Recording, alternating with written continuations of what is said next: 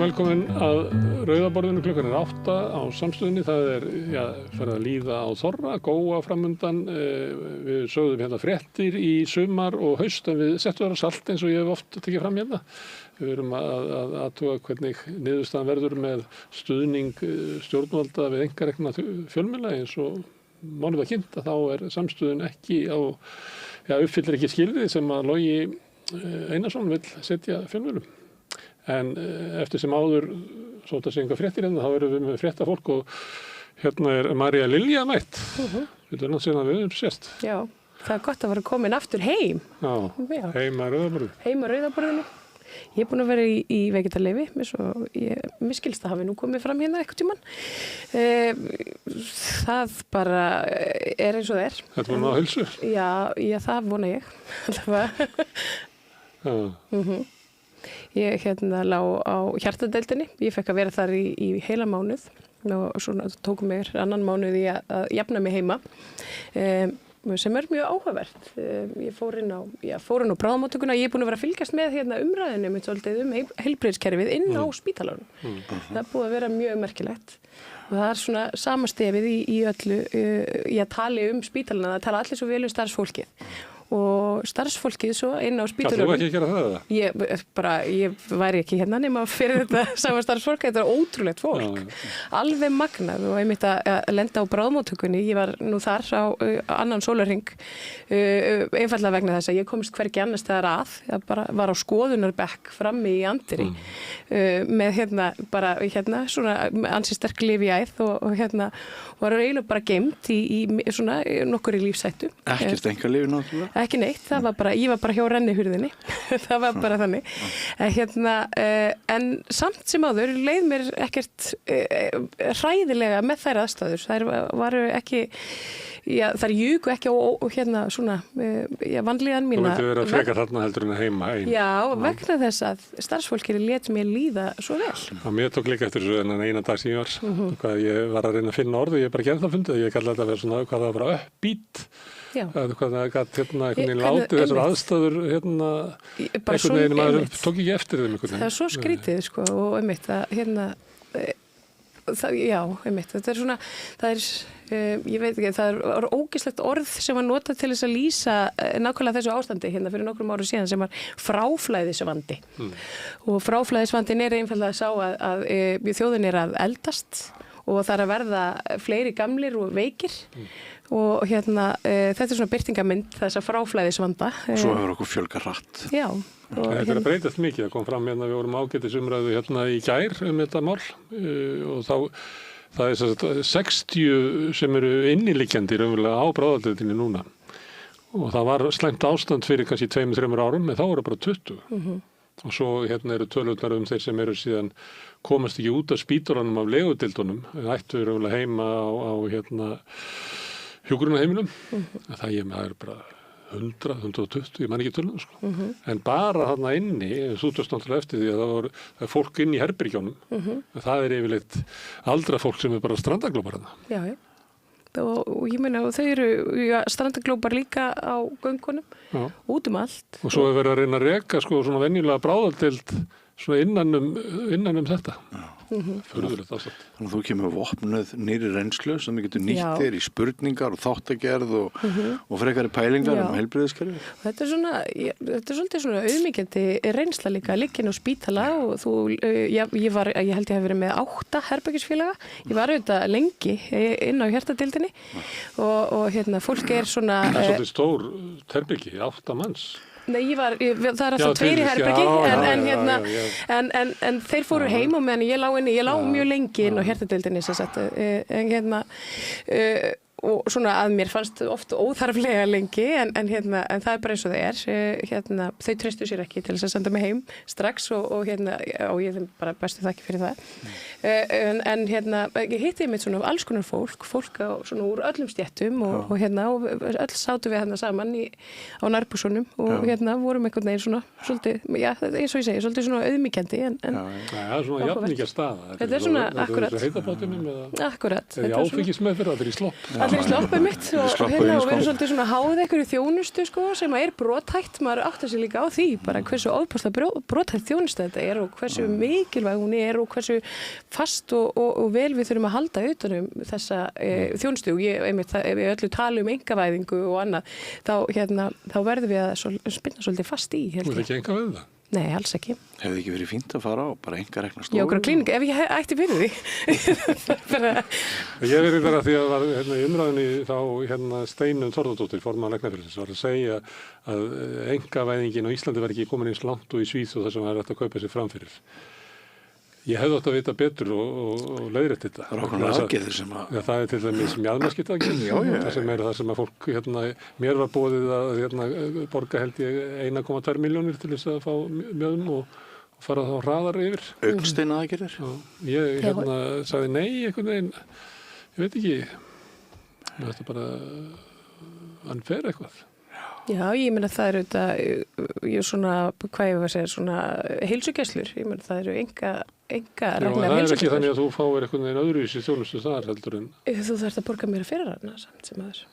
Það mun koma fram á öðrum stað við Rauðaborðið í kvöld hjá okkur að 2009-2012 þá vorum við í 3. sæti allra þjóða, hvað var það að gæði heilbrigðisþjónustunnar, en nú erum við komin niður í 10. og það er náttúrulega þessi bráða deildarvandi sem er hvað stærsta menn. Það ætti náttúrulega að vera bara bú, sem er rapa niður listan. Þetta er ótrúlegt, sko, ef maður velti fyrir, bráðmóttakan er pínu lítil, sko, hún var pínu lítil fyrir 20 árum, en hún og núna hefur við vaxið og stækkað sem þjóð og samt sem áður erum við ennþá með þessa bráðadeild sem er bara allt of lítil. Þetta er alveg fáránlegt að það sé ekki, ég veit ekki af hverju er ekki löngu búið að nýta eitthvað sem tómu húsnæðum ríkisins undir bráðaspítala. Það verið að skoða það, það verið að skoða að taka yfir eitthvað hótel og breyta því í hjúkrunarheimili til þess að formenn sjúkraliða, hjúkrunarfræðinga og lækna voru hér mjög vongóðar í gær að ríkisstjórnin myndi loksins gera eitthvað. Já,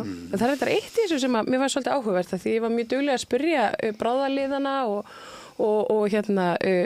bara allt starfsfólkið hvort að það hefði mikla vonir til ný sjúkrahús, hvort að ástandið myndi lagast og þau voru öll mjög frekar neikvæð í garð þessa nýja fína sjúkrahús, þess að það var í löngu orðið of lítið, það hefði ekki allt of langan tíma og það væri ekki gert ráð fyrir bráðamóttöku og þessu mikla fjölda sem þangað sækir á nýju sjúkrahúsi. Og sennilega á kolvillusum stað. Já. Þannig að við ættum kannski að bara byrja að byggja nýtt.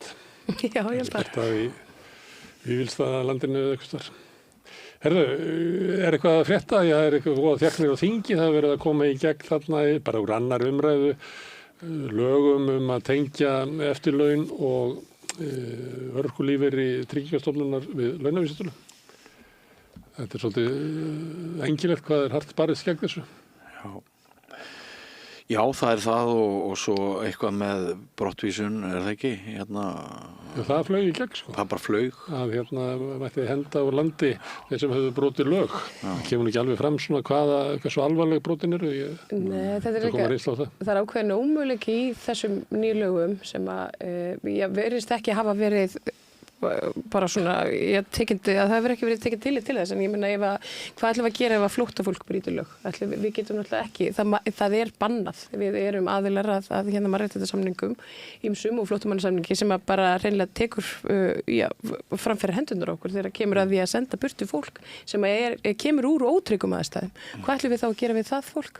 Hvernig ætlum við að meta hvaða brot eru nógu alvarleg og þar fram til göttunum. Þetta er bara eitt af þessu.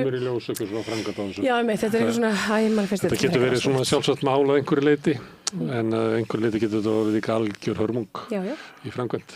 Við erum stundum að ræða að það sé ekki allir munurinn á þessari ríkisstjórn og bara Bjarni Ben og Sigurður Ingi hefðu verið Guðrún Hafsteinsdóttir. Já, mitt. Ekki í þessu máli, en ég held að með tengingu lífeyrisins við laun fyrir ríkisstjórnin er ekki afgreitt þetta. Og svo er annað að það allams hvellur í dag fyrir norðan á sjúkrahúsinu á Akureyri það sem sagt auglýst staða. Já, ráðherra auglýsir staða þessara 2 stærri sjúkrahúsa út á landi, á Austurlandi og Akureyri.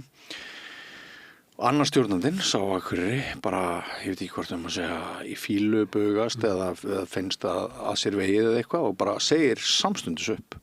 Og þetta er nýtt. Þetta er eitthvað sem að við getum sagt að hafi í rauninni ekki verið praktiserað. Þetta var að pröfa að auglýsa lausa stöðu ritstjóra samstöðunar. Þetta ég var ekki í fílu bara. Ég veit ekki hvað ég vilja bregða þau. Nei, en þetta er áhugavert. Svona, þú veist, þetta er greinilega eitthvað merki það að embættismenn þeir geta ekki setið endalaust. Það er bara á að vera prinsip að þeir þurfa að berjast fyrir lífi sinni á 5 ára fresti í þessum stöðum.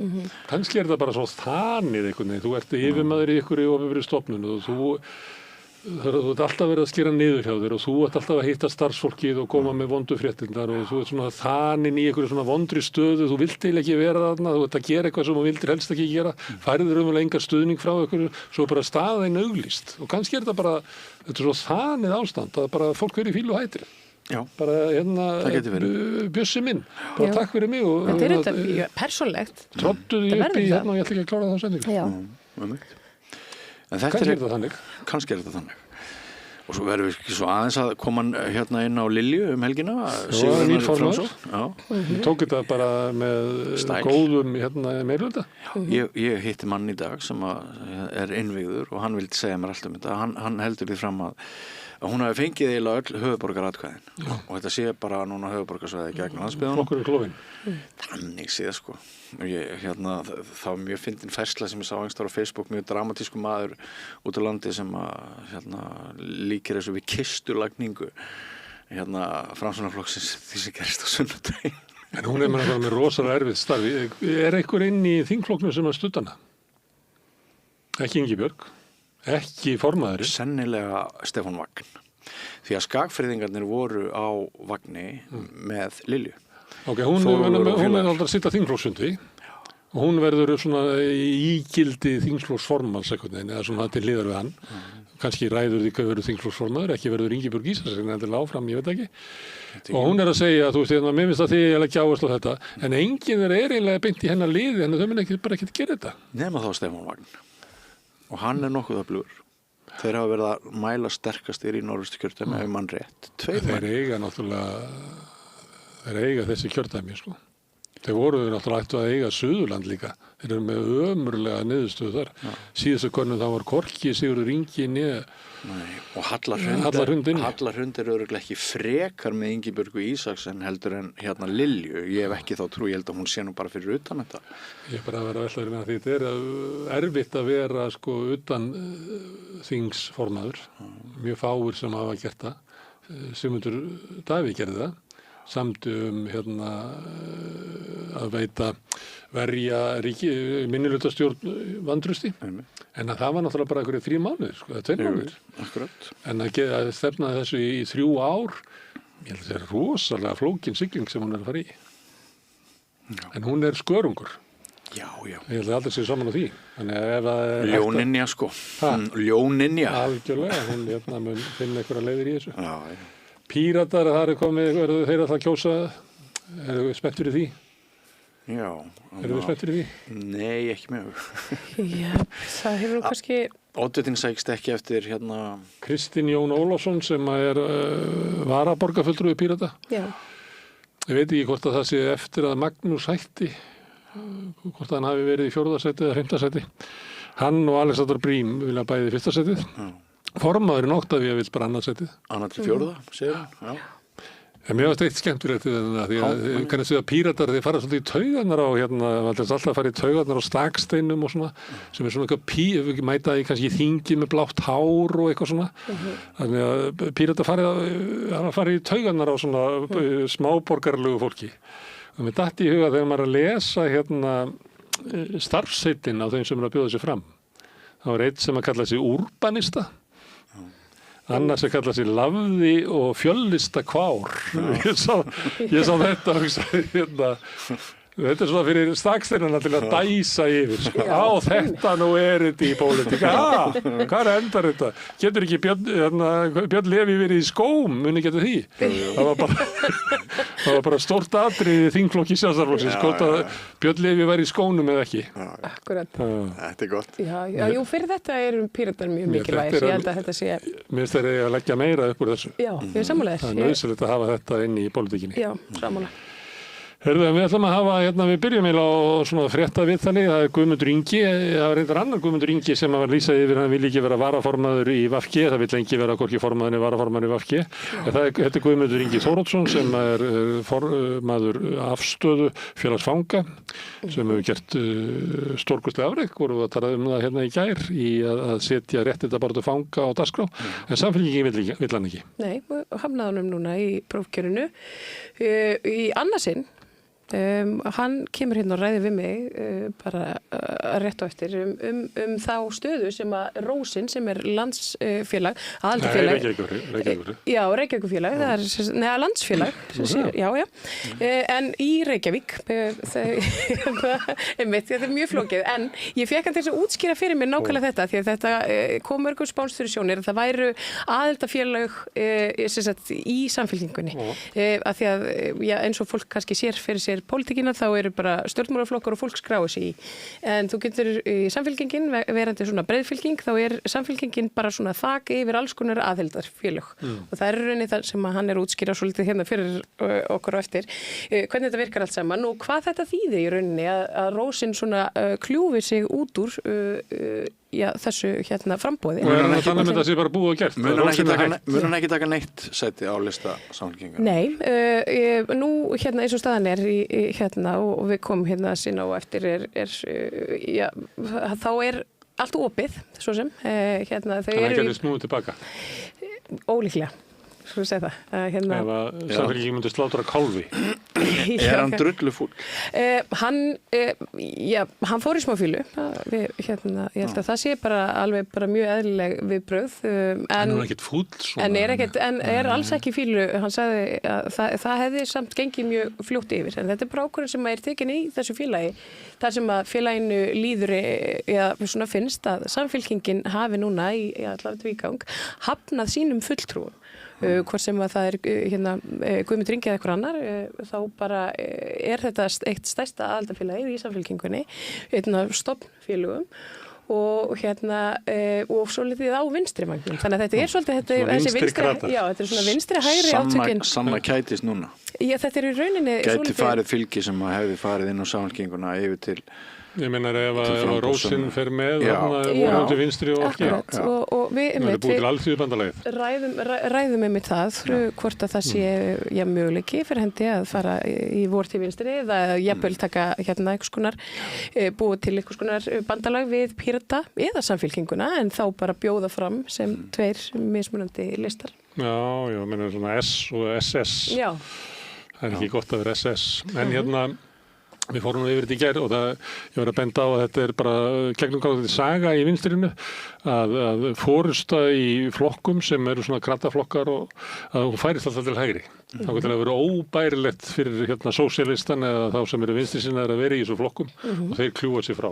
Þannig var sósíalistaflokkurinn til með klofningi út úr alþýðuflokknum, sameinuðust kommunistum, svo aftur alþýðubandalagið og þetta er bara gegnumgangandi saga. Þetta er alltaf látið eins og vinstra fólkið sé tolliki inn í flokkunum en málið er að það náttúrulega auðvitað í einhverjum vinstri flokki, vinstra megin á miðjunni og er bara einhverju hraðleið til hægri að þá náttúrulega hopparu af vagninum. Og það mér sýnst að ef það er pólitík í þessu, þá er það sem er að gerast. Það virðist vera svolítið það sem er að gerast. Mér finnst það líka vera þannig að það er einhver stemming í Samfylkingunni að ég hef heyrt að tala orðið að við viljum hafa flott fólk á listunum. Akkurat. Flott fólk er eitthvað svona fólk sem hangir inn að þetta er ekki í Kjarval niður í bæði, sem er svona aðstoðamenn ráðherra og einhverju sem enga klúpur. Já, halda þessi eitthvað starf í tengslum við einhverju völd svona. Allir einhvern veginn eins klæddir og með sömu bókina, með sömu frasana. Guðmundur Ingi passar ekki inn í það, hann vinnur í gistiskilinu, bara svona venjulegur maður og eljusamur og duglegur, hann bara fittar ekki inn í hópinn, hann fittar ekki inn í fjölskyldumyndi. Akkurat. Herðu, við ætlum að tala um fjölmiðla þegar Guðmundur Ingi farin, þá ætlum að fá Þórhall Gunnarsson. Þórhall Gunnarsson. Já, Gunnarsson, hvað, getur maður sagt svona senior fjölmiðlamaður? Já. Marga fjörun á sopið? Dagskrárstjóri Ríkisútvarpsins fyrir ritstjóri Kastljós, yfir fréttamiðlum sínar. Sín og sagafilm maður með gríðarlega reynslu, hókina ábyrgð aftur í tíman og miklar svona eldglæringar ennþá í æðunum á honum með hugsjónir. Og hann hefur verið svolítið að kynda undir hjá okkur efasemda fólki með aðgerðaáætlun Loga Einarssonar. Hann hefur verið duglegur að benda á það undanfarið að peningarnir, það sé engin trygging að þessi peningar, þessi styrkir fari í blaðamennina sjálfa eða blaðamennskuna sjálfa. Og hann kemur bara Þetta er stöðningu til þess að halda út í handónýttu viðskiptamódeli einhver auðsfólk sem er að reka fjölmiðla. Já, það má alveg spyrja að segja því. Og hann kemur hér og er bara, fannst mér mjög snarpur og beittur og skemmtilegur og áhugavert það sem hann er verið að segja og hann óhrengar sig svolítið með því að bara taka þennan slag. Það er svo auðvelt að bara þegja og þegar manni finnst eitthvað ekki ganga nógu vel, bara lýsa ekki afstöðu sinni og þú veist, það er bara í þöggunarsamfélaginu, þannig að mér finnst það gott hjá hann. Það er ekki að mæla með því að fólk sé mikið að þegja. Ég mæli með því að fólk bara segi sína það er það sem við höfum alltaf gert hér. Þannig mótu við samfélagið. Já, við gerum það sko. En svo bara leið og ferði yfir næsta hverfi og hittir næsta hópa fólki, þá gæti það sagt, nei, á Íslandi borgar sig aldrei að tjá sig ef maður er ósáttur við eitthvað. Þess vegna kannski er Íslandi eins og það er. Það er ómikið af því fólki. Herðu, það er það sýndir, ég veit ekki hvort að sé það, þetta er Berrit, betri maður á RÚV. Frábæri þetta. Alveg frábæri. Ég horfði á þetta í Vikindunum. Ég er svona bindsaði þetta. Ég horfði á einu rykk á einhverju lög. Þetta er bara 4 sinnum 45 mínútur. Þetta nær varla að vera hámhorf. Þetta er bara eins og að borða 2 rjómabólur eða eitthvað. Þetta er náttúrulega ótrúlega snjall þáttur og gaman að bara sópa svo mörgur svona álitamálum úr kynjastríðinu og fleira inn í þetta og þetta er svo vel gert og þetta er svo skemmtilega svona sálfræði stúdíur á nokkru persónum. Ég vildi taka þetta eins og við gerum stundum og tökum við bara eitthvað svona listaverk inn sem bara eins og kvörtunarframlag inn í umræðuna og ég fekk alls konar fólk til þess að koma Hlédís Maren Guðmundsdóttir sem er félagsfræðingur, ég held hún sé í Miðflokknum. Já, hún ætlar allavega. Reynir Lyngdal sem er leikstjóri og margt gert og meðal annars mörg áramótasköp. Helga Arnardóttir sem er nú að fara að frumsýna spennuð þrilli ég held hún skrifa handritið af því og maðurinn hennar leikstýrir og Frosti Lóðarsson sem er leikstjóri. Þau koma að ræða eitraða karlmennsku, eitraða feminisma, einmannaleika og B-stýr á vefnum og bælda kynlífsþrá og incel og þetta er mjög skemmtilegur matseðill í þessu spjalli. Allar heitustu kartöflurnar bara, það er þannig einnig þáttarum. Heit kartöflusalat. Já, ég myndi að segja þetta er frábær þáttur fyrir það. Norsk samfélag er mjög svipað íslensku på þetta að gera og það var hansi hressandi að horfa á þessa seríu. Ég mæli eindregið með því að fólk gerir það. Og skemmtileg hugmynd að fá þetta lið til þess að ræða þetta. Þetta er það merkilegt að við eigum að horfa á þetta sem alltaf viðburð. Þetta er bannað innan 16 ára, en einn af viðmælatunum vill endilega að verið sett að dagskrá grunnskólanum. Já, akkur ekki. Það er bara með undanþágu. Af því að þetta er þannig og ég hvet fólk til þess að horfa á þetta og þótt að við séum að tala þetta svona að þetta sé fjallumikil, þá er þetta bara svo skemmtilegu þáttur. Já, það er mjög skemmtilegur. Og söguþráðurinn er bara ævintýri, þetta er eitthvað flikkflakk og heljarstökk og sumuleyti er þetta eins og ævintýri. Af því að þótt þetta sé alveg tekið innan úr raunveruleika dagsins að þá er þetta líka sett inn í svona eðlilega sagnamennsku sem þetta gerir þetta svo skemmtilegt. Og ég ætlum ekki að vera með spoiler-alert en mikið þóttu mér vænt endin líka. Já, svo er hann humanískur og jákvæður. Já, það læknast allir. Allt gott sem endar vel. Það er allir betri í lokþáttarins sem ég upphæði. Já. Herðu, það er svolítið mikið svona kynlífskreppu í Berrit, en þú ætlar að tala kynlífssiðfræði. Já. Það er, ég fæ til mín Katrínu Pálma Þorgerðardóttur sem er doktorsnemi, hún er að sinna, er í verkefni, er í doktorsverkefni sem er snýr svolítið að MeToo og afleiðingum og áhrifum MeToo svona á næstu kynslóð og hún leggur upp með að skoða það svolítið, hvort að þessar byltingar hafi í raun skilað okkur einhverju. En svo er það með þetta verkefni, eins og svo mörg önnur doktorsverkefni, að þegar þú leggur upp með eitthvað þá endaru einhvers staðar allt annars staðar. Við förum svolítið í þetta orð kynlífssiðfræði, hvað í ósköpunum er það? Er það ekki eitthvað sem við ættum að velta aðeins meira fyrir okkur? Við skoðum svona, hvort að samþykki sé svona, hvernig við kennum samþykki, og miðlum því svona, hvað heitir það, kynfræðslu að börnum, að það þurfa alltaf að vera skýrt samþykki fyrir öllu, hvort að það sé tilraun okkar til þess að svona laga veruleikan og hið mannlega að eitthvað svona bænari. Er það ekki framfara að skrifa að svona, við tölum okkur að þurfum við að báðir að vera samþykki? Já, en svo þú veist, ég meina, hvað er samþykki og það er svona ýmislegt sem við veltum fyrir okkur í þessu samtali. Þetta er virkilega skemmtilegt samtali og mitt gott í svona flúti við pallborðið og Berit. Það er ein frétt, ég veit ekki af hverju ég er að tengja þessu sko. Að það er að koma upp í Svíþjóð mál sem er eiginlega svipað og Pellikott-málið í Frakklandi. Já. Það er maður sem eitraði fyrir konu sinni og seldana. Já, yfir 100 skipti. Þetta er ótrúlegt. Já, það sem er áhugavert, það er greinlega, það kom upp mál þessu líkt, ég veit ekki hvort þið munið það bara í íslensku fjölmiðlum daginn. Það sem að Interpol fer í sértækar aðgerðir vegna nauðgunar sem á sér staðinn á heimili og er með þessum hætti, eða maður sem að selur myndefni sofandi konu sinni. Þannig að þetta er ríkjandi einhvern veginn og svo koma Epstein skjölin. Þannig að þið eru að tala svona íktustu dæmin í þessu, þið eru ekki að tala svona ástæðisframleitar hjá en ég meina hvað eru íktustu dæmin? Ef að þessir glæpir eru þannig og án afleiðinga fyrir efstu lög samfélagsins, er þá hægt að ætlast til þess að eigum við bara að refsa þeim sem er af lægri stéttum fyrir að fremja ofbeldisglæpi og það er svona, það er mjög margt í þessu. Það er ofta þannig að þeir sem er í efri lögunum, þeir setja lögin sem við um að hlýða, en þeir fara ekki eftir því sjálf. Þeir fara ekki eftir því sjálf. Er þú að tala veikitarétt? Já. Er það eitthvað að því að Marja Lilja? Nei, það er ekki tengt því. Gunnar Ármannsson, lögmaður sem að starfa lengi hjá Læknafélaginu, hann verður einn frumalend á þingi í næstu viku þar sem við tefla saman svona ásunum í þessari umræðu, annars vegar atvinnurekendum og hins vegar stéttarfélögunum og reyna að ræða sem sagt gerviveikindi sem eru að mati sumra vandamál og já, hann fer yfir bæði. Gerviveikindi minnst að fólk sé að tilkynna veikindin er ekkert veikt. Já, og hann fer yfir svona dæmi þetta og vítt og breytt. Ég svona reyna að vera devils advocate á köflum en Hvað er hann á því að sé mikið að fólk sé að ljúga þessu veikindum? Hann er á því að hann gætir hagsmuna mjög stórs vinnustæðar, 200-250 manns held ég.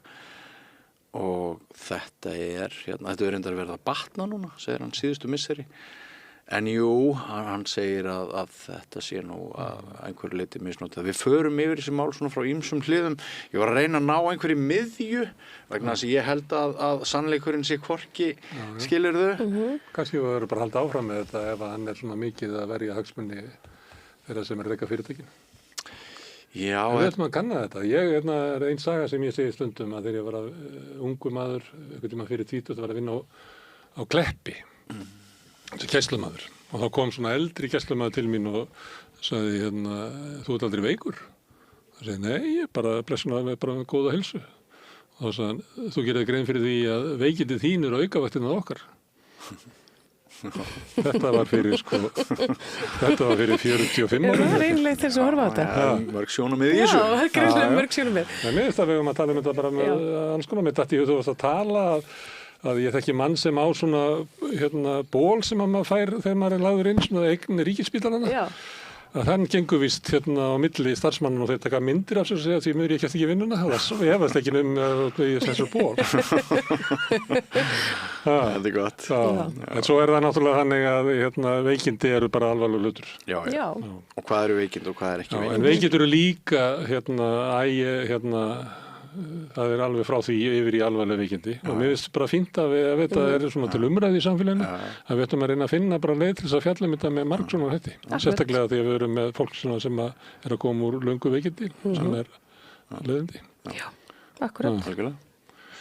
Herðu, ég ætla að slá á hann Hilmar Þór, það var öryggisráðstefnan í München var í München. Var í helgina eða frá því á föstudaginn síðasta og þar vakti náttúrulega athygli ræða utanríkisráðherra Bandaríkjanna en það voru margir sem að töluðu og það er svona svolítið erfitt að ráða í það svona hvert er að fara með tengsl Bandaríkjanna og Evrópu. Sumuleyti er þetta að lesa erindi Trump-stjórnarinnar þannig að Bandaríkin eru til í að vera bandamaður Evrópu eða Evrópa verður eins og Bandaríki Trump. Og að við bara vopnum útlendingaeftirlitið og förum að ryðjast hérna inn og handtaka fólk ef það er ekki er á litin eins og það sé ekki úr Húnavatnssýslunni eða sem við gerum svolítið.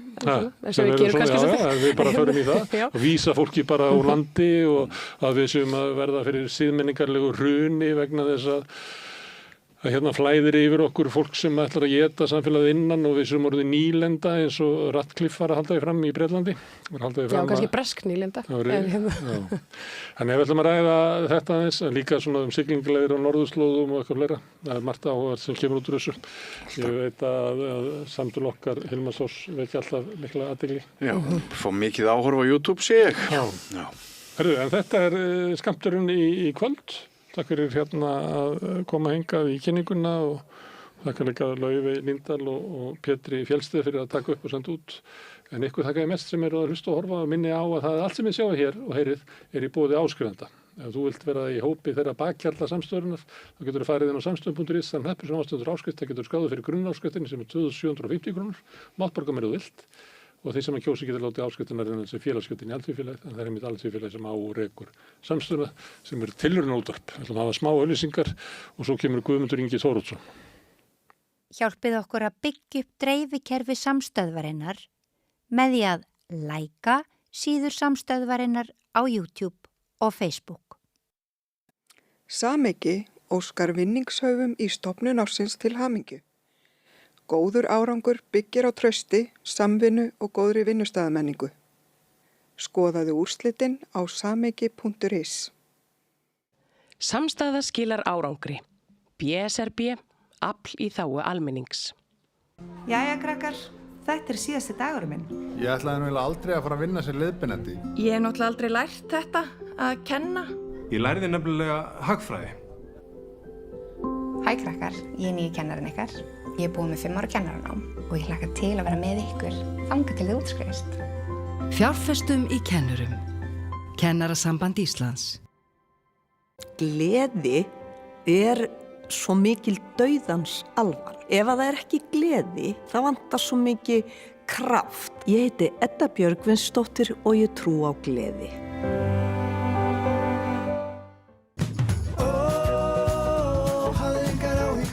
Hæ, KK hér.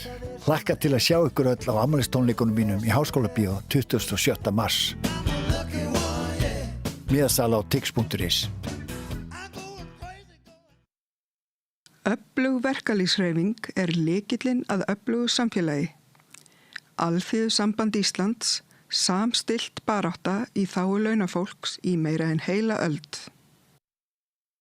Samlokubrauð, maltbrauð, tékkneskt brauð, súrdeigsbrauð, brauð ársins, Bernhöfts bakari, íslenskt handverk síðan 1834. Ódýr, huggulegur, skemmtilegur og öðruvísi fatamarkaður. Fatamarkaður Vorstjörnunnar, Bólholti 6, opið alla laugardaga og sunnudaga frá 1 til 4. Verið hjartalega velkomin.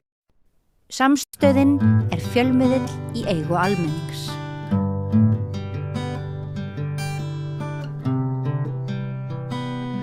Já, Já, komið sæl og velkomin aftur að Rauðaborðinu. Ég heiti María Lilja og er hérna með góðan gest, Guðmundur Ingi Þóroddsson. Ég formar afstöðu og fulltrúi Rósarinnar sem er landsfélag Samfylkingarinnar. Verstu velkomin. Já, ég er þetta formaður Rósarinnar líka. Þú ert líka formaður, þetta er hérna double-whammy, eins og sagt er. En þetta er, Rósin er landsfélag jafnaðar fólks. Þannig ekki Samfylkingarinnar. Jafnaðar fólks, en við erum aðildarfélag og stofnaðilar Samfylkingunni og erum örugglega held ég næststæðsta aðildarfélag Samfylkingarinnar. Ég held að þetta hafi hérna svona kannski byrjum á þessu bara hvað í ósköpunum er Rósin, að kannski kom mörgum spánst fyrir sjónir að sjá að Samfylkingin, það væri einhver aðildarfélög innan Samfylkingarinnar. Þetta er kannski ekki venjulegt svona í hérna því sem við þekkjum í pólitísku umhverfi, að það séu svona félög innan félagsins. Nei, Samfylkingin er bara stofnuð í kringum fullt af öðrum félögum og Rósin er svona angi af því. Inn í öllu skipulagi flokksins eru aðildarfélög og aðildarfélögin hafa fulltrúa í raun og veru á öllum landsfundum sem eiga kjósa og það fer bara eftir hvað félögin eru stór, hvað þau hafa marga fulltrúa og svo eru fulltrúar í flokksráði flokksins og fulltrúaráðinu og þannig að þetta er alveg einhvers staðar sá ég að þetta væri bara málfundafélag eins og hvert annað málfundafélag. Það eru þetta bara langt í frá, Þetta er bara máttarstólpi í Samfylkingunni og það er í raun og veru, ég veit alveg að það hafa margir viljað fækka félagunum, sérstaklega í Reykjavík.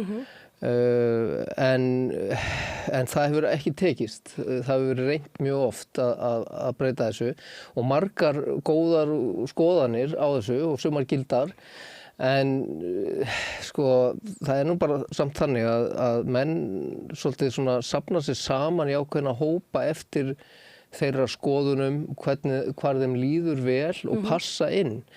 Við erum til dæmis stór hópur í Rósinni sem vorum svona ekki alveg kannski að passa inn annar staðar og fundum okkur stað í Rósinni sem var líka bara mjög jákvæð og vildi og tók okkur opnum örmum. Stundum vantar það í stjórnmálaöflum að þeir taki fólk opnum örmum. Fólk á sér oft erfitt uppdráttar og við höfum verið mjög ánað í Rósinni og erum mjög virk. Þetta er mjög virkt félag. Þar að segja við höfum verið erum alltaf með reglulega fundi, stjórnin er mjög virk.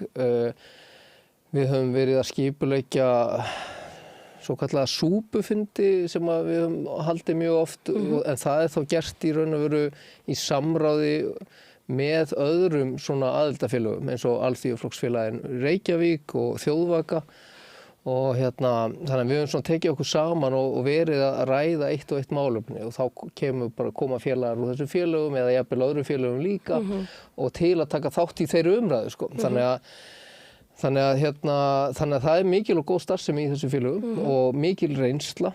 Já, þetta er þetta, ég meina, það má með sanni segja að Samfylkingin sé breiðfylking, einfaldlega vegna þess að það er vel passað upp á svona alla hópa innan. Já, algjörlega, en við höfum alltaf séð svolítið undanfarið að það hafa verið svona merki þess eða svona fólk hefur verið að tala um að það skilji ekki öll þessi félög og vilji fækka þeim og ég get alveg skilið sumt að því. Það hafa verið gerðið tilraunir til að fækka þessu litlu minni aðildarfélögum kannski saman, þannig að séu kannski 2 félög stóri í Reykjavík sem að mér finnst sjálfum allt í lagi. En það svona, ég meina það eru misjafnar skoðanir og fólk á að geta verið með ýmsa skoðanir í stjórnmálaflokki. Við erum kannski ekki alveg sammála öllu sem er að gerast. Og nú er til dæmis kannski Rósin svona frekar á vinstri kantinum í Samfylkingunni og þannig að við erum kannski ekki alltaf sammála öðrum og viljum svona kannski geta komið okkar skilaboðum á framfæri. Það hefur verið regla í Rósinni að við höfum ekki verið til dæmis að álykta eitt eða neitt málefni Samfylkingarinnar. En nú eru bara ótrúlegu tímar og þannig að það er aldrei að vita hvað gerist. Það er allavega spennandi tímar framöndan. Og það sem að gerist í rauninni núna helgina að ég það sagt frá því í fjölmiðlum að Rósin sendi frá sér tilkynningu þess að ég ætla svona að kljúfa sér frá flokknum í sveitarstjórnarkosningunum hér á höfuðborgarsvæðinu eða bara í Reykjavík. Já, sko við sendum í raun og veru bara erindi á formann fulltrúaráðsins og formann flokksins eða stjórn flokksins það að Rósin, stjórnarrósarinnar hefur sagt sig úr fulltrúaráðinu og fulltrúaráðið í raun og veru bara samráðsvettvangur félagann í Reykjavík til að koma sér saman kosningar, ekkert annað, hefur ekkert annað að segja. Rósin bara sjálfstætt félag og með sjálfstæða stjórn og fullt af félögum, alveg eins og ég segi áðan, alveg mörg hundruð félaga eða 80.000, ég ekki alveg með töluna, en við erum ekki að kljúfa okkur úr flokknum. Við erum ekki að segja okkur úr flokknum. Við erum jafnaðarfólk og verðum alltaf jafnaðarfólk en hins vegar ákvað stjórnin að segja sig úr fulltrúaráðinu og hefur fullt leyfi til að gera það og ekkert sem mæli gegn því og þannig að það alveg ljóst að kosningarnar eða framboðsmál Samfylkingarnar í Reykjavík verða með öðru sniði þetta árið. Hvernig það verður bara verið að vinna í núna. Við erum opin fyrir öllu. Við höfum fengið í raun og veru ótrúlega góð viðbrögð við þessu. Í fyrsta lagi átti þetta ekki að fara út helgina. Þetta bara lag út einhvern veginn og við vorum alveg svona svolítið óviðbúin þessu því að þetta átti að fara út í dag. En öll helgin fór svolítið í þetta og ég kom með svolítið sigg á eyra, sko, ég hef aldrei talað svona mikið í síma, ekki einu sinni núna fyrir kosningavalið eða sem sagt, og þannig að sko það kom mér á óvart hvað við erum að fá jákvæð viðbrögð. Alls staðar í flokknum eru jákvæð viðbrögð. Ég reyndar veit alveg á óánægðum röddum og ég frétt alveg af þeim hér og þar, en allt sem snýr á okkur, stuðningsyfirlýsingar, hvort sem þau eru að koma á skilaboðum í Facebook eða í símtölum til okkar, þetta ótrúlega góður og öflugur stuðningur og ég bjóst ekki við honum og ég var stundum að hugsa núna helgina bara, sko, ef allir þessir hefðu kosið mig, nei, bara hvort þetta hafi verið fólk sem kaus mig eða hvort það hafi að bætast við veit ég ekki, en ég veit bara að það eru fólk sem hefur skengt mjög hátsettum trúnaðarstörfum fyrir Samfylkinguna á öllum stigum og hvort sem það eru ráðherrar eða aðrir sem hafa lýst yfir stuðningi við okkur og ætla að fylgja okkur hvað sem við gerum. Sko, þau eru að elta málefnin og það það sem við stöndum fyrir. Við stöndum fyrir félagshyggjumál og við höfum haldið okkur við þau mál. Við erum ekki að hafna þeim málum eins og lítur út fyrir það sé verið að gera, svolítið hjá Samfylkingunni og þannig að við ætlum að standa við þau mál. Það alveg að máli segja það að það óheppilegt að þetta snúist mig vegna þess að ég vildi aldrei... Þig og Pétur Marteinsson svolítið, virðist vera. Þetta svona, það svona svolítið eins og Rósin sé að hafna honum. Nei, við erum ekkert, sko, þetta svolítið furðulegt, sko, að því að við, sko, stjórn Rósin að standa með sínum manni sem að vill þannig til að ég. Þú, já. Og ég vildi alls ekki endilega fara í þessa leið og hef verið svona, að því ég maður sátta, ég ekki stríðsmaður og vill frið og ég vill gera hlutina almennilega og ég hef verið mjög þolinmóður en það má ekki gleyma því að það hefur verið það hefur ýmislegt gerst í mínum málum, í framboðsmálum hjá flokknum og ég hef reynt að vera þolinmóður og bara stutt flokkinn og reynt að fá fólk til að halda sig í honum Ertu sár út í félagaðina í Samfylkingunni fyrir, ég meina, þér var hafnað, ef við bara segjum hlutin eins og þeir eru? Ég veit ekki hvernig ég á að svara þessu, sko, málið það í fyrsta lagi var bara kosningabarátta og hún var bara öflug og góð og þau sem voru valin bara mjög flott og fínt fólk og hæft og ég örugglega eftir að gera flotta hluti. Þau söfnuðu betur, smöluðu betur og þau bara eiga það, þau unnu og þetta lýðræði og ég ekki sári við því, alls ekki. Og ég bara eins og ég Ég fyrir kannski í smá fílu, en það yfirleitt í korter eða eina kvöldstund og svo var ég bara orðinn góður daginn eftir. En svo fara bara af stað hlutir sem að í raun og veru allir heldur væri bara gefnir vegna þess að hinga til og fulltrúaráði hefur nú verið einmitt svolítið að það þarf að halda í hefðir, það þarf að vera gera allt eins og það hefur verið gert alla tíð og fara eftir óskrifuðum reglum og sú sem í 7. sæti í dag til dæmis í borgarstjórn og hún fekk 7. sæti, hún var kosin í 7. sæti og fekk að halda því og hún samt með meir en helmingi færri atkvæði en ég fekk í dag, skilur. Nei, í þessu, og þannig að það var svona, í raun og veru var að vera að hafna hátt í 2000 kjósendum. Það niðurlæging og það vanvirðing við kjósendur og fólk í flokknum. Ég held að megi segja að þetta sé mikið reynsluleysi hjá uppstillingarnefnd því að þó að formaðurinn sé öllum vanur þar og frábær manneskja að þá eru þarna líka aðilar sem eru óvanir og þú gengur ekki fram hjá formanni næstasta aðildafélags með hátt í 2000 atkvæði félagsmann. Það bara einhvern veginn ekki var hægt að setja sig við. Ég ekki sár eða í fílu, ég vildi ekki fara þessa leið til dæmis en ég skrifaði undir hana með stjórninni þannig að það væri einhugur hana. Af því ég vissi að þetta ætti kannski svolítið eftir að snúast meira mig heldur en málefnin og það kannski ekki það sem ég vildi. Það hafi í rauninni verið bara svolítið að taka lokið af sjóðundi pottinum. Þetta er einhver svona núansar sem hafa bara komið upp kannski í síðustu skipti, ég meina í síðustu 2 skipti. Já, en það eru samt alveg mjög mörg önnur mál sem við hefum getað nota til að draga okkur tilbaka og setta á oddinn og hafa það þó málefnalega, varðandi málefni. En stjórnin var bara einhuga það að þetta væri ekki hægt svona og það þyrfti að sýna það hvernig flokkurinn fer með einstaklinga, og En hvað ætlið að gera? Þú segir að það svona margt í vinnslu og voru kannski ekki alveg búin undir að fara fram með þetta. Nei, við vorum ekki tilbúinir undir neitt. En hvað eru þið að hugsa? Einhverjir nefndi voru til vinstri og einhverjir hafa nefnt Pírata í þessu samengi og aðrir hafa bara hreinlega talað bara það er ekkert marga vinstra fólk, það er alltaf einhver óeiningu.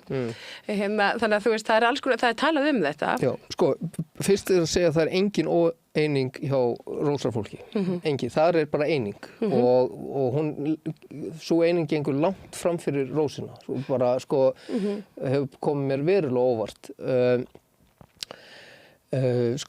Það er allt opið og ég hef sagt það bara beint í fjölmiðla að það er alveg möguleiki á því að við bjóðum fram sjálf, bara undir eigin nafni, við getum gert það núna eða þá að undirbúa það betur og bjóða fram undir eigin nafni fyrir þingkosningarnar næst. Það er líka möguleiki í stöðunni. Við getum líka farið fram og boðið með öðrum frambóðum í bandalagi og ég get alveg sagt að það eru búið að vera viðræður alla helgina og eru í dag og verða fram á kvöld. Það er bara það er mikill áhugi. Það hafa mjög margir haft saman við okkur og það eru alls konar mál í stöðunni sem er mjög gaman og ég átti bara ekki von á því, ég var bara að segja eins og er.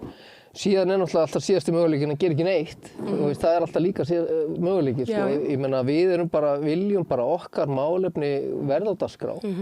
Og ykkar fulltrúi sé svona partur af... Já, ég meina við höfum bara staðið við það að fólk með reynslu þurfi að koma að ákvörðunartöku. Við viljum ekki, auðvitað er listin eins og hann er settur upp núna hjá Samfylkingunni er náttúrulega svolítið svona... þetta er svona... Það er svolítið til hægri, við erum bara að setja. En ekki bara það, þetta er svolítið einsleitur hóp og svona meginströms fólk og kannski er það bara það sem stjórnin vill, ég veit það ekki og þá passa ég náttúrulega ekki inn í þann hóp. En ég vona bara að flokkurinn sé ekki að fara að setja meira af fínu fólki í næstu sæti og eftir. Ég meina, við þurfum fólk með reynslu sem höfða til breiðs hóps af fólki. Fólk vill það. Ég meina, þegar þú ert borgari hér í borginni og átt börn og annað, þá er það bara þannig að sá sem kosinn í borgarstjórn, hann mun þurfa að taka ákvarðanir sem hefur áhrif á þitt líf og þín börn. Og þegar við erum að sjá það að börn eru að falla milli kerfa, þau eru að deyja, það eru fólk, það er ekki tekið nógu vel á varðandi ungmenni með fjölþættan vanda, það er ekki tekið nógu vel á fólki með vímuefnavanda eða tvígreiningar eða bara heimilislausum, það er svo margt að sem við þurfum að grípa. Við þurfum að grípa þetta fólk.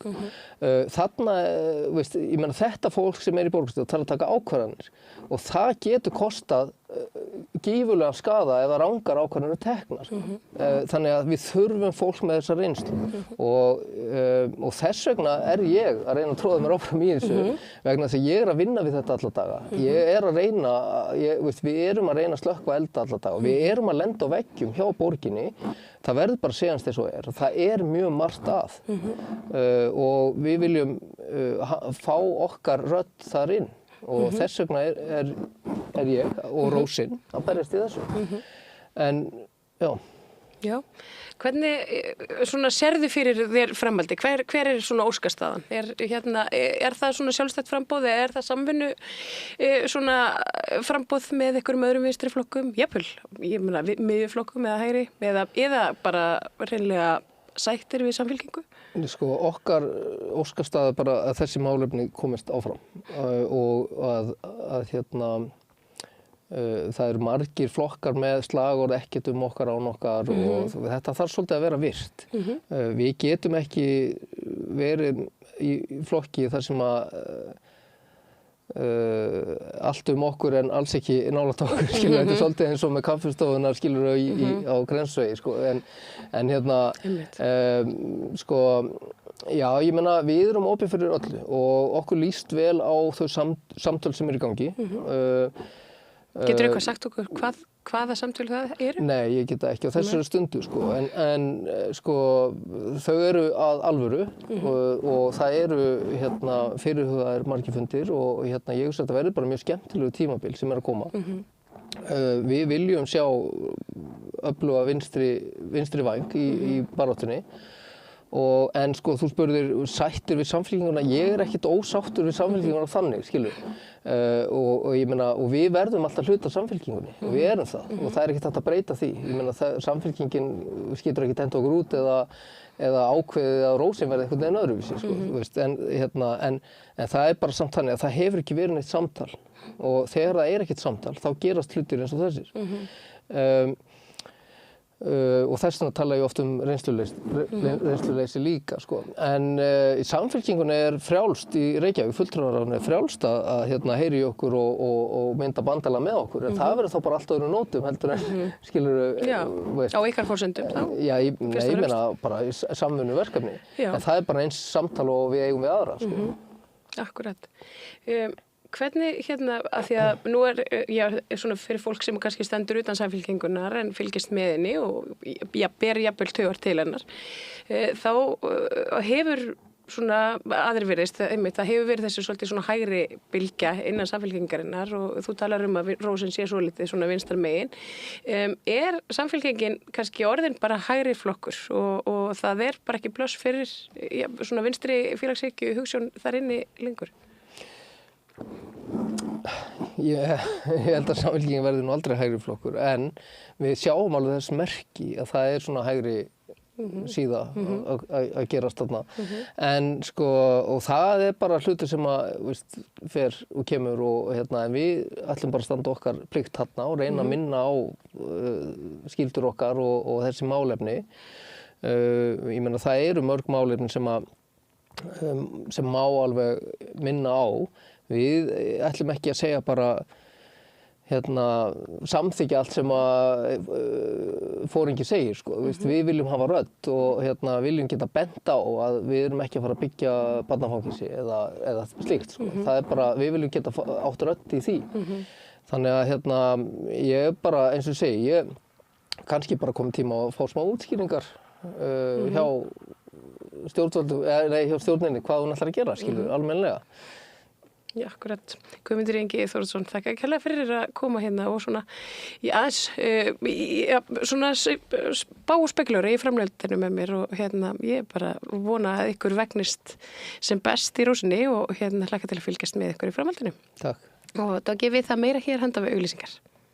Ódýr og öflugur miðill 40.000 manns sjá eða heyra þætti samstöðvarinnar í hverri viku. Ef þú vilt auglýsa, sendu póst á samstöðin@samstöðin.is. Frjáls fjölmiðlun á í vök að verjast, allstaðar, ekki bara á Íslandi. Peningavaldið og sterku hagsmunaöflin eiga greiðan aðgang að stjórnvaldi og fjölmiðlum og eiga jafnvel sína eigin fjölmiðla. Þess vegna samstöðin svo mikilvæg. Hér pláss fyrir allar raddir, málin eru krufin til mergjar og samtölin eru stór og innihaldsrík. Samstöðin mikilvægt lýðræðistæki. Ég heiti Kristín Helga Gunnarsdóttir og ég styð samstöðina. Allir þættir samstæðuverinnar eru á YouTube.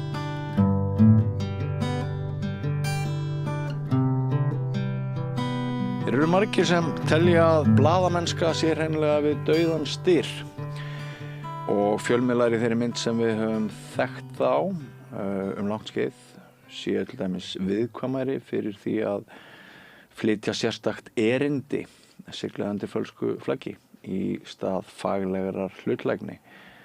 Fjölmiðla vantar peninga, eldsneytið á vélarnar, auglýsingafé ratar á landi og það gengur rólega að skapa aftur þá breytingu í íslensku samfélagi að almenningur sætti sig við að ein besta leiðin til að viðhalda fjölmiðlun á Íslandi gæti verið að greiða einhvers konar áskriftagjald eða styðja einkarekna fjölmiðla.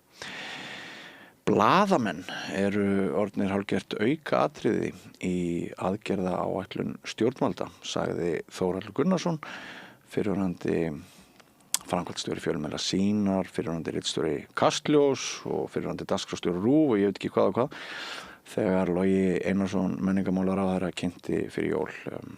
Svo kallega aðgerða áætlun í málefnum fjölmiðla og varðar styrki og umhverfi þeirra. Og við tókum eftir því að Þórhallur var ansi beittur og harður og hann hafi varið einhverjum vikum í að svona nýta tíman sem fór í hönd þarna til að ræða hve veikum stóðum fjölmiðlun og blaðamannska stæði á landinu og hann með ýmsar athugasemdir og hann komin hingað að Rauðabanann. Vertu velkomin, Þórhallur. Takk kærlega fyrir það. Mér langar að byrja á að spyrja þig áður en við förum í svona það sem þú hefur að segja helst. Hvernig nennirðu að taka svona slag vegna þess að við þekkjum það báðir að maður óhringar sig innan gæsalappa með því að hjóla í stjórnvöld hvers tíma og svona, bíjar sig út með harðri gagnrýni og þá getur vinunum fækka tengslin sem að maður hefur byggt upp, þau geta rofnað og það hefur oft verið sagt að best sé að steinhalda kjafti á Íslandi einkum þegar þú ert ósáttastur. Já, í fyrsta lagi þá hef ég nú ekki stóra áhyggjur af því að tengslanetið mitt rofni þó að ég hef skoðanir á gjörðum stjórnmálamanna.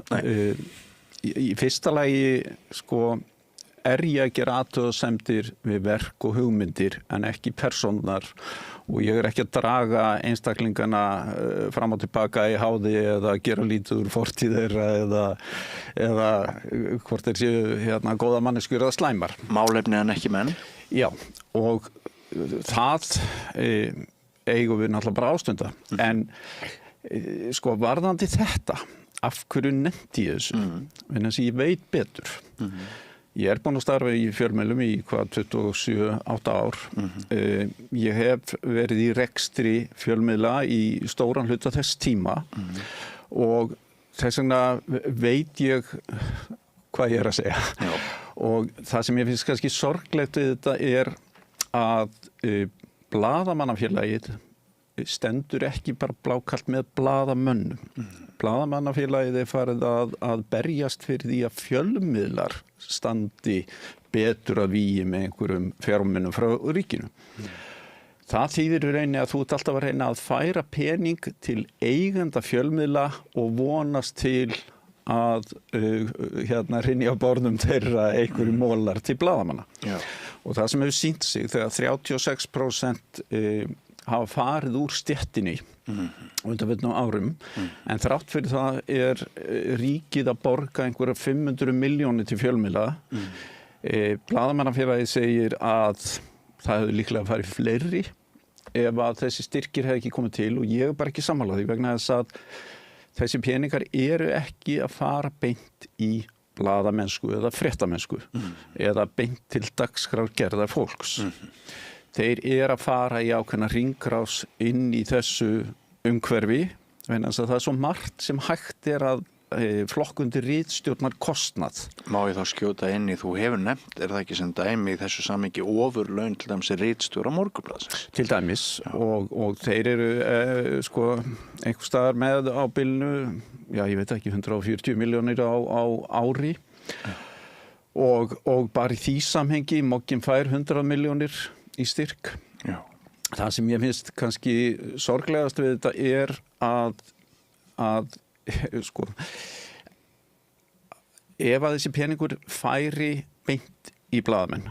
Ég er ekkert persónulega hrifinn af svona styrkjum yfirleitt, en ef þeir færu beint í blaðamenn þá væri vald blaðamanna meira, það væri erfiðara fyrir fjölmiðil að losi við hann vegna þess að þá væri hann að missa peninga. Já.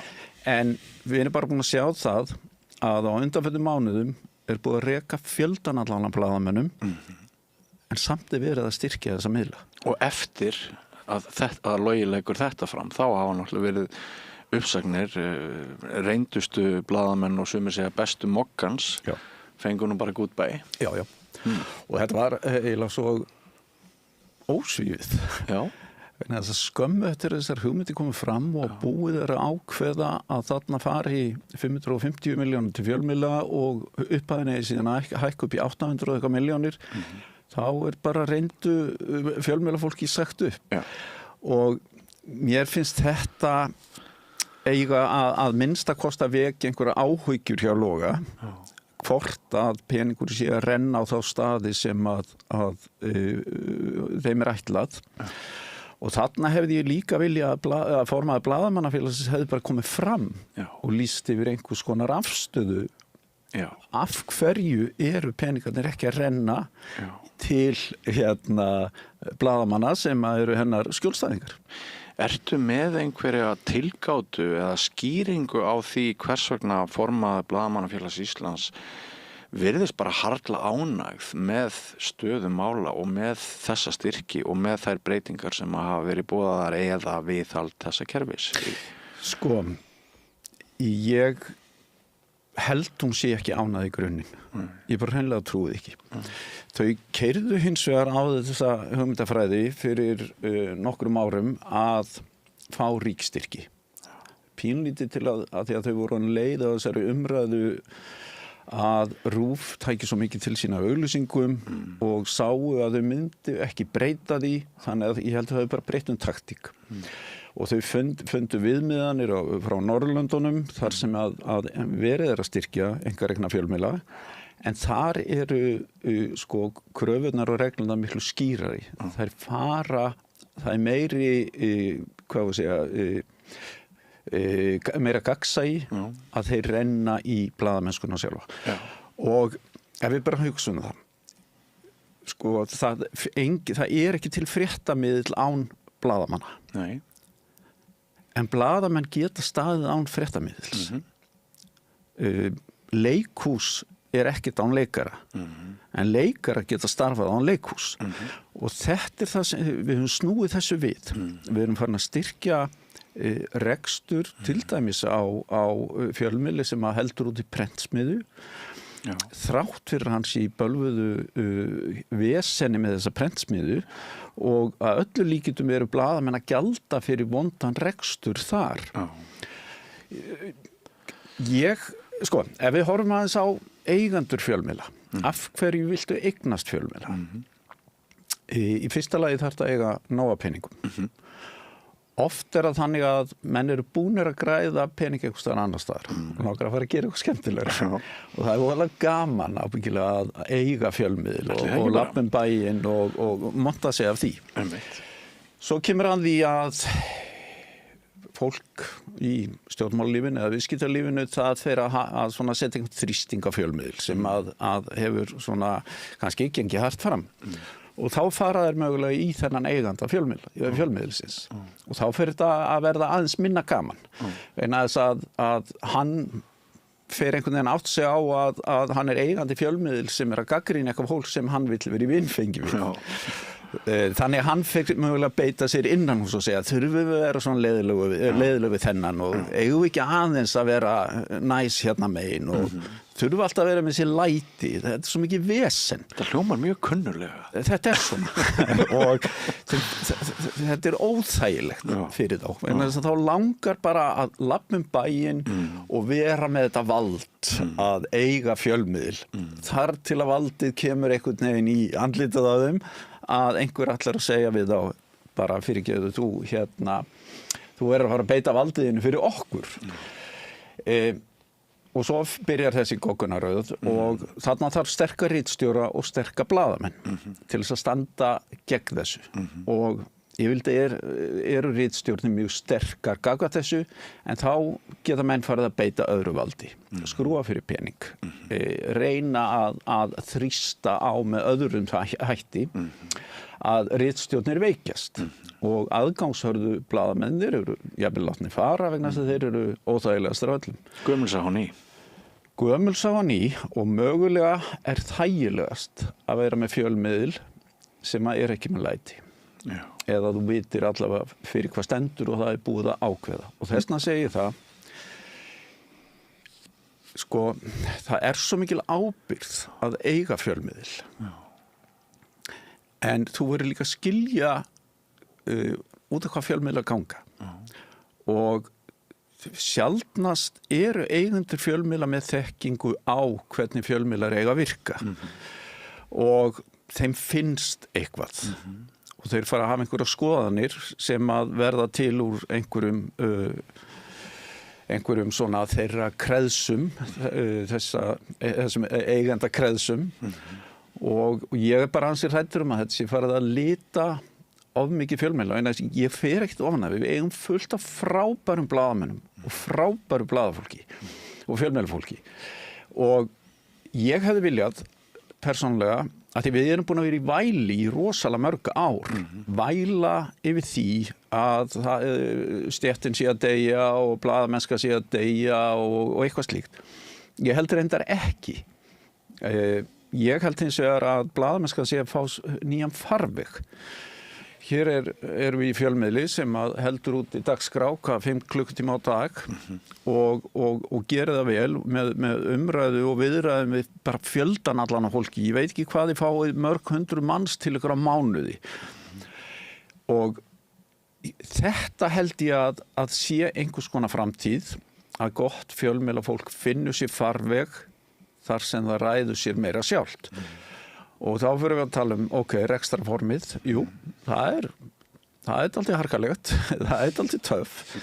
En mögulega er það betra á endanum þegar að gott fjölmiðlafólk kemur saman af þeirri hugsun einni saman að reka fjölmiðl af sín eigin kunnáttu og getu.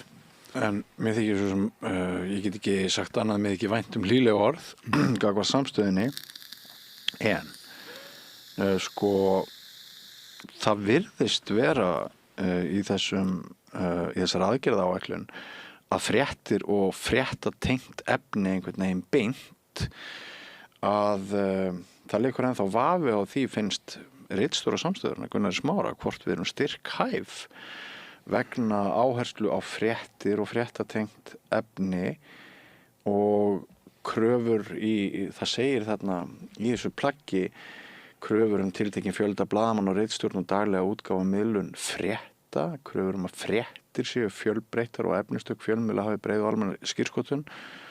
það verður kannski ekki alveg séð að það sem að þú sægir fyrir þér sem eitt helsta ansvarið og vaxtarspróta fjölmiðlunar sem við erum að gera, það verður ekki alveg séð að við það er ekki alveg ljóst að við séum styrk tæk vegna allra þessarar frétta, þú veist.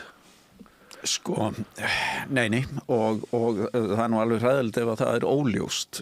Ég held reyndar að það ætti að vera fólki ljóst, að þið ætti að vera styrkhæf undir þessu, en eins og ég segi, ég meina nú þarf Logi bara að útskýra það og blaðamannafélagið fallið undir þessa skilgreiningu. Sko, að flytja frétt getur verið í alls konar formum að taka viðtöl vegna þess að fréttamaður býr ekki til frétt og segir hana, hún er yfirleitt byggð á einhverju, hún er byggð á einhverjum gögnum, hann finnur hann ekkit upp hjá sjálfum sér og oft er þetta líka út frá erlendu fréttaveitum og annað og hver og einn er síðan að taka jafnvel fréttir frá öðrum og byggja á þeim og kalla í viðtöl einhver mótsvör eða eitthvað slíkt. Þannig að þetta er stór heimur það sem er alls konar sjónum eða koma fram í ólíkum miðlum. En ef maður skjóta inn í núna, ég heyrði Jakob Bjarnar Gretarsson, blaðamann á Vísi, bara í spjalli við Þóran Hjartarson og einn pælingu daginn, eiginlega bara lýsaði yfir að þetta ætti að vera fréttastofu styrkir en ekki fjölmiðlastyrkir.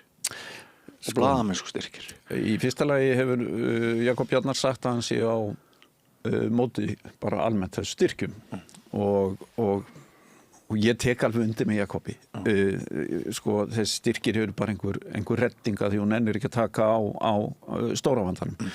En fréttastofu styrkir, þetta er sko í þessum breytta heimi fjölmiðlunar ætlarðu þá að fara að einhvern veginn að tróða þessu yfir í eitthvað form sem að var fyrir kannski 15 árum en hefur bara breyst. Ég veit, ég hlustaði svo sem ekki á viðtalið við Jakob Bjarnar en ég held að hann sé svo litið að tala út frá sko Vísi og fréttastofu Stöð 2 eða sínar og það eru bara miðlar sem að standa ennþá alveg ágætlega sterkir en það er staðreind, það er búið að vekja þá. Já, það er annað sem getur gerst, sko, þegar bjargirnar verða minn og minni, blaðamönnum stórfækkar, þú talaðir þriðjungsfækkunina sem hefur orðið á skömmum tíma, störfin hafa sumpart aðeins breyst, þetta veltur náttúrulega svolítið á tíðaranda og það er eitthvað að nýtsama sakleysingja í bransanum núna í stað þess að áður höfum við helst hampað mikilvægi gagnrýninnar, róttækrar, eftirlits og aðhalds blaðamennsku, ekki satt, varðhundshlutverkinu. Og það sem ég óttast núna, þegar menn eru farnir að segja, sko, ég á skilið styrk en ekki þú, að það er til marks hörkuna, hver nýðir skóna öðrum, þetta eru takmarkaða bjargir, veikir einkareknir fjölmiðlar, flestir sem eftir standa. Nú förum við að klóra augun hver úr öðrum við þessi fáu sem að stöndum uppi og freistnivandinn að flytja frétt sem er gegn einhvers konar siðferðiskompás hjá manni eða eitthvað, að flytja skakkafrétt, að ganga erinda einhvers, segir það ekki sjálft að sá freistnivandi hann eykst, þannig að það er alvarlegt mál að fjárhagsstaða einkarekinna miðla sé en slæm og hann er á sama tíma og Ríkisútvarpið er bæði með belti og axlabönd og ég spurði áðan út í Sigríði Dögg, formann blaðafélagsins, hvað þú teldir að væri á bak við hennar afstöðu sem hann lýsir yfir ánægju. Ég held að það sé hennar RÚV bakgrunnur og ég held að séu allir þessir félagsmenn blaðamannafélagsins sem áður voru í sérstöku félagi fréttamanna RÚV en eru núna kannski orðnir hryggjastykkið í blaðamannafélaginu. RÚVarar mega gríðarlega vel við una. Þú sagðir að auglýsingadeildin þeirra væri helsti sigurvegari þessara nýjustu tillagna og starfsmenn RÚV mega gríðarlega vel við una en þú bara fyrirgefur orðalagið, mér sýnist að við hinn getum bara restina af okkur, það liggi bara fyrir að við munum lepja dauðan svolítið og skil, sko. Sko, í fyrsta lagi,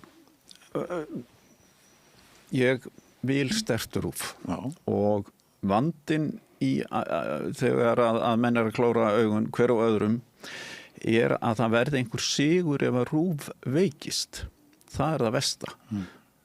Vegna þess að RÚV verður að sterkt, við verðum að vera með sterkar fyrirmyndir, við verðum að vera með þessa breidd og við eigum ekki að fagna því að RÚV standi veikar. Ég vil sjálfur hafa öflugt almannaútvarp svo það sé sagt. Svo bara spurning þetta rekstrarform. Ég held að það verið 2010 þá voru mikil átök auglýsingar RÚV og þetta, sko, að mínu mati þá voru í dagskrárstjóri RÚV.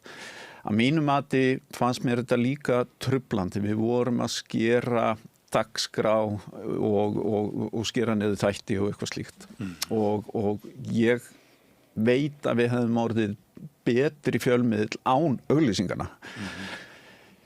Hins vegar var þetta partur af sjálfsaflafé og hitt að vera með auglýsingatekjur skapa okkur líka fjarlægð og frá stjórnvöldum. Að fara út úr þessu hótana umhverfi að það ætti að lækka nefskatt ef við höfum okkur ekki sæmilega eða eitthvað slíkt. Að þarna höfðum við þó þetta svigrúm að auka auglýsingatekjur til þess að koma til móts við einhverja svona skerðingar. Og svo hótun lá alltaf einhvern veginn í loftinu frá stjórnmálunum.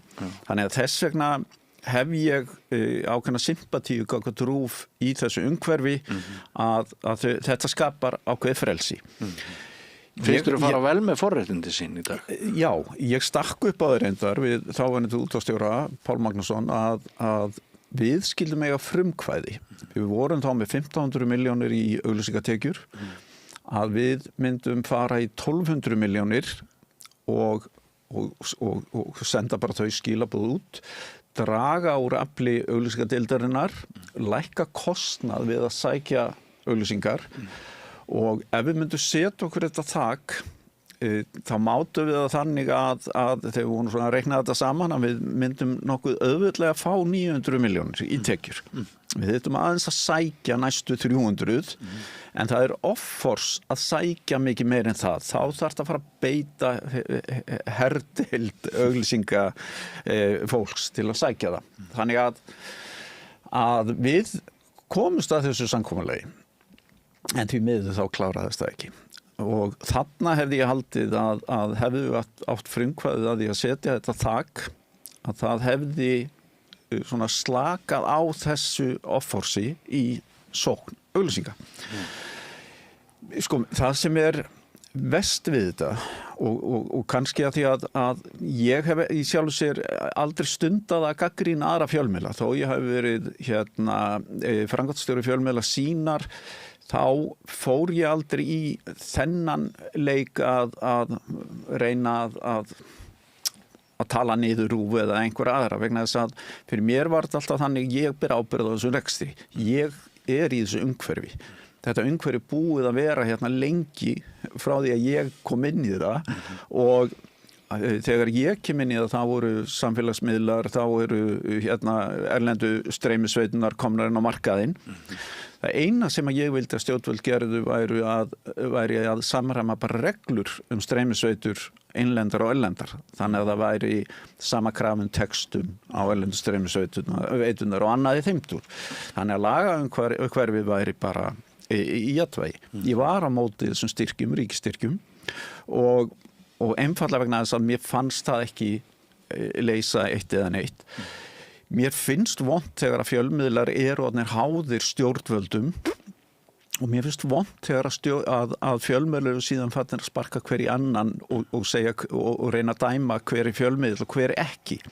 Þá virðist tilgangi stjórnmálamanna vera náð að skapa enn meiri ólgu innan umhverfisins og fólk farið að vinna hvert gegn öðru, sparki RÚV eða sparki Sýn eða sparki Samstöðina og kannski það tilgangur alls að vera með óljóst umhverfi og flókið og láta fólk vera bara hérna í þessum sandkassa að kasta sandi í augun hvert öðru?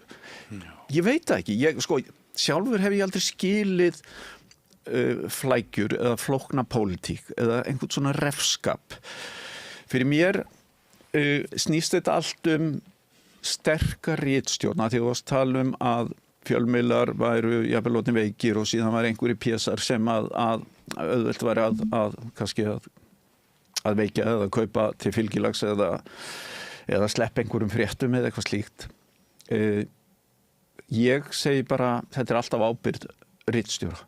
Þetta eru nokkrir ritstjórar í landinu, þeir eiga bara að vera tilbúnir að svara fyrir allt sem að miðillinn gerir. Þeir get ekki falið sig á bak við neitt. Góðir, sterkir, öflugir ritstjórar, við þurfum að kalla þá fram að svara fyrir ef við teljum svo að einhver fjölmiðl sé á mála hjá einhverjum. Bara fínt að þeir komi þá og segi, já, við styðjum útgerðina eða við styðjum ríkisstjórnin eða eitthvað slíkt. Það bara miklu hreinna. En við erum alltaf bara með eitt blað, sögðu. Forsíðan á því núna, hún tengist Evrópu og Evrópu erindið, núna er blaðið að vinna gegn allri mögulegri aðild okkar að ESB og það hefur verið yfirlýst af hálfu ábyrgðarmanna blaðsins aftur í tímana. Það einn tilgangur með starfsemi Morgunblaðsins að hampa útgerðinni og vernda hagsmuni útgerðarinnar annað erindi. Þetta ekki leyndarmál, það vita allir að svona þetta. Þetta náttúrulega í sjálfu sér mjög vond staða að vera í eftir að fréttablaðið féll. Við bara með eitt blað og það með agenda og nú myndu segja, já, en ég veit samt að það eru margir góðir blaðamenn þarna sem eru faglega ég er ekki að fara í það. Og ég veit það líka, en eiga síður. Í fyrsta lagi hef ég engar áhyggjur hvort það sé eitt dagblað eða ekkert dagblað. Dagblað í rauninni bara úreltur tími. Ertu viss? Já, ég held að engin ung manneskja lesi dagblaði eða fletti dagblaði. Ég held ekki. Kannski eru þau betur læs eða væru dagblaði. Nei, netið, þú lest á netinu og flesta fréttir og þú getur verið með langa fréttskýringar á netinu. Ég held að formið sé ekki stóra málið og það gildir reyndar bækur líka eins og mikill bóka áhugamaður og ég þá finnst mér innihald bókarna skipta meira máli heldur en hvort það kom út í kilju eða einhverju slíkum. Bara það að við fáum efnið til okkar í hvaða formi sem og þegar við það alltaf grunnur í öllu. Fréttamennska og blaðamennska hefur alltaf ákveðin grunn. Það bara ákveðin grunnelement. Formið annað. Það bara tækni. Hvort að þú birtir stuttafrétt eða langafrétt eða fréttaskýringu eða eitthvað slíkt. Og það getur vel verið til dæmis að RÚV verið ekki línulegt eftir 5 ár. En þú getur samt sótt fréttaskýringaþætti inni á viðmót RÚV. Þannig að það aðalega við getum nálgast efnið en ekki endilega hvenar það birtist og í hvaða formið það birtist. Þannig að ég hef ekki stórar áhyggjur af hvort þessu 3 dagblöð eða ekkert dagblöð. Það eru bara aðrir tímar. Það eru samt vinnubrögðin sem að gera blaðamennsku að fæi. Já, en þá er það að tala formið. Blaðamennska getur verið jafngóð á netinu og í prentuðu dagblaði. Jú, en ég ætlaði að bæta við að ef við erum sammála það sem við örugglega erum, að það sem einkennir góða blaðamennsku eru ákveðin vinnubrögð. Það sem þú fylgir ákveðnum reglum, þú ert að ná í hina hliðina og þú átt að reyna að gæta jafnræðis, öll sjónarmið komið fram og svo framvegis. Að ef traustið gagnvart því dvínar, til dæmis hjá miðli eins og Morgunblaðinu, ef einar blaðið sem á markaði, ef við hættum að svona, hvað maður að segja, bara lesa fréttir blaðsins öðruvísin að skrútinera þær með krítiskum hætti og trúum þeim ekki, þá mylur það líka undir annari blaðamennsku. Sú er mín skoðun. Og þá verður sko bilið á milli þess sem hrópar á internetinu hæst og bullar bara og svo aftur faglegra hæfra starfsmanna sem starfa á fjölmiðlunum. Það verður styttra í huga almennings og enginn veit að lokum hvað satt og logið, hvað góð blaðamennska og hvað bara rugl. Ok, ég bjartsýnn þá. Sko, í fyrsta lagi að ég tala um formið. Að vera með prentsmiðju sem mögulega bara tapar á hverju ári bitnar mögulega á blaðamennum. Vegna þess að það fyrir ómikil peningur í rekstur á einhverju skrýmsli sem er mögulega orðið úrelt. Það sem ég vil fá er meiri pening inn í laun til blaðamanna en ekki reksturinn og umgjörina. Þar eru við heldur betur sammála. Já, og þess vegna segi ég, það er hægt í dag með allir þessari nútímatækni miklu einfaldari uppsetningu á stúdíóum, klippivélum og mixerum og öðru slíku í hljóð og mynd að stofna fjölmiðla. Veikleiki fjölmiðla í dag er að það eru margir sterkir blaðamenn farnir úr stéttinni. Margir efnilegir inn í stéttinni en þeir þurfa góða fyrirmyndir. Og þess vegna segir ritstjóri er lykilmanneskja að ala upp gott fréttafólk, hvernig það sækir, hvernig það vinnur fréttina og elur einhvern veginn á þessari forvitni, þessari löngun til að sjá allar hliðar máls. Það getur vel verið að einhver miðill sé á móti ESB eða standi með einhverju, þá er bara fínt að það sé ábyrjandi. Við eigum að vita það ef við þokkalega læs á fjölmiðla að ritstjórn Morgunblaðs er það og það er bara fínt að það blasi við okkur og þá lesum við miðilum með þeim augum. Ég horfi á samstöðuna með ákveðnum augum því það er ákveðin afstaða í fjölda fólks sem að hefur skoðanir á einhverju og oft veljiði kannski inn fólk sem er kannski svona nær félagshyggju hugmyndum heldur en hörðum kapitalistum, þeir eru færri hjá okkur. Þannig að það er einhver afstaða. En fyrir mig að horfa á þetta með þeim augum gera verkum að ég les alla fjölmiðla, ég fylgist með öllum fjölmiðlum. Ég verð að treysta mér til að leggja síðan mat á heildina sem kemur út úr þessu. Og hitt og það er kannski veikleiki fjölmiðlana, svona stóru fjölmiðlana, það er andlitsleysið. Það er fjöldi fólk sem að skrifar alls konar greinar og þú veist ekki hvaða fólk þetta er. Þess vegna eru hlaðvörp og minni fjölmiðlar að verða svona sterkir út allan heim vegna þess að það eru einstaklingar sem koma fram og taka viðtöl eða segja frá sem þú treystir, sem að þú hefur trú á að segja þér sem bestan sannleika. Sko, ef við tækjum allt í einu þig út úr þessu setti og settum bara einhvern út í sætið þitt, þá myndi afstaða áhorfandans breytast. Þá myndi hann hugsa með sér, ok, ég treysti Birni til að spyrja spurninga af þekkingu og reynslu, en þessi dút sem situr ég tengi ekki við hann.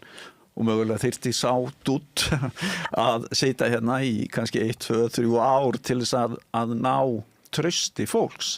En það er þetta sem ég segi, við þurfum að viðhalda trausti á blaðamönnum og ritstjórum en ekki konseptinu fjölmiðli eða einhverju lógói sem kalla sig fréttamiðl. Við þurfum að skynja þetta út frá vinnubröðunum og það er þess vegna sem að mér finnst svo mikilvægt að formaður blaðamannafélagsins gagnrýni uppsagnir á blaðamönnum og leggi sig fram að ef að þau eru að biðja styrki frá ríkinu að það fari í blaðamennskuna sjálfa. Og gleymum því ekki að blaðamaður, hann skapar svo mörg störf í kringu sig. Þess vegna skil ég ekki af hverju við erum að styrkja til dæmis upptökumenn eða eitthvað slíkt og með fullir virðingu fyrir því, þá það blaðamaðurinn sjálfur eða fjölmiðlamaðurinn sem skapar störfin í kringu sig. Aðrir eiga ekki erindi ef að blaðamaðurinn ekki á staðnum. Það þess vegna sem ég finnst að blaðamannafélagið eigi bara að tala blaða- og dagskrárgerða fólk. Það hlutverkið, en ekki að tala að sem mestir peningar fari til árvakus eða sínar eða heimildarinnar eða eitthvað slíkt. Ég bara finnst það galið. Svo sumir sem halda því fram að sko í svo styrkja umhverfi sé svolítið verið að rugla saman sko bara svona félagslegu mikilvægi landsbyggðarmiðla og aftur sko kjarna blaðamennsku sem þurfa að vera í öllum samfélögum og það mjög margar skoðanir á lofti. Ef þú hefðir verið Logi, getur þú aðeins bara svona nefnt, rúllað yfir það hvernig þú hefðir sem sagt ráðstafað fjármunum og hvaða skilyrði til þeirra. Þótt ég viti það og þú hefur sagt mér að þú ert í rauninni ansnúin þessu kerfi, en það kannski skárra en ekkert fyrir suma. Já, í einföldsmynd þá hefði ég sett þak á auglýsingatekjur RÚV og ég hefði hækkað framlagið og gert 10 ára samning við RÚV með tryggu framlagi sem sagt að nefskatturinn væri tryggður og það væri ekki hægt að hrófla við honum eftir því hvaða ríkisstjórn væri við völd. Þannig að það væri fyrirsjáanleiki fyrir RÚV varðandi tekjur þeirra. Og af því að þú værir að setja bara þetta þak og segjum bara að það væri 1500 milljónir og ekki endilega króntala, það getur líka verið bara sko prósenta af upphæðinni sem að RÚV fær árlega í gegnum nefskatt. En þessi 12% leið þarna af auglýsingatekjum? Já, það var 1200 milljónir reyndar sem ég fórum, sem setti þakið á. Já. Er það vond leið? Nei, já, það tala 12% leiðin hans. 12%. Hún galin, sko. Hún galin. Vegna þess að það ýtir undir að RÚV þarf að fara að sækja tekjur fyrir aðra. Það ýtir undir það að auglýsingum fjölgar á RÚV vegna þess að pressan kemur frá öðrum náið í meira af tekjum sem þýðir það að þeir sem tapa mest eru fjölmiðla og dagskrárgerðarmenn sem að í rauninni eru sko það verið að brjóta allt upp með auglýsingum og því minna af auglýsingum á RÚV því betri verður miðillinn. Hann verður yfirburðamiðill án auglýsinga. En ég ætla að samþykja það að það skipti máli að vera með einhver auglýsingarúm upp á svona tilkynningar og í kringu stóra viðburði að einhverjir svona aðilar komi sína á framfæri inn í þeim miðli. Sérstaklega því að línuleg dagskrá að veikjast hjá flestum miðlum nema kannski í kringum íþróttaviðburði eitthvað slíkt. Þannig að ég ætla að samþykja það og þess vegna segi það bara þak og þetta bara 2 leiðir. Það nefskattur, 10 ára samningur og þak á auglýsingar. Og jafnvel að það sé einhvern veginn hugsað að það fari minnkandi sem sagt til lengri tíma. Þetta skapar RÚV þetta öryggi þá að þau verði þá bara að standa sig í rekstrinum vegna þess að það sem ég finnst líka sérkennilegt með RÚV að þau fara alltaf upp í þakið og það segir þér enginn fyrirfram að RÚV eigi að kosta 9 milljarða á ári. Þau bara fara þangað og auðvitað þarf það apparat að fá aðeins meira aðhald og jafnvel endurskoðun á rekstrinum. En ég vil að RÚV verði áfram sterkur fjölmiðill, sterkur fréttamiðill og ég held reyndar að það séu óendanleg tækifæri þar miðað við það fjármagn sem þau hafa. Þau þurfa bara aðeins að greiða úr eigin svona skipulagi og þau geta gert miklu meira en þau eru að gera. Já. Óðinn Jónsson og fleiri fyrirverandi starfsmenn Ríkisútvarpsins á umliðnum árum hafa setið hér við rauðaborðið og svona talið að markaðsöflin innan RÚV hafi haft betur og betur sko. Og þetta sé ómikil slagsíða að ná í tekjur og hérna það ákveðin hætta sko. Hyggur þú að nú þegar í rauninni auglýsingadeild RÚV búin að fá á sig aukinn hvata til þess að djöfla sem aldrei fyrr, hyggur þú að það taki með beinum hætti möguleika einkarekinna fjölmiðla á að fá auglýsingar? Sko, ekkert endilega. Ég held og ef ég, að því að nú ég búin að tala RÚV og sko fyrir 4 árum þá var ég framkvæmdastjóri með fjölmiðla Sýnar og lokaði fréttaglugganum. Já. Og það var mjög jákvætt skref vegna þess að það sem gerðist að þó áhorf hefði minnkað þá jukust áskriftatekjur vegna þess að fólk vildi vera áskrifandi að fréttan hjá okkur. Já. Það sem gerðist annað var að Vísir var stærsti vefmiðlandsins vegna þess að fréttirnar sem að voru lokaðar annars inn á stöðinni fóru inn á Vísi og voru þá sem nýjar og ferskar fyrir þá sem voru ekki áskrifundur. Auglýsingatekjur og Vísi jukust gríðarlega mikið á þessum tíma þrátt fyrir að auglýsingatekjur í kringum fréttirnar hefðu lækkað. Og hver var saldóin? Var þetta plús eða mínus? Þegar allt var tekið? Þegar allt var tekið var þetta verulegu plús vegna þess að þegar í venjulegu árferði þá var stöð 2 féll stöð 2 yfir sumartíman af því að fólk fór í sumarfrí og þá sagði það upp stöð 2. Þarna var stöðuleiki yfir árið af því að fólk vildi ekki segja upp stöð 2 með fréttunum yfir sumartíman. Það vildi halda þeim. Þannig að fréttir stöðva 2 voru aðdráttarafl og fólk vildi kaupa áskrift af þeim. Og þess vegna fannst mér mjög sérstakt þegar menn ákvaðu að opna gluggan aftur og að því að við, sko, meira sér þegar við lokuðum hérna glugganum þá náðum við að auka auglýsingatekjur líklega 30% á 2 árum. Að því að við gerðum þetta takmarkaðri auðlind. Það var Vísir og það var í kringum sportið og við tókum meira þessu auglýsingar af streymisveitunni. Þannig að við fækkuðum auglýsingahólfunum en þau eru verðmætir vegna þess.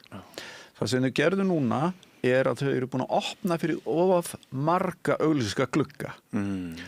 Og sko bestu tekjurnaðin eru áskriftatekjur en það er fall ekki á einni nóttu. Það tínast í burtu og svo koma aðrir inn í auglýsingum.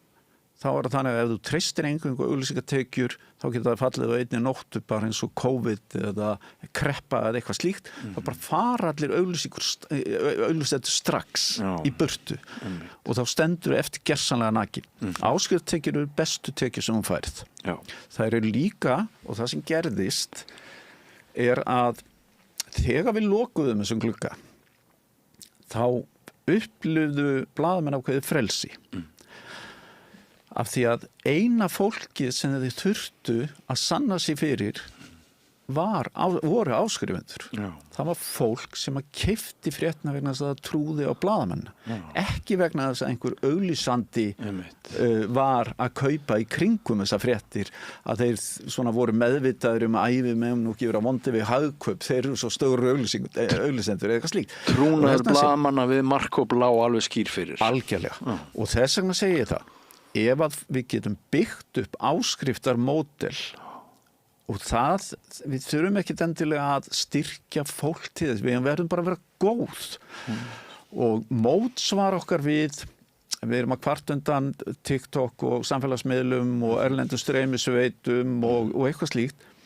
Okkar power er að vera með íslenskt efni og auka það og verða betri í því. Fólk vill sjá íslenskt efni af öllu tagi og mér finnst það eins og við séum líka að pakka saman og svo ætla ég bara að segja það. Veist þú, þegar við erum alltaf að tala að fjölmiðlar standi höllum fæti rekstrarlega, veistu það? Já, ég veit það vegna þess að það voru til dæmis 2 sjónvarpsstöðvar, Hringbraut og N4. Það eru báðar farnar á leik, Fréttablaðið, einn stærsta fréttastofa og eitt stærsti vinnustæður landsins í fjölmiðlun farinn. Jú, það spretta upp ýmis svona einstaklingsframtök og podcast og svoleiðis og mögulega þessi stöð hér til og eins vinsæl eins og raun ber vitni með kannski 40-50 notendur samanlagt í útvarpi og sjónvarpi á hverju viku vegna þess að hinar breiðu stöðirnar fjallu eins og Fréttablaðið. Það kann að vera. En hvað varstu mikið inn í rekstri Fréttablaðsins vegna þess að mínu mati var Fréttablaðið áttið að möguleika að fara í áskriftir. Það var það sterkt. Já. Að það hefði mögulega farið í áskriftir, mögulega mist einhver auglýsingatekjur en fengið lojal áskriftatekjur. Og það fannst mér mjög vont að Fréttablaðið lét ekki reyna á. Já, ég get tekið undir það og ég held að það sé rétt hjá þér. En það leiðir okkur kannski að mikilvægast spurningunni kannski sem við tæknum þá hérna í lokin. Við erum að tala Vísi. Já. Ætti vefur eins og Vísir að vera lokaður? Ætti ég að þurfa að borga 2000 kall eða 1500 kall eða 1000 kall eða 500 kall á mánuði fyrir að sjá allar þessar fínu fréttir, hardulega blaðamanna sem vinna frá móti kvölds og jafnvel hérna nóttina líka við að uppfræða okkur hinn og skemmt okkur?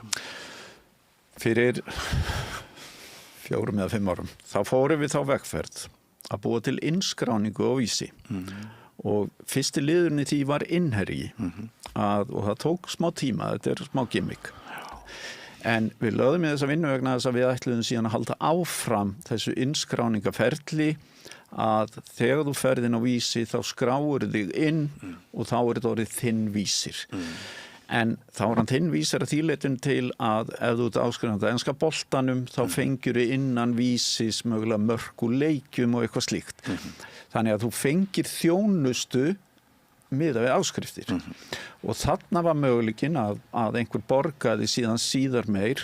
Við vorum ekki það var svona í framtíðarplönunum að vera viðbúin því að ef heiminu þróaðist í einhver átt að við ættum möguleika á að rukka 500 kall fyrir aðgangað fréttunum og öðru slíku. Mér skilst að þetta hafi allt bara verið lagt af og Vísir nefnilega og á möguleika verða algjör framtíðarmiðill en ég held að fólk þarna hafi einhvern veginn ekki hort á hvernig hann geti þróast í rétta átt og hitt að ástæðan fyrir ég spurði þig, veistu hvort að fjölmiðill er að leipa döðinu skeil eða ekki þegar þú ert með svona samsteypu sem eru fjölmiðlar og fjarskipti og risastórt hús og alls konar umbúnað og fólk á háum launum og mikla yfirbyggingu þá veistu ekki að því að það birtast ekki tölur hvernig reksturinn á fjölmiðlunum eða fjarskiptunum og þegar þú ætlar að fara að sækja peninga til stjórnvalda þá segir ekki við þurfum að laga mastur upp á heiði, getum við fengið styrk í það það öllum drullu saman með eitthvað mastur upp á heiði en þegar þú stillir Magnúsi Hlyn upp og einhverjum blaðamönnum sem okkur þykir væntum og segir, ef við fáum ekki styrkin þá þurfum við mögulega bara að pækka fréttastofunni þá hrærir í stjórnmálamönnum og fólki en að fjölmiðlar sem velta 20 milljörðum sé að eyða þessari orku í að ná í 100 milljónir ekki af því að þeir eru að berjast fyrir blaðamennsku. Það bara ekki. Þeir eru bara að krækja í alla peninga sem þeir ná í en það engin skuldbinding í þessum peningum. Þeim drullu sama fjölmiðla. og fjölmiðla fólk og það þess vegna sem ég vil að formaður blaðamannafélagsins stígi sterkar fram að tala fjölmiðla fólk hvar sem það ekki að tala fjölmiðla fólk hvar sem það Þetta eru áhrifamikil orð og nú fæ ég með smók Já, og þetta þú ert í rauninni að segja að maður eins og ég, sem tala eins og ég sé mögulega undir áhrifum einhverja ranghugmyndar þegar ég legg mat á það hvort rekstrar umhverfi blaðamanna sé glatað að kannski séu það bara þeir sem greið okkur launin og eigendur fyrirtækina sem að það hagnist þeim að við tölum eins og við tölum. Mögulega og hugsaði það að í öll þessi ár erum við búin að tala blaðamennsku þannig að þetta sé eitthvað svona hugsunastarf og það séu bara sérstakar típu sem fari í þetta og maður verður bara fátækur á því að starfi í þessu umhverfi og hvern laða þeir inn í starfi með þessu? Nei, ég veit það. Það er mjög góða punktur sko. Og ég segi bara, ég vil að rekstur miðlana sé keksari, að við sjáum betur hvernig þeir standa og þá sjáum við líka betur hvort að það sé alltaf auðveldasta leiðin að halda niður í fólki vegna þess að það búið að telja blaðamönnum sjálfum trúum að þeir séu baggi á fyrirtækinu. Já. Og það það ömurlegasta sem þú gerir við allt fólk. Þetta eru frábæri punktar. Heyrðu, ég hefði þetta að fá þig fyrr í spjall en nú þegar ert komin einu sinni þá kemur örugglega aftur. Ég bið þig að koma oftar. Kæri þakki fyrir að koma að rauðaborðinu, Þórhallur. Takk fyrir mig. Öflugur og ódýr auglýsingamiðill 40.000 manns sjá eða heyra þætti samstöðvarinnar í hverri viku. Ef þú vilt auglýsa, sendu póst á samstöðin@samstöðin.is. Ég heiti Kristinn Sigmundsson og styð Samstöðina. Samstöðin óháð sjónvarpsstöð sem fjallar þjóðfélagsmál á vandaðan og yfirvegaðan hátt. Ég skora á ykkur að styðja hana með því að gerast áskrifendur. Samstöðin ómissandi. Allir þættir samstöðvarinnar eru fáanlegir á öllum helstu hlaðvarpsveitum.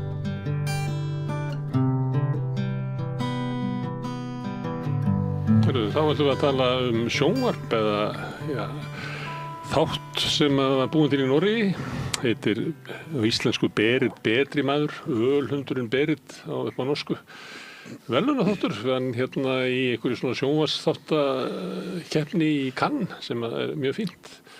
Þetta merkilegu þáttur, maður sér það bara á samskiptamiðlum að fólk að tala efnið þeirra, en það þetta bara ekki beint út úr okkar nútíma. Þetta fjallar það sem að kalla að verið eitruð karlmennska, einmannarleiki, eitraðu feminismi, netofbeldi, kynjahlutverkin, bæld kynlífsorka, hvað afleiðingar hún hefur á þá sem að fá enga útrás fyrir hana, alls konar hluti.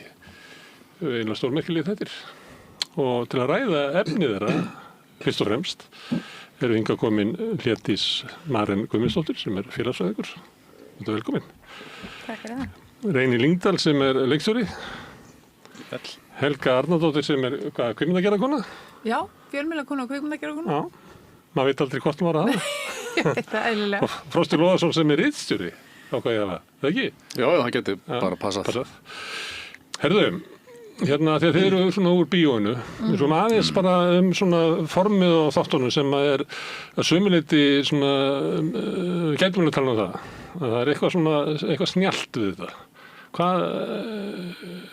Við bara tölum hvernig þættirnir eru gerðir og hvernig sagan tekur svona flikkflakk og þetta eitthvað merkileg kvikmyndagerðist? Eða þetta bara merkilegt svona lestabréf með skoðunum? Ég veist bara, þegar ég sá þetta fyrst á bara RÚV, þá var ég bara ölhundurinn, hvað? Ég var ekki að fara að horfa á þetta. Fannst þetta bara núll spennandi. Ég held að það væri eitthvað svona, með einhverja svona íþróttabullu. Eitthvað sem ég tengi alls ekki við. Reka markastjórun, það bara hann. En það samt sem að vera húkur, því að það transkona framan á. Þannig að ég bara einhvern veginn klikka á þetta og ég gat ekki hægt. Já, bara var óvinnufær bara og vakti hér, fram til nótt og kláraði þetta bara. Ég upplifði einhvern veginn sko, það er nú að tala svona í fræðunum, þú þekkir þetta nú að svona til að búa til sögu þá er sko, þá er þetta svona spurð, kannski spyr maður sig einhverja spurningar eða höfundur spyr sig einhverja spurningar, hvað ef? Og þetta er náttúrulega alveg svona ótrúlega gott dæmi hvað ef nettröll, ykkur maður sem að höfða sér illa á netinu, var það sagt, og ef að hann þyrfti allt í hérna væri svo komin í spór þeirra sem verða fyrir þá því ofbeldi sem að hann er að hóta og mér finnst það svo snjallt, það er svo snjallt sko að því hvort að sagan er realísk eða ekki er algjört aukaðatriði, það er bara þessi spurning sem er svo flott, hún er svo flott sett fram og þetta er bara í svolítið kannski svolítið langt síðan maður hefur séð eitthvað þar sem maður veit bara ekkert hvað er að fara að gerast. Nei, maður veit það ekki og hvernig endar þetta. Þannig að sögufræðindan... þú veist, og hvað svo? En samt er þetta svona jákvætt, þetta þroskasaga margra persóna, ekki bara þessa manns og allir skána. Þetta er rosalega trú á mannkynnið í þessu. Það er happy ending, fallegur endir. Og svona resolved. Sem að fólk kannski sem er búið með 3 þætti kannski trúir ekki. Já, getur ekki séð fyrir sér í 3 þætti. En þetta er mögnuð þáttagerð og lætur náttúrulega engan ósnortinn. Rosalega átakanlegt, dark eða ljótt og fallegt.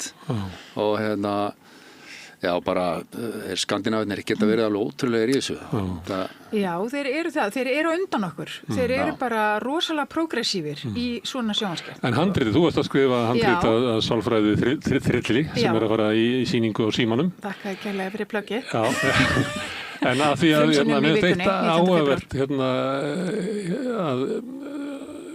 að tekið svona aðstæður, nokkrar persónur, svo leyfir höfundur í sér að fara bara inn í persónu, dvelur bara lengi og greinir þar, þannig að sumuleit er þetta svona eins og stundum er bara svona eins og í leikhúsi, þetta er svona eiginlega svona sálfræðileg greining á persónunum. Mér finnst það ótrúlega snjallt að leyfa sér að vera svona lengi að dvelja við persónu. Allt í einu tekur bara sagan Krókur og allt í einu er eiginmaðurinn í ganginum íbúinn á móti. Bara saga hans. Stórkostleg. Rosaleg. Og það fannst mér sko djarft í þessari í þessum handritaskrifum að þeir fara einmitt mjög djúpt inn í persónur og næstum því einmitt inn í hugarheim þeirra og það er eitthvað sem að maður sér ekki oft. En þeir eru oft að taka og svindlararnir í Lettlandi. Já, svindlararnir í Litháen að kynnast og maður sá einhver manneskjuleg heit í þeim. Já, maður skilur þeirra aðstæður. Ofbeldisfólkið er meðal annars hommi sem augljóst var lamin út á götu bara stuttu áður. Og þannig að það er verið að menn er að kasta ofbeldinu á milli. Og svo er þetta uppreist æru svolítið fyrir inselin sem maður hefur ekki mikið mátt tala um. Og ég hef verið að skoða það í mörg ár verið eitthvað stúdera insel menn og svona og hef tekið eftir því sko það hefur ekki verið mikil þolinmæði eða svona mikið umburðarlyndi í garð þessara manna. En þetta er oft bara, þetta eru menn sem að eiga erfitt uppdráttar félagslega. Þeir eiga erfitt með að keppa við aðra menn í stigveldi karlmennskunnar. Þeir eru oft fátakari, síðumenntaðir, þeir eru oft skortir félagslega færni, þeir eru oft einhverfir eða hafa liðið einhver áföll. Þetta er rosa svona góð stúdera á þessu, þetta er bara góður maður sem á mjög bágt. Meinar ekki það sem hann er að segja á þetta netinu, hann er bara fullur að gremju og skilur ekki, þú veist að þessi manneska, þessi kona sem hann sér sem að einhvern veginn bara fyrir honum er svo flott og vinsæl og dáð og elsku, þú veist það er gremjan. Hann meinar ekkit endilega það sem hann er að segja, sko, hótunin, hann bara fattar ekki það manneska þarna bakvið og fólk skilur ekki afleiðingarnar og hún skilur líka ekki, ég meina, þetta er ákveðin tækifærismennska þegar hún ákveður að taka hann fyrir, þú veist, það var ekkit ástæða þess að hún koksaði eitthvað. Já, og var á engan hátt sko reiðubúin að taka móti afleiðingunum af því og það líka svo flott að sjá hann að bera það. Þetta fyrsta skiptið sem við sjáum inselin verða sko gera mannlegan, svona mannlega hlið á honum. Það er ekki að verða kona til þess. Já. Þetta er ekki bara snæru fyrir inselin hvernig hann hegða sér, sko. Nei, sjálfsögðu ekki. Hann maður, inselin líka titrandi hjarta. Mér langar, þegar ég var í Kastljósi þá voru einmitt kommentakerfin alltaf logandi og það var svona algjör, það var mikið stríð bara í kommentakerfinum. Þetta er 2017 minni mig. Og ég ákveð að taka þá sem voru bara svona hressilega kansilegar í kommentakerfinum. Einn er núverandi fjármálaráðherra og hinn var Logi Bergmann, Eðsson og svo Sema Erla. Þau voru 3 þarna og kom úr ólíkum geirum, bara Guðni Már, bara vamlaus fræðimaður sem hafði vogað sér að kommenta á gefið eitthvað viðtal eitthvað matarverð, heimsmarkaðsverð á mat, bara mjög svo fræðilegt og fékk á sig sko þannig holskeflu af kommentum að hann bara hafði aldrei séð hann eins. Við tókum þau í viðtöl og svo höfðum við upp á þeim sem skrifuðu athugasemdirnar og tókum þá upp. Og við sátum ekkert það og ekkert steika og ég hringdi í það og segi bara ég hringi hér stúdíó og hljóðveri og mér langar að spyrja þið út í það sem skrifaður hann væri heilalaus hálfviti, ég man ekki hvers eðlis það var en það voru opbáslega ljótt og þá frontaði ég fólk og fólk dró strax í land, heyrðu, ég ætlaði nú ekki að vera svona harður, ég rauka eins í mig að svo að mig vegi hvað þetta veri hátt mataverðina og bara hann var eitthvað að gagnrýna það og eitthvað, þú veist, og það voru svo mannleg viðbrögð á bakvið hverja einustu athugasemd. Það getur verið að þá sé bara viðurkennt hegðun inn í kommentakerfunum sem ekkert, ég ætla ekki að vera þannig í fermingavislunni, ekki bara hverðar ekki að mér. Það þekkja það allir sem hafa orðið fyrir barðinu á svona nettröllum að það hefur alveg gerst að maður hefur rekist á einhvern í almannarýminu sem að maður veit að hefur verið að drulla yfir sig og þá verða þær allir svona rosalega vandræðalegir og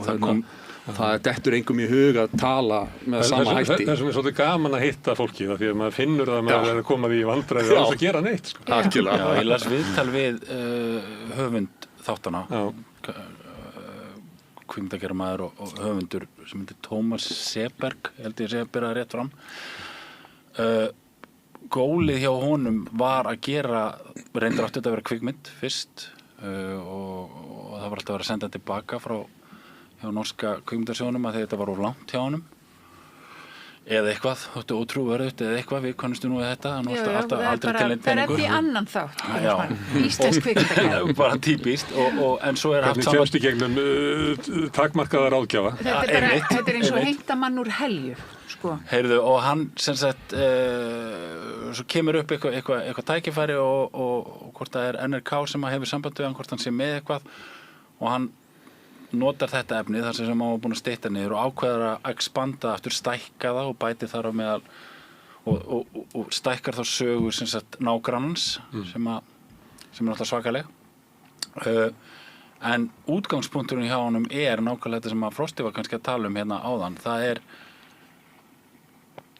hver er munurinn á hegðun okkar á netinu versus í raunheimum og að fæst okkar ef við getum sagt nákvæmlega sama ef við setjum niður og skrifum Þessi heimur á netinu, hann virðist geta kallað fram í fólki bara allra vestur hliðar með lítilli fyrirhöfn og öfugt, þessi nauðgarinn á línu sem er svona áhrifamikil og maður sér að þetta hefur áhrif á Berit þarna sem hann er að tala skjái og þetta er eitthvað svona rotturansókn og þú veist einmannaleika og hann er að setja samengi við þú veist hvernig við erum bak við skjáin og og maður sér einhvern veginn svona það verður þú veist það snertir Berit einhvern veginn og svo það náttúrulega fer það eins og það fer og þú veist og það atriðið þar sem maður hugsa bara eru það að fara alla leiðina með þetta var svakalega átakanlegt en þú veist meiri sagðir einhverjum svona karakterum gefnar góða línur sem að hafa svona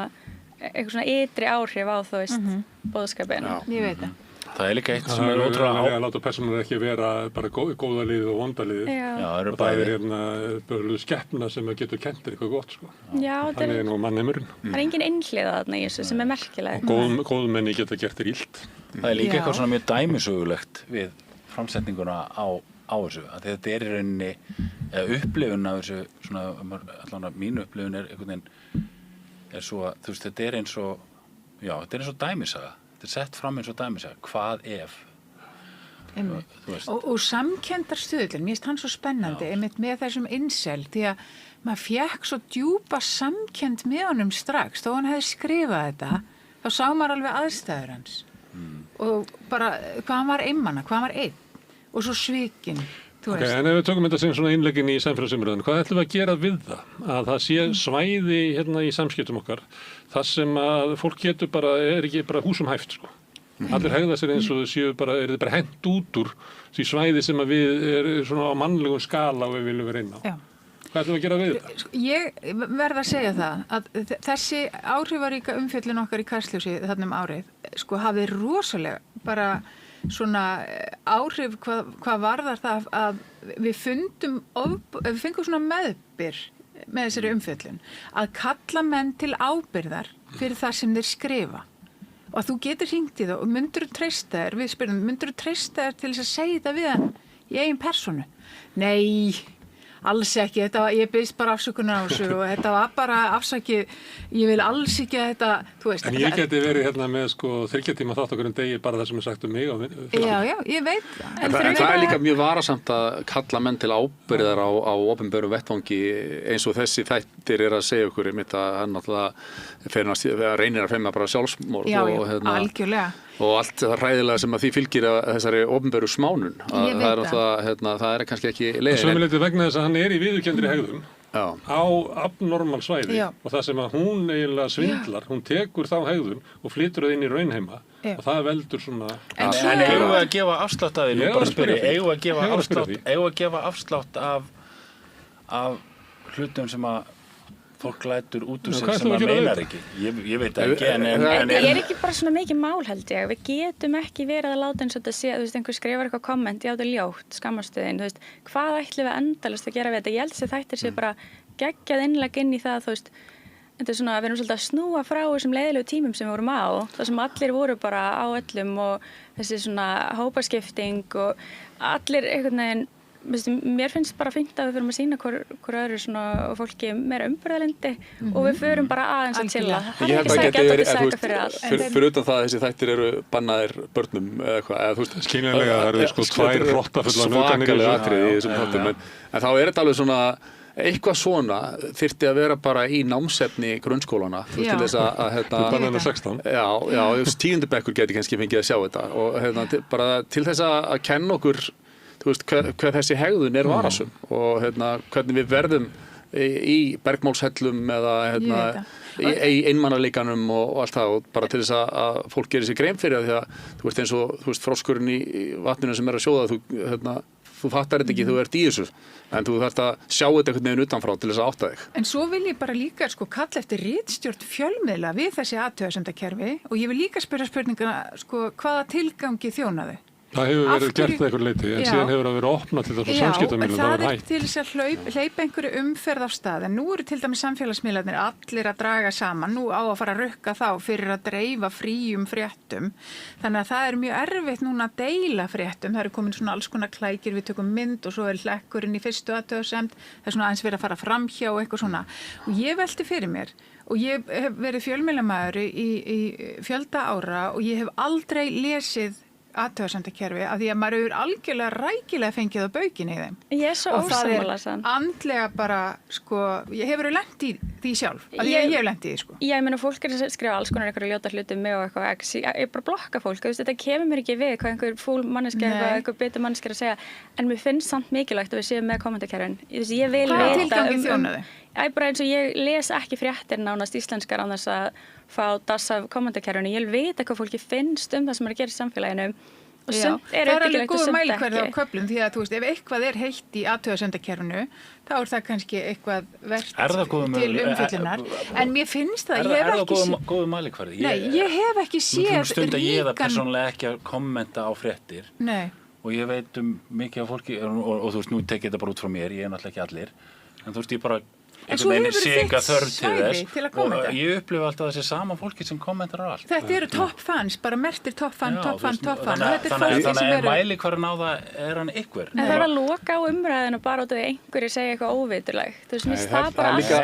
Mér finnst hún bara ekki þjóna tilgangi að því leitinu til að hún er oftar meiðandi en eitthvað annað og það komið til dæmis bara ráðleggingar frá landlækni mat, bara hvernig við eigum að borða mat. Það er 850 grömm af grænmeti, meira prótín, bla bla bla og það var bara urðað yfir. Ég held að það sé samt mjög mikilvægt að þessar raddir sem að geta þú farið alveg yfir strikið og verið dónaður alltaf fyrir að fá að heyrast. Og jafnvel meira segja nafnlausar, það tala mikið um svona nafnlausa aðganga sem eru... Það er nefnilega í þáttunum en er minna hérna í Íslandið ekki. Já, en þú veist, það var nú einhver sem benti á það og það er rétt, minna Benjamin Franklin og kallarnir sem að stofnuðu Bandaríkin, þeir voru nú í því að skrifa undir nafnleysi í blöðin, skoðanagreinar sem að þeir hefðu ekki getað komist upp með nema að vera undir nafnleysi. Það er svona til að hreyfa við umræðu og færa fram erfiðar hugmyndir og þá getur fólk þurft að fela sig á bak við nafnleysi en því fylgja náttúrulega alls konar annmarkar en ég held að það sé eitthvað sem er bara svona nauðsynlegur fylgifiskur og ég sakna alveg svona nostalgíst að þegar fjölmiðlar voru bara hliðverðirnir og ritstjórnirnar sá algjörlega hvað það var sem fólk fekk inn í umræðuna en og mér finnst að ég sakna þeirra tíma svolítið en á sama tíma þá er einhvern veginn það að allir hafi sinn eigin fjölmiðil og sína rödd, það er bara eitthvað sem við getum ekki einhvern veginn bakkað út úr aftur. Að því að fólk getur talað á sínum miðli, á sinni síðu og Facebook síðu og sínum reikningum, getur fólk algjörlega sagt sína skoðun. Það vil frekar tala eins og Frost er að benda. Já, og þá spyr ég, hvert er markmið? Hvert er markmið og hvaða tilgangi þjóna?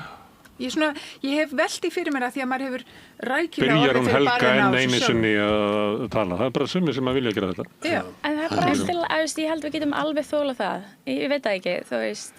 En að þú segir þetta, að ég hef oft talað við fólk sem hefur orðið fyrir svona guðsum, sko.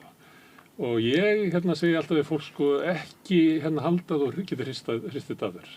Af því það er bara hluti að vera manneskja og vera að því að við erum langstærstu hluti félagsverur og bara stæðstu hlutin af sjálfin okkar er á milli okkar og annars fólks.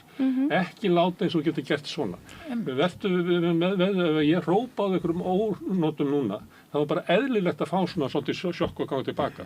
En þú ætti ekki að láta það buga þig. Þú ætti ekki að láta eins og þú sést bara úr stáli, þú ætti ekki úr stáli. Ég sammála, ég held bara við þurfum samt, finnst það ekki vera réttlætanlegt að loka á alla umræðu út af því að einhverjir eru þannig og ég held að það er bara rosa erfitt að þvera þetta svið, það er mjög, það er engin rétt svör, þú veist.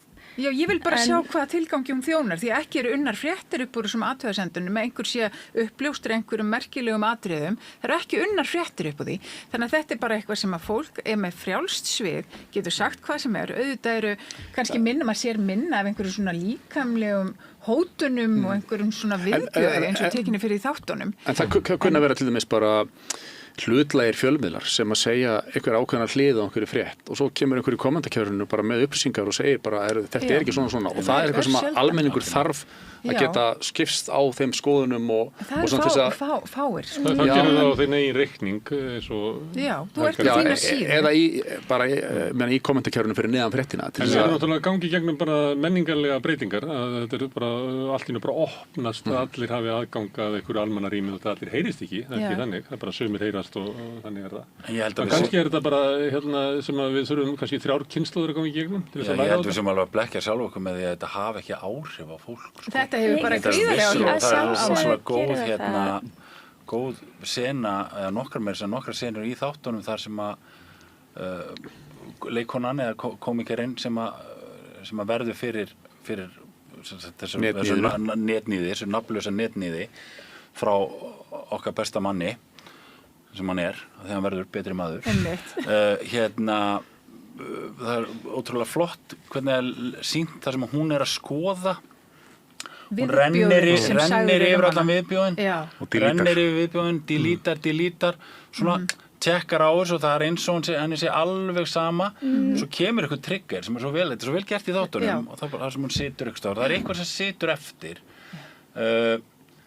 Ég myndi nú bara, þú veist, ég held að ef maður er að kalla eftir einhverju þá það kannski bara kurteis samskipti, bara almennt, fólks á milli. En ekki hunsa hina hliðina sem þessi narsissismi, þú veist, sínum, ég meina, bara hennar karakter, hún gengur í gegnum þroskaferli, en ég meina, hún liggur þarna og bara svo ánægð með sjálfa sig og öll þessi geggjuðu komment sem hún að fá og að læka þau og þú veist, hún lifir í ákveðinni búblu og hún að tala í ráðandi hugmyndafræði, ráðandi svona kvenfrelsis hugmyndafræði, maðurinn sér börnin, hún kemur heim, bara að lifa sínu besta lífi, liggur þarna þunn og eitthvað að læka þessi fallegu komment. Þannig að þú veist, við getum ekki alveg tekið það út, þú veist, þetta gerist í samhengi við hitt.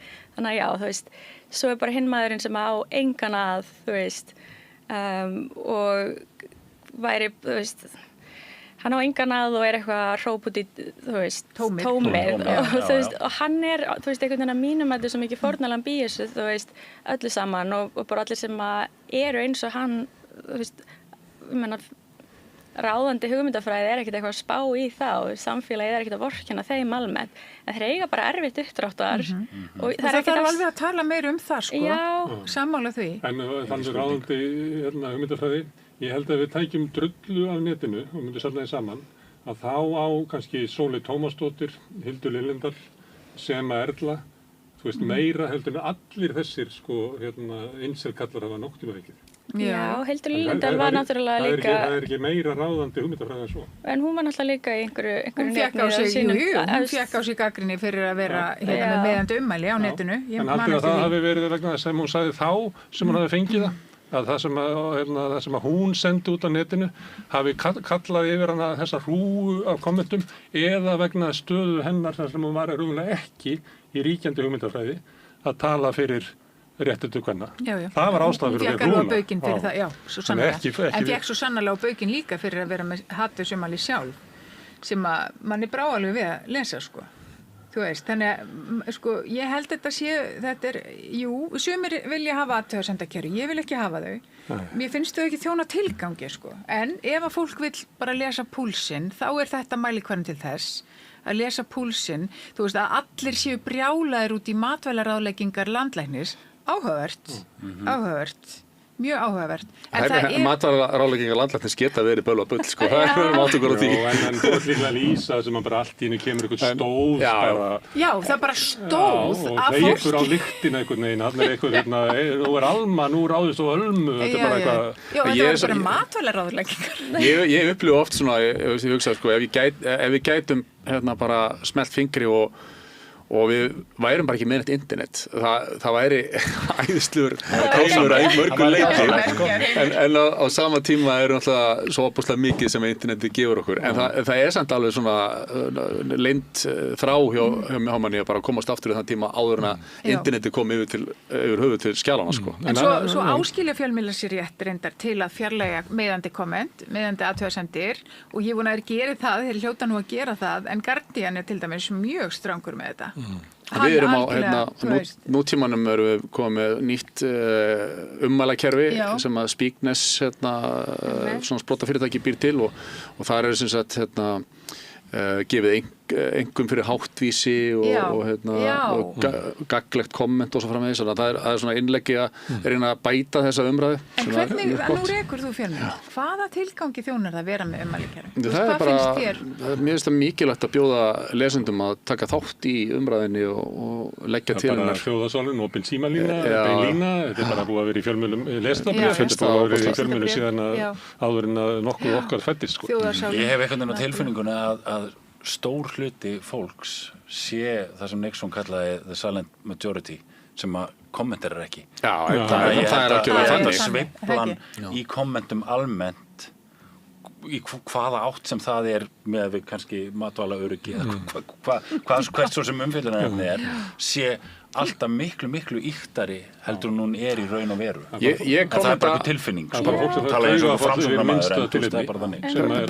Persónulega kommenta ég aldrei á Facebook eða í þessum kommentarkerfum, en ég gerir mig grein fyrir á sama tíma ég með mitt plattform og get verið að ranta í mínum þætti og með minn fjölmiðil og svo framvegis, en þetta fólk sem maður stundum hugsa bara hvað þetta lið að pæla hérna, það fólk sem hefur enga rödd og bara hefur ekki plattform til að segja neitt. Kannski að tölum kynjabaráttuna í þáttunum, aðeins þetta, hérna mismunandi tjáskipti og við vitum þetta held ég öll, að ef ég verð að tala við þig, maður við mann, að þá það á okkur svona leveli og flest sækjast við eftir, ef við erum að tala eitthvað að viti, að við viljum tala við hitta fólk og við þekkjum þetta bara frá COVID-tímanum, þegar við allt dætt yfir í Zoom að við fundum alveg að byrja það hvarf svona einhver 23% af samskiptunum sem eru bara óendanlega mikilvægt. Það er ekki hægt að koma með neitt mál á núllpunktinn á Zoom-fund. Þú verður að gera það sem hittir fólk því og getur lesið að hvernig þið líður og eitthvað svona.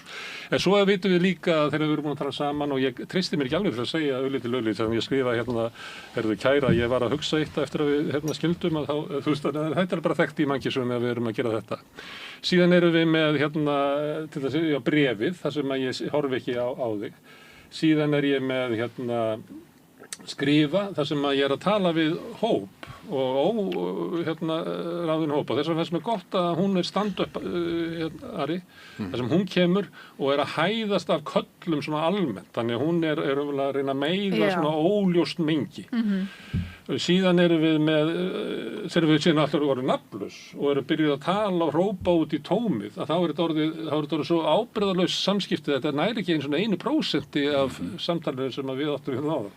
Þetta er orðið bara eitthvað, þetta er ekki eiginlega samskipti. Þetta er orðið svona eitthvað bara ábyrgðarlaust tal. En stór hluti af samskiptum okkar, ég er svo heppinn að ég sitt hérna og tala við fólk allan daginn, en stór hluti af samskiptum fólks er meira og minna þarna einhvers staðar á hinu svæðunum. Já, algjörlega. Það sem að þú hittir ekki. En nú eru líka falla dómar að fólk sé gert raunverulega ábyrgt bara orðar sinna. Það eru bara dómar í auknum mæli að falla, þannig að þetta er svona þróunarmál örugglega. Kannski á einhverjum tímapunkti lærum við að vera í samskiptum. Það sem ég átti við með þessari löngu ferð var að ábyrgðin sem er í samskiptum mínu við þig, auðlítið, hún er ekki á hinu svæðinu. Bara dream on. Þú getur ekki tekið hana og ætlast til hún að síða þarna og mér fannst þetta að koma ágætlega fram í þáttunum. Þannig það er bara eitthvað svæði þar sem er einhver önnur lögmál og við verðum bara að finna einhverja síðareglur á því svæði, á samskiptareglur sem er þá verða til bara sjálfum sér, sem eiga við þar. Ég held að við getum ekki flutt samtala okkar yfir á eitthvað nafnlaust spjall. Nei, þetta er rétt. Já, en fyrst hún nefnir, þú veist, hún er í þessu uppistandi, hún er að segja mjög ósmekklega hluti, sérstaklega bara svona líkamlega og svona kynferðisleg smánin á karlmenn sem að karlmaður myndi aldrei komast upp með að segja. Hvað þá er að, þú veist, hrósa fyrir að, þú veist, það er bara svona frekar. Já, það slá mig bara eitthvað svona, þetta var bara mjög ljótt. Mér finnst þetta ekki ljótt, mér finnst þetta típist svona hí á kóngin. Að konan er í veikri stöðu, kallin er í sterkri stöðu, ég hí á. Eins og konan sé í veikri stöðu í Noregi, þú veist. Það er það sem að þættinni fjallum. Og það er bara málið. Erum við ekki komið fram úr þessu, segir þátturinn? Það sjálfsög, ég meina hvað hann segir fyrst í inngangunum, þetta er snýpurinn með 70.000 taugaendanar, samt ekki viðkomur heldur en norski karlmaðurinn. Og svo er allir sendir í einhverju svona. Þetta var alveg okkur ásveið sem að hún var að presentera í sínu gríni, sem er algjör trigger fyrir svona einmitt, þessa incel menningu. Já, ég er ekki að treyja þessu, vegna þess að við vorum að tala kommentakerfin. Gráturinn í köllum í kommentakerfinu er náttúrulega bara ótrúlegur. Það eru þeir sem að hlaupa mest hneykslaðir og sárir og móðgaðir og... Almennt séð þið í þáttum? Það er bara í okkar kommentakerfum og Facebook og... Karlmenn eru náttúrulega bara svona móðgunargjarnir, bara svona til óbá, sko. Ég held að konur geti alveg verið móðgunargjarnar. Ég held að við séum bara komin á þann stað jafnrétti, við viljum bara gagnkvæma virðingu hérna. Ekki gagnkvæma móðgun. Karlmenn geta ekki komist upp með það að tala niðrandi til okkar og smætta okkur líkamlega. Við eigum ekki að komast upp með það sama, sko. Þannig að hún fékk svona smá leksíu í þáttunum með sitt svona grín, klálega, en Hún þroskast. Já. Svona eitthvað, en svo er hún alltaf bara gett ánað að geta tekið viðtalið við hann, þú veist, og hún kom alveg, þau áttu svona alveg bara mjög innileg samskipti, en hún hljóp inn á ritstjórnarherbyggi og hún var svo ánað að hann hefði verið að lifa sem transkona, þú veist, þetta er svo geggja sjónvarp. Og jú, þetta enda vel, en þú veist, og hann er kannski svona aðeins búin að finna sig, en ég meina, hver var ávinningurinn í raun og veru? Þú veist, hann fann samfélag við fólk sem kona, því að fólki líkaði miklu betur að tala við hann sem transkonu, og honum leið bara vel þannig, þú veist, að fólk vildi síður sjá hann sem en karlmann, og hann gat líka bara sýnt okkur sálu sína sem þessi kona, og gat verið bara miklu manneskjulegri, hann þurfti ekki að vera að fronta einhverju karlmennsku sem hann hafði aldrei passað inn í. En það sá maður ekki hvernig hann ætlaði að vinna úr þessu, sko. Sú ræða sem hann heldur þarna, ég held að hann hafi verið inn í atkvarfinu, hann heldur þessa ræða, það sem er að útskýra fyrir konunum, hvernig það er að vera hérna svona incel, og þá útskýrir hann þannig að það eru kallanir sem einangra þig. Að þú ferð ekki að tilheyra sko kalla hópnum og kalla safna konum í hópum, og ef þú ferð ekki að vera í einhverjum hópi þá ertu náttúrulega bara merktur eins og það er ekki konan sem kemur nálægt þér.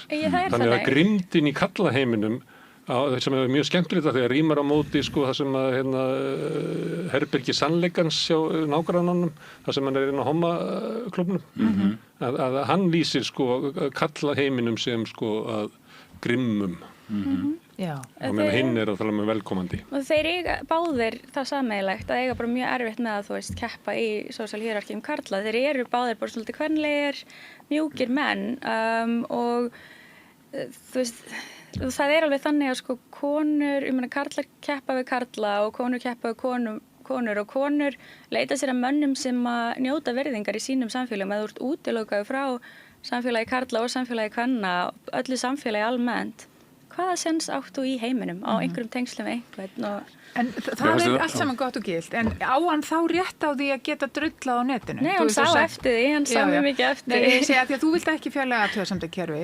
Hvað vilt þú, hvernig er hægt að leita lausnar við þessum vanda sem er klárlega bara þetta ljóta tal á netinu, þú veist, sem að er bara orðin meinsemd, sko, í okkar samfélagi. Það er kannski afleiðing af einhver annari meinsemd sem er í samfélagin sem við þurfum að horfast í augu. Já, ég held það. Það er líka eitt sem er, að því við erum að tala um kultúr, og við erum að koma út úr svolítið svona einstaklingshyggju tíma, búin að vera í marga áratugi, sem við vilja kalla þetta sem eitthvað vók, en við erum bara búin að koma út úr gríðarlegri einstaklingshyggju sem að færir sök alltaf yfir á einstakling, ekki samfélag, af því samfélagi vill ekki bara neina sök. Og ég hef stundum tekið svona asnalegt dæmi að vitið af hverju selfieð slapp í gegn? Af því ég man alveg þegar ég var yngri, þá var maður að skoða fjölskyldualbúm og eins og allir, þá skoða ég helst myndir af mér, sko. En ég lét ekki alveg bera, af því það var kultúrin af því að maður mátti ekki vera alveg í því. Og ef ég tók mynd af mér og hvað svona, þá hefði þú sagt, varstu að taka mynd af þér? En svo allt í einu, þá tók ég mynd af mér og þú sagðir, nei, en gaman. Og þá bara hrundi heimur. Síðan hefur engi tekið mynd af neinu en maður sjálfur sig. Til þess að halda upp í menningu, að hvernig tökum við á þessum leiðindum á netinu? Hvernig umgöngumst við það? Tökum við þeim sem er svona sjálfsögður hlut, eins og við getum ekkert gert í þessu. Þú veist, ég held að það sé líka spurning. Þessi þættir eru stórt skref í átt að því, held ég, sant? Já. Þetta er alltaf spurningum að við horfum öll í spegilinn og sjáum hver við erum og byrja hjá okkur sjálf. Þú getur náttúrulega líka að tekið mynd af þér, sko. Já, við erum öll að gera það. Og það er einmitt, eins og ég sagði áðan, kannski eitthvað svona efni sem að þarf bara að vera í námskráni, sko, að allir sem að gangi gegnum árganginn sjáu þetta á einhverjum tímapunkti, bara þess að svona skynja við hvað er að eiga. Það er bara... Já, ég held að þetta sé líka bara spurningum að við sem við þetta borð sem að eigum börn og að við ræðum og kennum börnunum okkar að heimurinn getur líka bara verið hættulegur og hann er hættulegri stundum á satt kyrrt leggja og allt það, sko. Við þurfum bara við þurfum bara að kenna börnunum okkur samskipti og allt það, sko. Ég held einhvern veginn að og við þurfum að hafa tíma til þess. Já, við þurfum að hafa tíma til þess. Það er svo oft, maður heyrir þetta svo oft, sko, kennarasonur. Já, við þurfum að koma sér í námskrá. Það er alltaf aðeins meira sem kennararnir að kenna. En fjármálalæsi. Og þú veist að við höfum ekki tíma til þess, en auðvitað, þú veist, Berit fyrir börn var eitthvað með eitthvað. Betri fjármálalæsi, mér finnst alltaf svo fyndið. Betra fjármálalæsi. Við erum með 7,5% stýrivexti, við erum að fara að kenna fjármálalæsi. Einmitt. Já, ég held það. Ég held að svona klassískar kurteisisreglur, og bara nú á ég dóttur sem er að verða 13 ára, og það er að sjálfsögðu sími og alla vinkonuna og allir vinnir með síma og það eru samskipti á netinu og það eru einhverjir sem að tjá sig eitthvað og einhver sem segir eitthvað vitlaust og lalala og allt í einu verða allir brjálaðir og maður er að reyna að lesa þetta, þú veist, bara heyrðu býtu hvað gerist, það er búið að kalla á alveg 3 fundi, þú veist, það er eitthvað svona, heyrðu býtu nú við, þessi var að segja þetta, þú veist, það þarf að passa að það sé enginn að tala illum þetta, ekki birta neina myndi, allt þetta, sko. Já. Þannig að þú veist, þetta er bara flóknara. Þetta er alltaf að vera flóknara og flóknara. Það er bara þannig. Og svo eru strákar og stelpur, þú veist, það hefur ekkert breyst, astnaðlega kannski að orða það þannig, en þú veist, strákarnir eru kannski líklegri til að segja allt í einu eitthvað, kemur eitthvað? Nágranni myndi segja að þetta hefði farið betur ef að Guð hefði bara látið sér nægja að skapa Adam.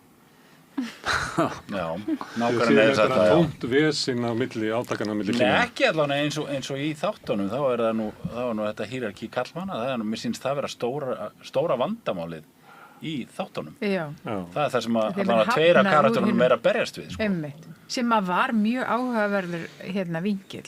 En það sem mér líka langar að leggja áherslu á er að orð meiða, hvort sem þau eru sögð við þig eða skrifuð þig. Algjörlega. Og ég hef fengið holskefli við mig, þú hefur fengið holskefli við þig, þú hefur gert það, ég veit ekki með þig. Ég hef náttúrulega gert nokkur áramótasköp, þannig að ég hef alveg þú veist hvernig það er. Já, það er náttúrulega ekkert grín, sko. Þau meiða innilega og maður fær þau á heilan og það er bara virkilega sárt að fá svona skrif sig.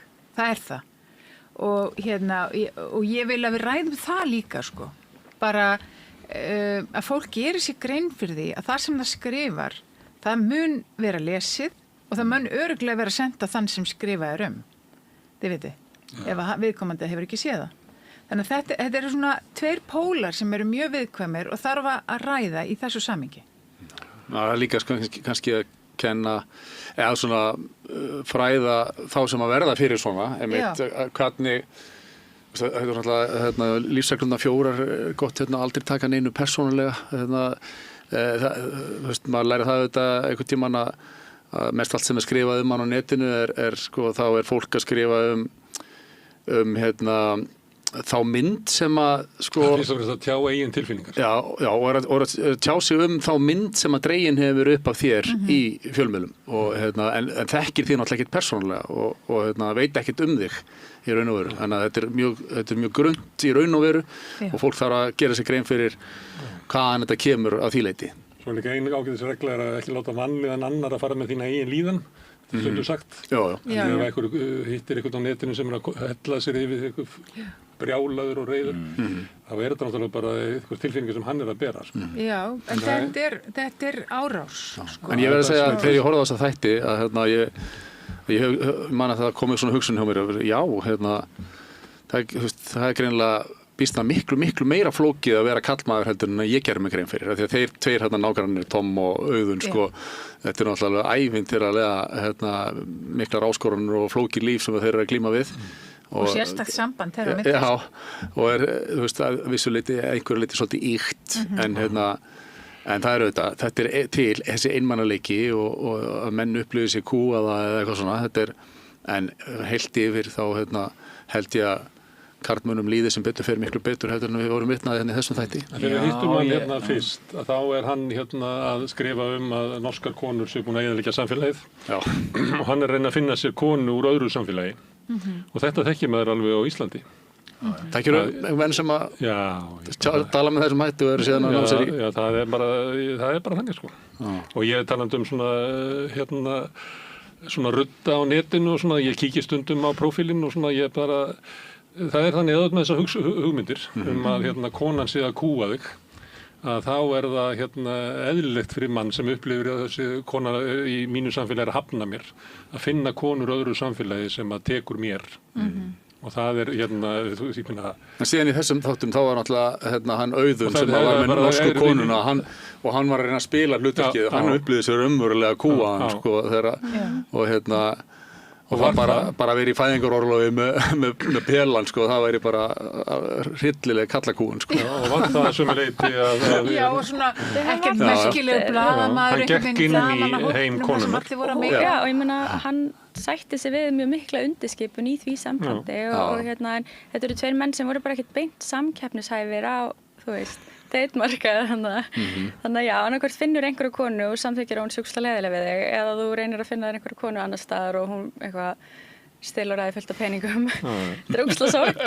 Þetta er hryllileg örlög.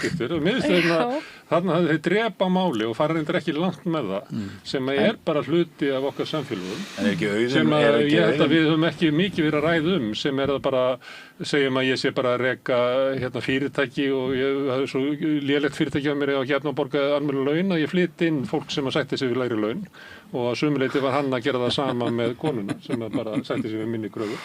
Ég var eins og að ferðast í Noregi þar sem að maður að fara inn í svona gömlu þorpin sem eru djúpt inn í fjörðunum sem eru verksmiðjur sem eru byggðar nálægt virkjunum eiginlega ekki meitt helvítis álver þarna inni og þá það er rosalegt að keyra þær í gegn því þú sér þarna bara norska kalla að fara í vinnuna og svo eru bara asískar konur á götunum og sem að mér fannst þetta að vera eye-opener fyrir Íslending og sem að þetta bara eru konur á söguöld það sem eru konurnar eru keltar kallarnir eru norrænir hérna þetta að vera eitthvað stórkostleg menning, hugsaði maður. En maður sá þetta samtala og þið hefðu oft séð þetta. Það sem að kallar fara og sækja sér konur sem að sætta sig við einhverja stöðu sem að konurnar úr þeirra samfélagi sætta sig ekki við.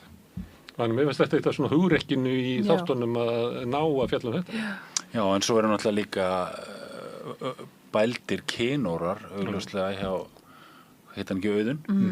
Þannig að það er eitthvað aðeins meira í gangi heldur bara það að hann meiki ekki að vera heima að gefa barninu sinu pela sem að ég held að þú veist, einhvern veginn upplifun er svo að hann sé hann er kynsveltur og það er einhvers konar það er eitthvað sem er kannski mögulega eitthvað sem að kallmenn þóla misvel og allt það en ég velti fyrir mér að svona í þessari sögu þá er honum ekki bara gefið það að hann sé einhvern veginn læsturinn á heimilinu í feðraorlofi. Það var bara ekki snertur, svo varum einhverja klámfíkn og þú veist og það er líka eitthvað sem við þurfum að skoða bara með netið hvað er að gerast þar því að þetta er bara, þetta er orðið rosa mikið og þetta er orðið bara rosa skrítið þú veist og það sem fólk er að horfa og ég held að einangrunin sem fólk er að upplifa og bara svona ákveðin fyrring frá mannlega eðli sínu þú veist í tengslu við klám sé stór hluti af þessu líka. Það er svo stór partur af þáttunum en Auðun mér finnst einhvern veginn þema að vera alltaf hittumst frekar á torginu heldur en heima í stofunni sko.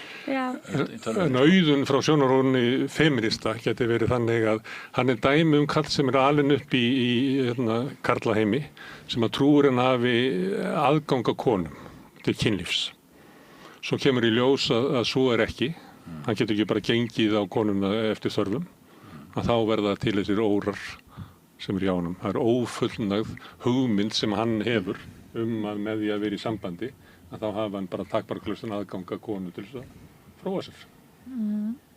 Þannig að það er líka svona harmsagan í honum. Já, svona grimmileg klámfíkn líka. Mér finnst tekið svolítið harkalega á því sko. Hvernig það bara einhvern veginn átan upp. Já, og svona óframfærin maður líka og hann var að tala þú veist, hann fer að hitta félagana sína og hann sitt, þú veist, einhverju gamlir skólafélagar sem eru miklu farsæll en hann og þeir eru eitthvað debatera eitthvað Saman aktív Já, þú veist, þeir eru svona, þú veist, þeir eru meira en á vóksviðinu, þú veist, þeir eru að tala þeir eru að sviðsetja miklu æskilegri karlkynshægðun en þeir eru líka bara farsælir og þú veist, líf þeirra er miklu auðveldur og betra fyrir viki en hann situr þarna bara þögull og svo fer hann eitthvað að detta í það einn að gera eitthvað furðulegt, þú veist, þetta er svona, já, grei maðurinn. Já, þetta er allt mjög flókið. Þetta er mjög flókið að vera til í dag. Þú kemur nokkur sinnum inn á að vera farsæll, að ég man ekki hvað það er á hann að ganga út á stefnumótamarkaðnum og eitthvað svona. Já. Og það er náttúrulega eitthvað sem er ríkjandi svolítið í okkar kultúr og hefur birtingamyndir á vefnum. einmitt að við erum svona eins og markaðsvara og erum svona hugmyndir það hvað að vera sko farsæll, það stendur ekki undir þessu sko, það bara þekkt úr kvennafræðunum að þú veist að vera súper starfsmaður og súper mamma og ég veit ekki hvað og kallanir eru konum með þetta líka, þeir eru að lúkka vel og ég veit ekki hvað og hvað búin að taka þetta upp eftir konunum og getur engin staðist undir þessu þannig að einhver veit þetta líka fjalla að það eru allir svona ómikið og hvernig karriérinn hennar og hvernig verður að reyna að ýta honum áfram á eitthvað svona tiltekinn stað. Að það náttúrulega rosalegu þrýstingur á alla einhvern veginn að meika eða slá í gegn og það eru bara svo fáir sem að gera það að við erum kannski komið með bara hjörð af rosalega vansælu fólki. Þetta bara svona cutthroat lífsgæða kapplaups stemning sem við erum öll að glíma við einhverju leyti. Dauðakúltúrinn hins vestrana heims. Það væri náttúrulega bara betra ef stýrihúsið væri aðeins lægri. Við getum keypt okkur aðeins fleira dót sko.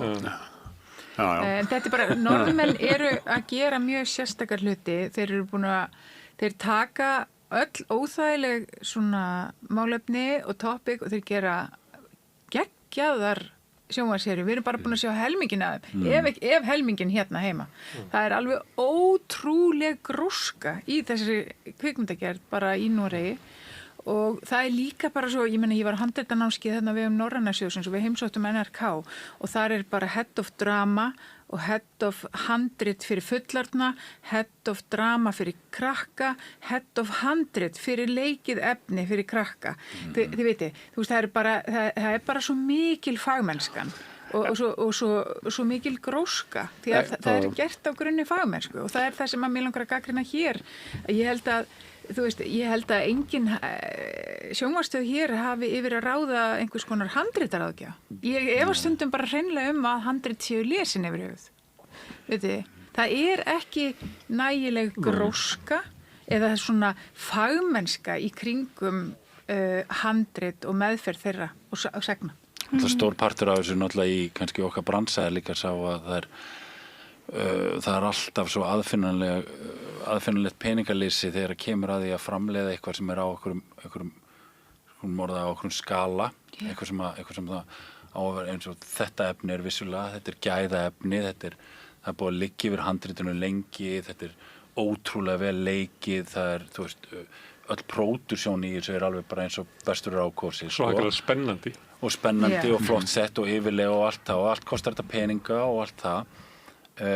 Þarna er augljóslega þetta er greitt að stæðstum hluta held ég bara NRK sem er bara norska ríkissjónvarpið eflaust með styrk frá kvikmyndasjóð þeirra Normanna.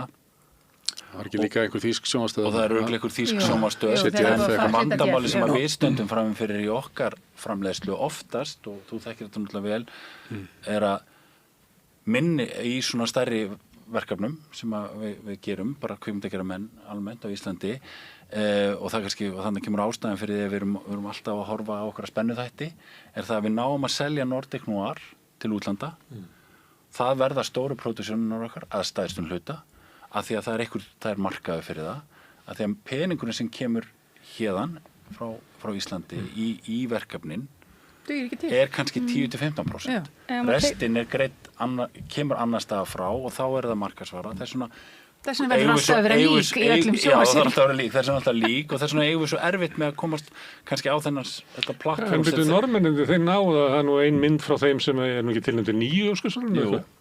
sem er líka fjalla svona hvað að gera við kallinn þarna í lok starfsferilans sem að sinnt okkur ekki neitt og þú veist, hvað ætlum við að gera við þetta?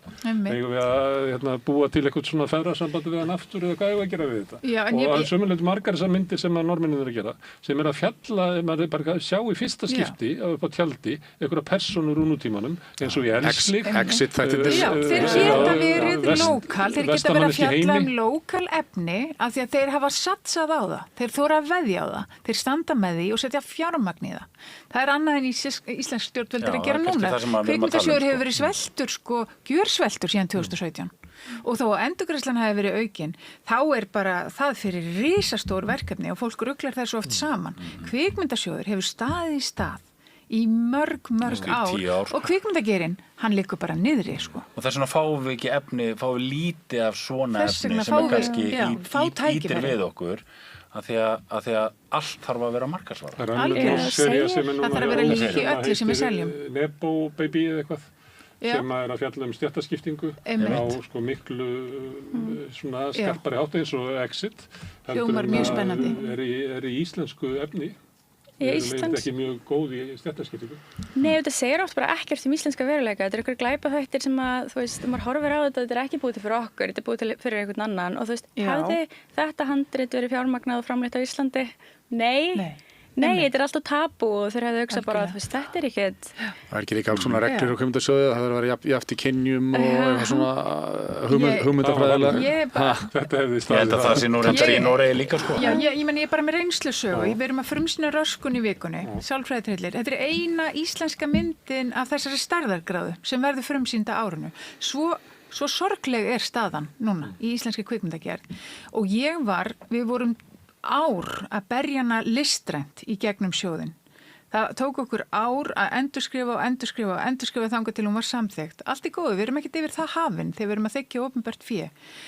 Svo tók annað ár að bíða eftir fjármagni því að sjóðurinn var tómur, hann tæmdist bara. Og verkefni sem voru búin að satsa á framleiðslu á því ári, þau eru öll að færast yfir á næsta. Og það er mjög alvarleg staða, en tækifærin, og það sem reynir að segja hérna, tækifærin til þess að segja lókalsögur eru nánast engin. Og við getum ekki sagt lókalsögur því að það er ekki endilega markasvara fyrir allan heiminn.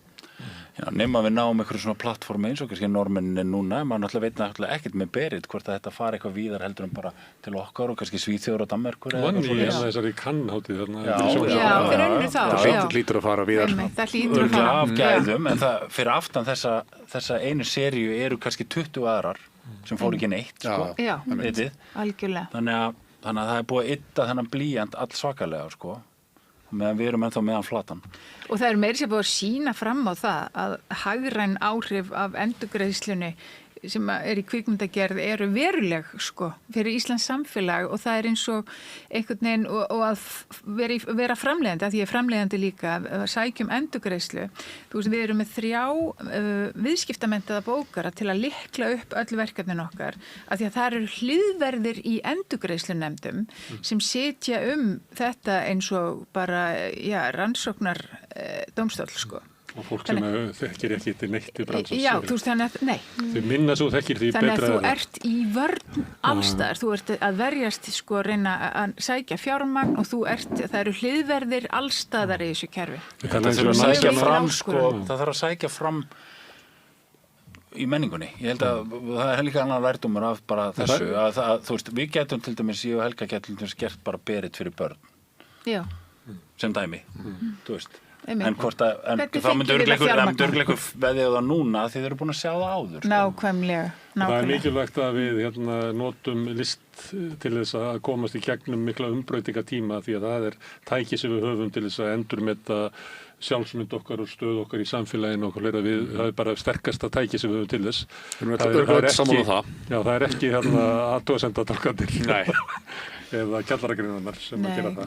Gott lag með mínus bara. Þennan því að það er svona húmaníski ákvæðin í þessu að fólk geti breyst sem er gaman að heyra og kannski er afleiðing af því að við erum komið út tíma þar sem að við erum látið svolítið eins og það sé ekki. Að þú ert bara drullus okkur á öllu þínu sviðum og þú ert frábær. Það er svona stemmingi sem búin að vera svolítið lengi. Já. Og mér fannst það svona jákvætt og það var líka annað sem að ég tengdi við Elsk líka eftir hana Lilju Ingólfsdóttur. Af því að hún er eiginlega sett upp svona eins og bara terapía, sögustráður þar. Það er eiginlega bara hvernig getum við læknað þessa konu, er eiginlega verkefni myndarinnar. Og mér finnst þetta eitthvað neginn svona kjarkur sem að listafólkið er að gera, það sem að komið fram okkur vandamál sem er í samtímanum og það er eiginlega, þú veist, hvað er að gera í þessu? Bara endurspeglar þriðju vaktina á áhrif hennar. Ekki bara svona flöt skráning á því svona er þetta, heldur raunverulega vilji til þess að eiga í samtali við áhorfendurnar og samfélagið, eigum við ekki að gera eitthvað í þessu, sko. Það er ekki, það er líka einkenni, ég veit ekki alveg meðan Tríer en að norska, en mér finnst þetta svolítið einkenni á norsku. Já, hann er alveg augljóslega humanisti, sko. Já, algjörlega, en þú veist svona þessi ákef sem maður sér í þessu, að höfundar þess að þátt að vilja skilja þig eftir einhver stað þar sem að þú vilt finna lausnina fyrir hann Tómas sem að gerir ásamt fullt af öðru fólki þessa þætti sem að við erum að fjalla hérna núna hann hefur nánast allan sinn feril skrifa mikið fyrir bæði börn og unglinga. Hann Trier? Nei, hann Tómas Seberg sem gerir Berit og ásamt öðru gerir líka efni fyrir fullorðna, en það töluvert svona á hans sem hann hefur gert mikið af sérstaklega unglingaefni og eitthvað barnaefni og mér finnst það eitthvað í þessum þáttum sem kallar á það er þessi bjartsýni í lokin, þú veist, það farið alveg ofan í hóluna en það hægt að koma upp aftur. Það svona upplýði ég þetta eins og ævintýri, sko. Ég upplýði þetta eins og eitthvað hræðilegt ævintýri þar sem þú fer til heljar og kemur tilbaka. Það voru nú einhverju norskir unglingaþættir sem að Skam sem að heldur betur eftirminnilegt. Allt beint inn í samtímann. Og þeir bara breykuðu heiminn, sko. Það bara. Já, og svo flott þar líka, þú veist, þar eru fóreldarnir aukaðatrið, sko. Þeir eru eiginlega bara eins og fullorðan fólki í Tom og Jenna og sér alltaf hausinn á þeim. Pælið því að endurreisnin kemur frá Noregi. Hvað segirðu? Ef endurreisnin kemur frá Noregi. Þeir eru svona ekki olíupening. Ættum við ekki að vera þetta? Hvað var eitthvað? Sýslan í Noregi? Já, það er bara Sýslan. Við erum komin í eitthvað, ég held að við sem Þetta er bara listiðnaður sem að þeir sjá hagræn áhrif í að fjárfesta í og leggja allt í það, sko. Það er bara, þetta er afstaða stjórnvalda, þetta er afstaða þeirra sem ráða þarna að veðja á þennan geira og við erum löngu búin að sýna það í íslenskri kvikmyndagerð að við erum þarna líka, sko, við getum verið þarna en það er rosalega slæm staða núna. Norðmennir eru heldur betur, það er oft talað á svona í Skandinavíu þeir séu leiðilegi frændin, sko. Leiðilegast er okkar allra, en þeir eru nú heldur betur að skáka okkur reið fyrir rass með öllu þessu framlagi sínu, sko. Þetta er alveg ótrúlega vel gert. Og líka þessi geta taka svona erfið mál úr samtímanum og fjalla þau, það er bara flýja ekki yfir í sögulegu skáldsöguna. Í vonum að hún endurspegli eitthvað úr nútímanum. Akkurat. Þetta er bara svo frískandi líka, ég meina Sólveig Anna drap vókið bara við þetta borð og þú veist Það er endur ekki það? Það er endur ekki það? Nei, ekki bjelið, sko, en nei, það er bara eitthvað svo frískandi að sjá þetta og það var ekkert, þú veist, það voru svo mörg tækifæri fyrir þættina að fara samt aðeins út í hitt þetta var svo frískandi svona vókið er búið en svo tók maður reyndar eftir því að þú veist hvað manneskjan gjörn á að vilja finna nýjan óvinn, maður svona, þú veist, og bara ekki að stökkva í þetta anti-vók og fór að vera eitthvað svona hatast út í alla hinum meginn og vera eitthvað Anti-vóki varði eiginlega, sko, ekstra vók á endanum, sko. Já, ég held bara, þú veist, við þurfum ekki að fara, þú veist, að leika sömu brögð við hitt liðið og fara að vera eitthvað svona, nú komin ykkar tími til þess að vera undirokkar eða vera eitthvað leim. Þú veist, ég held að þessi þætti sýna okkur að við getum alveg kannski allir vinir. Risið yfir. Bara sýndu alveg bara manneskjulega hlið á Tom, þú veist, þessum incel manni sem maður hefur ekki séð áður. Og eitthvað svona í menningun okkar að þá er það kannski sína þættirnir að forréttinda konans upp á sviði sem að spyr hvað heitir fitan í kringu tippið á tippið. Þetta er Karl. Það er kannski, við erum komið frá því. En mér fannst það líka með norræn karlverska, mér fannst þú fyndi hvað hann er líkur vinið þínum. Hann Tom? Já, við sama snirtarskeggið og eitthvað svona. Einhvern leit er þetta líka, þú veist, ég meina, er þetta ekki bara búið, sko. Það er ekki loka þessari bók. Já, ég meina, hann er með alltaf með, hvað hétt prófílinn hans, það var eitthvað mjög keimlíkt Nordic masculinity en það skal tekja fram að Jón Þormar sem er Nordic masculinity hefur aldrei verið undir nafnleynd og hann náttúrulega hefur allan tíma verið að leggja áherslu á jákvæða kallmennsku það er mjög fyndið að þeir eru eiginlega hann klæða sig eins og með sama skeggið Það er flott að sjá Jón Þormar í Berit-dressinu, ég væri alveg til að gefa eitthvað fyrir þá. Já, ef það færi, ef við myndum rækja sig og fara að vinna á kvennaðarkarinu. Já. Það kveitir maður til þess. Það var við ræddum þess að þætti í síðustu viku og þá var einhver sem sagði það að þetta var kannski hollt fyrir kalla að vera kannski kona einn dag í viku. Já, einmitt. Heldur þú myndir skána við það? Upplifa ólíkt viðmót. Ég veit ekki, ég bara þegar hún var að tala um raunverulegri breytingu sem að þú yrði fyrir ef þú væri kona. þú verður laus við Já, þetta helvítisfrekjuna í okkur. nú bý ég með eingöngu kvenfólki og það reynist mér bara oftast ljúft og gott, ekki alltaf. Þannig að jú, ég hefði örugglega gott að það. Stundum vildur óska þess að þær getur sett sig í þín spór. Ég held nefnilega að það væri líka alveg ofsalega gott. Ég held að það sé alveg hreint í honum, sko. En jú, ég held að ég hefði gott að vera kona einn dag í viku. Þessi mánuði sem gerur hvort ég nenni hinu, sko. Tekur ekki bara einn þátt í viku sem kona? Það er alveg hugmynd. Það er hugmynd. Ég var nú alltaf með rödd konunar í gamla daga, þá setti ég mér svona stellinga og las pistla eftir konur með rödd konunar. Til að svona hafa hún fengið nú einhverja rödd þarna. En það er svo einmitt, það sem að er svona skáldskapur og svolítið íkt eru þetta að maður sko get ekki fundið til samkenndar með konum fyrir en að hann er sko búin að þurfa að klæða sig upp sem kona og verða sko nauðgað bókstallega, að þá fyrst geta hann fundið þessa samkennd með konum. Þetta er náttúrulega ósvalega mikið Þetta er ævintýri. Það var ekki það sem ég las út úr þessu samt. Ég held að það hefði meira bara verið að hann hafði eiginlega bara ekkert færi á að vera í samskiptum við fólk og hann alltaf gleymist, hann er föðurlaus, alveg upp af mjög andstyggilegri móður og þú veist stjórnsamri og já. Svo fer hann er komin hann á barinn og setur bara einn, þú veist, hann er í engum tengslum við raunveruleika með fólk bara í kjötheimum, sko, og og er bara svolítið dreginn inn í hennan hóp og hann er að skemmta sér, þú veist, hann er mjög óframfærir, hann er ekkert að segja mikið og svo náttúrulega fer það allt saman eins og það fer. En bara hvernig fólk nálgast hann og hlýjan sem fólk vil sýna honum og fá frá honum, það breytir öllum bara samskiptum hans í grundvallaratriðum. Þú veist, þú fær að sjá bara mannlegu hliðina, þú veist, bara hvernig fólk tekur þér.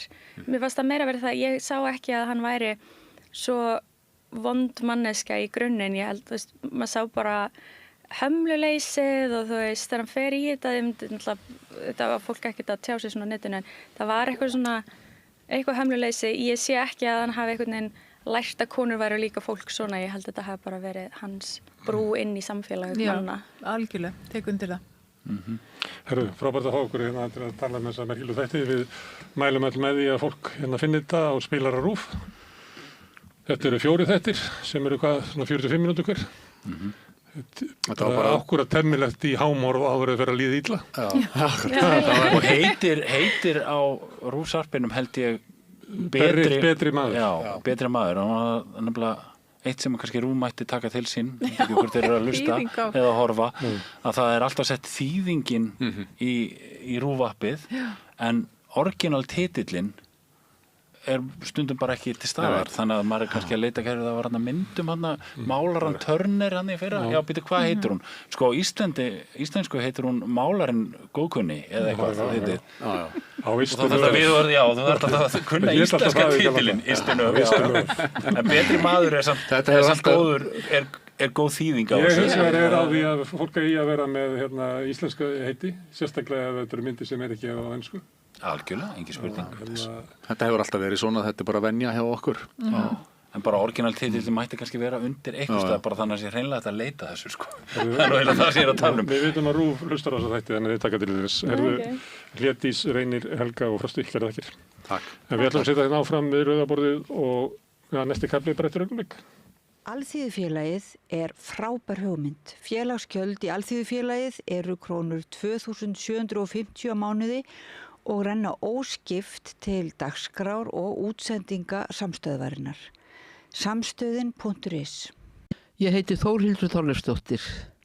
Á samstöðinni er fjörug, opin, skemmtileg og gagnrýnin umræða allt milli himins og jarðar. Samstöðin á erindi inn á öll heimili. Ertu á leið heim úr vinnu? Stilltu á FM 89,1.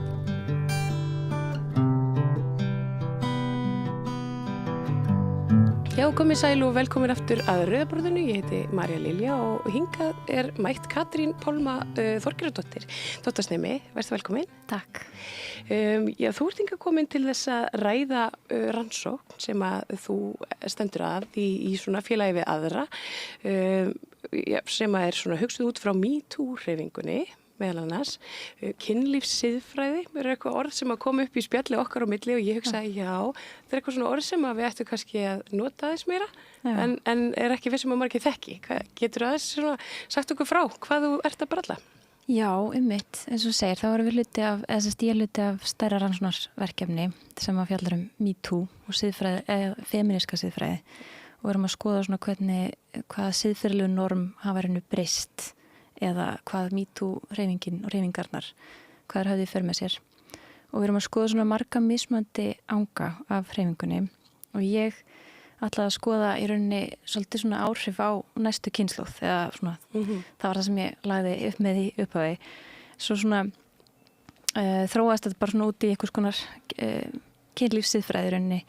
Ég ætlaði í rauninni að skoða ást til að byrja með því að mér fannst svona eins og ég var búin að tala svo mikið kynferðisofbeldi og það var einhvern veginn orðið svolítið svona, þú veist, mér fannst einhvern veginn svona, nú hljótu að geta að fara að tala eitthvað annað heldur en bara lágmarkið, að við séum ekki að beita hvort annað ofbeldi.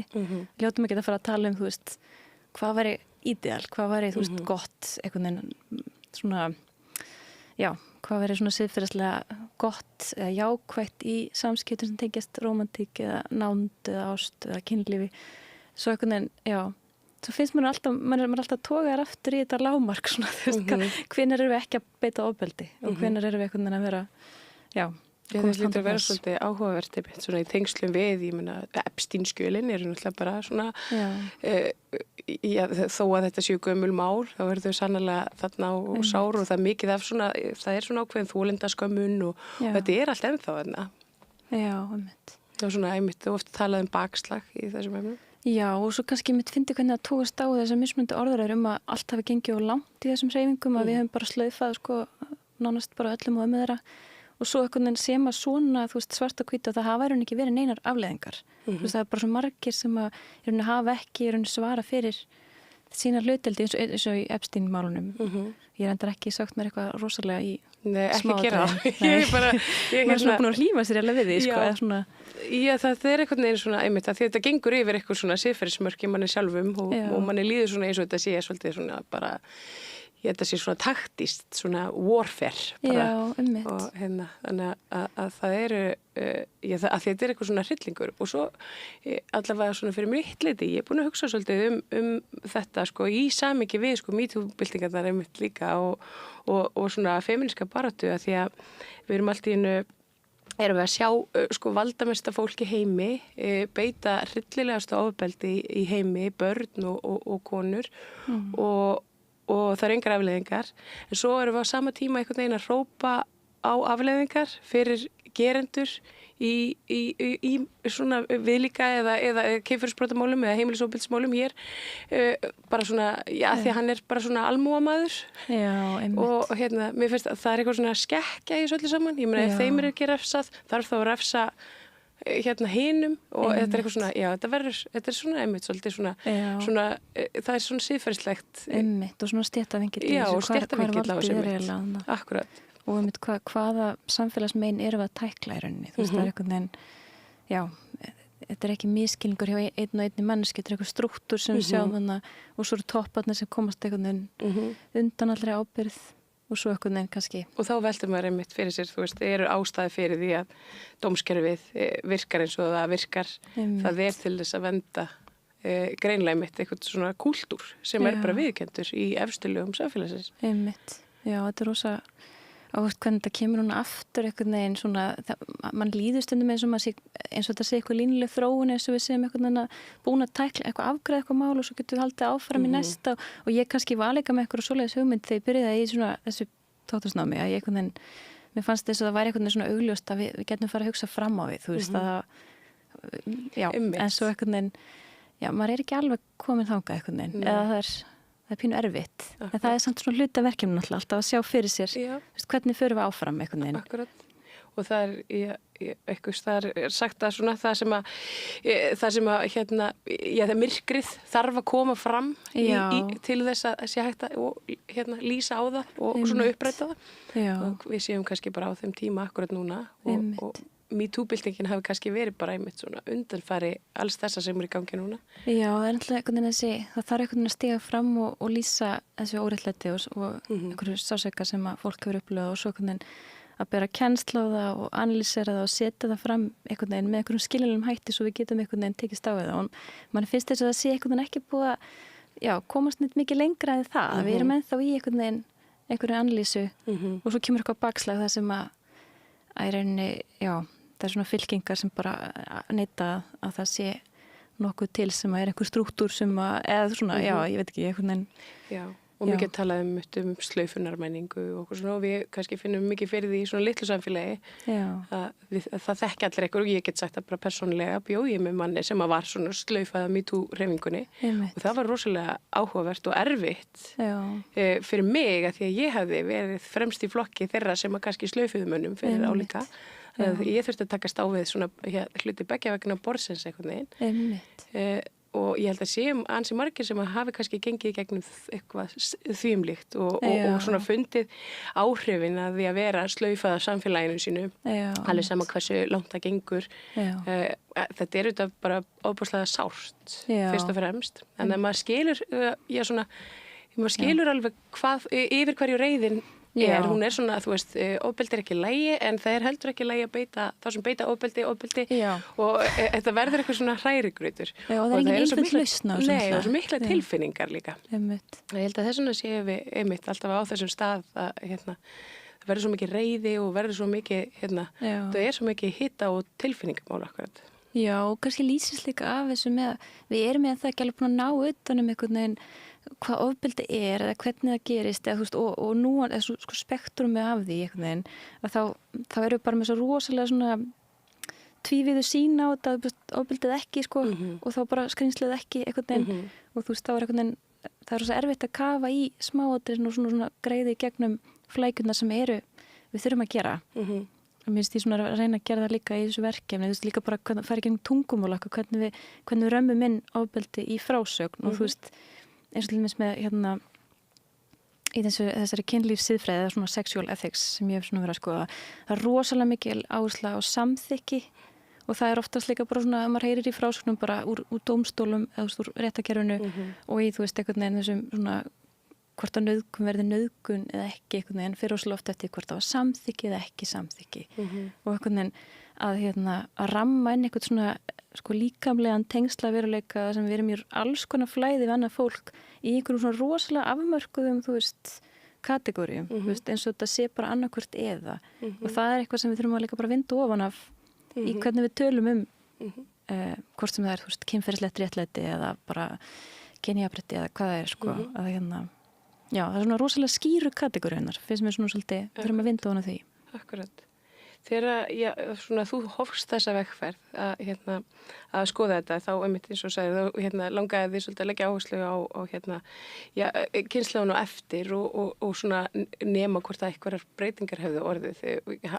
Fórstu eitthvað í einhverju svona rýni á þessum hópum? Já, einmitt, ég ætlaði mér, ég var mjög metnaðfull að taka viðtöl en svo fann ég tók nokkur viðtöl og svo fann ég kannski mínir svona, ég er með þjálfun alltaf bara heimspeki sem er ekki kannski, við erum ekki með mikla svona aðferðafræði í meginlegum aðferðum í rauninni, þetta er alltaf teoretist fag að einhverju leyti og þannig ég tók í rauninni svona niðurstöður sem ég fann, ég greindi nokkur viðtöl við ungmenni, ungt fólk og þar var svona svolítið svona skýrtónn sko svona misræmið á milli þessara kynfræðslu og svona narratífuna sem þau alast upp með og svo þau fara rauninni að beita þessum hugtökum í eigin lífi eða þannig að það er bara talsverð gjá á milli skilnings á hugtökunum áður en þú byrjar rauninni að iðka þau eða þannig og þú veist þessi svona og það er svona leiddi mig áfram í að skoða í rauninni bara svona þetta kynfræðslu efni sem er til á Íslandi sem hefur verið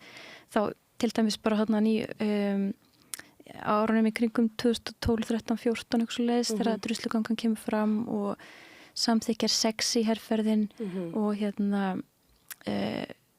fáðu já-myndin til dæmis svona, það kemur svona tímabil það sem er svona skýrt svona, það er svona frasa sem kannski ég líka man eftir bara frá því ég var aðeins yngri og svo er ég búin að skoða líka svona nýlegra kynfræðslu efni og þú veist það er alveg svona svolítið mismunandi tónar í gangi, sko, mismunandi áferð og þessi svona rosalega áhersla á skýrleika í sömu kynferðislega efni. Það kannski svolítið misvísandi, auðvitað þetta einföldun, sko það alveg ástæða fyrir, við þurfum líka svolítið að sjóða þetta niður í einfalda frasa til að miðla þannig, en það getur líka verið svolítið ruglandi þegar fólk sko meðtekur og telur sig vera bara með eitthvað á hreinu. Bara ég læri þetta, ég kann bara þetta, tjekk, eitthvað svona, svo kannski þú veist, ertu í einhverjum aðstæðum þar sem þú kannski nærði ekki að beita þessu sem þú telur þig kunna, eða þú einhvern veginn nærði ekki alveg missi stjórn á okkur neðin þessum aðstæðum og svo þú veist, þá kannski kemur þessi flókna staða eftir það sem það svolítið svona sætta þennan veruleika hvað gerðist, akkur leti þetta gerast ég sem var með allt á hreinu, þú veist, það var einhvern veginn ég átti að vita þetta fyrirfram og þá kemur svona eitthvað svona skömmin í það líka og þú veist, eitthvað svona ábyrgðartilfinning og ég er svona að skoða svolítið þessar hugmyndir svona hvernig allar þessar orðræður eða narratífur sem við heyrum hvernig vegna okkur í raun og veru með þetta í praxís og þú veist hvaða afleiðingar hefur þetta? Hvernig, og ég meina, ég rauninni að því að veröldin einhvern veginn okkar auðvitað bara ekkert bænari, hún ekki þannig svart eða hvítt eða já eða nei, bara hún alls konar og ég veit að því að ég hef átt þetta samtal við lögmenn og fólk og dómara jafnvel það gengur svo illa að einmitt svo ég færa kynferðisbrotin inn í dómskerfið vegna þess að það svo bænari, sko. Það lítið grásvæði í dómum og annað og þetta svona, þannig að þetta svona eins og þú ert kannski að skoða svona svona alternatíva lausnir jafnvel við þessu. Akkurat, og líka svo þú segir, þú veist að þetta binary módel úr dómskerfinu, réttakerfinu hefur náttúrulega líka flust yfir í sko menningarlega sko norm í kringum hvernig við tölum nánd eins og þetta sé svona einfalt af því að það eins og það sé alltaf sko svona innifalið í aðstæðanum að við þurfum ekki að sanna fyrir dómstólum eftir á að þú veist, þetta hafi verið í lagi eða eitthvað og öll umræðin samþykki hljóma svolítið eins og það sé bara gerandi og eitt þólandi og það sé verið að passa upp á hagsmuni hvers og eins sko það eitthvað sem náttúrulega oftast þurfum ekki inn í aðstæður með það við eða sko með þannig hugafar, þannig að og þetta og myndir þú að segja þú veist, að því að þú hefur skoðað mitt þetta svona hvað þetta svona kennsluefni sem að hefur verið beint á ungmennum og svona að við að gera meira gott eða slæmt með þessu efni og hvernig við einhvern veginn leggjum þetta upp og getum við kennt einhvern veginn? Já, ég held að við verðum að trúa því að þú veist, ég einmitt búin að vera að pæla í þessu núna með að sko ég er búin að vera að pæla svolítið í svona feminískum útópíum líka og þú veist, einhvern veginn hlýtur kynferðislega að vera útópísk í sínu eðli. Við viljum náttúrulega geta kent eitthvað svona, þú veist, við erum ekki bara að kenna einhvern veginn einum hópnum að sko passa sig á ofbeldi og hinum að, þú veist, hætta að beita ofbeldi, þú veist, að gera einhvern veginn ráðferð að við séum í svo svakalega og valda ójafnvægi bara frá upphafi og alltaf einhvern veginn algjörlega óhjákvæmilega. Þú veist, það einhvern veginn þessi hugmyndum að einhvers staði verðum að byrja líka að raungera útópíuna og einhvers staði þurfum líka að byrja á þessum svona hvað segir maður, að lýsa veruleikunum sem við viljum sjá og þá þetta með, þú veist, að kannski einhvers staði verðum að komast handan þessa svona samþykkispælinga því að það líka bara mjög margt við það sem felur í sig svo margt svona problematíst. Þú veist, það alltaf einhvern veginn eins og einn sé að biðja annan leyfi fyrir einhverju eða þú veist að og ekki öfugt einhvern veginn, það ofta eins og þessi einn svona virkur aðeins hinn passífur eða þá þú veist, þú einhvern veginn þarfst að stinga upp á einhverju sem þá hluta af þínu ímyndunarafli og hinn einhvern veginn þarf bara að gangast á þær forsendur saman hvort það þá í rauninni jákvætt eða ekki, þá það samt eitthvað svona bara í sjálfu sér valda á jafnvægi og ef við búum í samfélagi þar sem að það við bara tökum þessu sem gefnu og við bara samþykjum þetta bara. Það náttúrulega líka í sjálfum sér kannski eitthvað sem að við viljum ekki. Þannig að mér finnst þetta að vera allavega með þetta fræðslefni sem ég verið að sjá bara svona nýjasta. Þá svona farið eins svítna í þessi mál og þetta ekki lengur þessi rosalega skýru afmörkuðu. Ég man eftir svona fræðslefni sem var nei þýði nei. Einmitt, já, einmitt. Og við erum aðeins komin lengra en það. Þú veist, það þarf ekki að hljóma rosalega hátt nei. Nei, einmitt, og það snýst ekki að aðilinn þurfa að sína mótstöðu lengur, heldur að það þarf að vera virkur og jákvæður og til í þetta. Þannig, en svo einhvern veginn blandast það náttúrulega inn í alls konar narratífur þú veist, ég hef svona verið að skoða svona postfeminískar narratífur líka hvernig svona kvenlæg, kynverund verður einhvern veginn svolítið svona inkorporið af alls konar narratífum hvernig við eigum að vera til þess að vera alveg frjálsar eða hvernig maður á að þú veist vera fullkomlega hvað segir maður ég verð alltaf að sletta svo mikið. Já, það má allt svona í þessu útvarpi. Já, svolítið svona, verður svona svakalega svona, þú veist, svona einmitt þessi tvíhyggja með annarkvort ertu gerandi eða hefur svona eitthvað svona gerandahæfni, agency, eða bara ekki. Það er bara 0 eða 100%. Akkurat, já. Og ef þú veist hérna með þá ertu líka ábyrg fyrir allir sem þú gerir og allir sem þú lendir í, en hinum með ertu bara fórnalamb.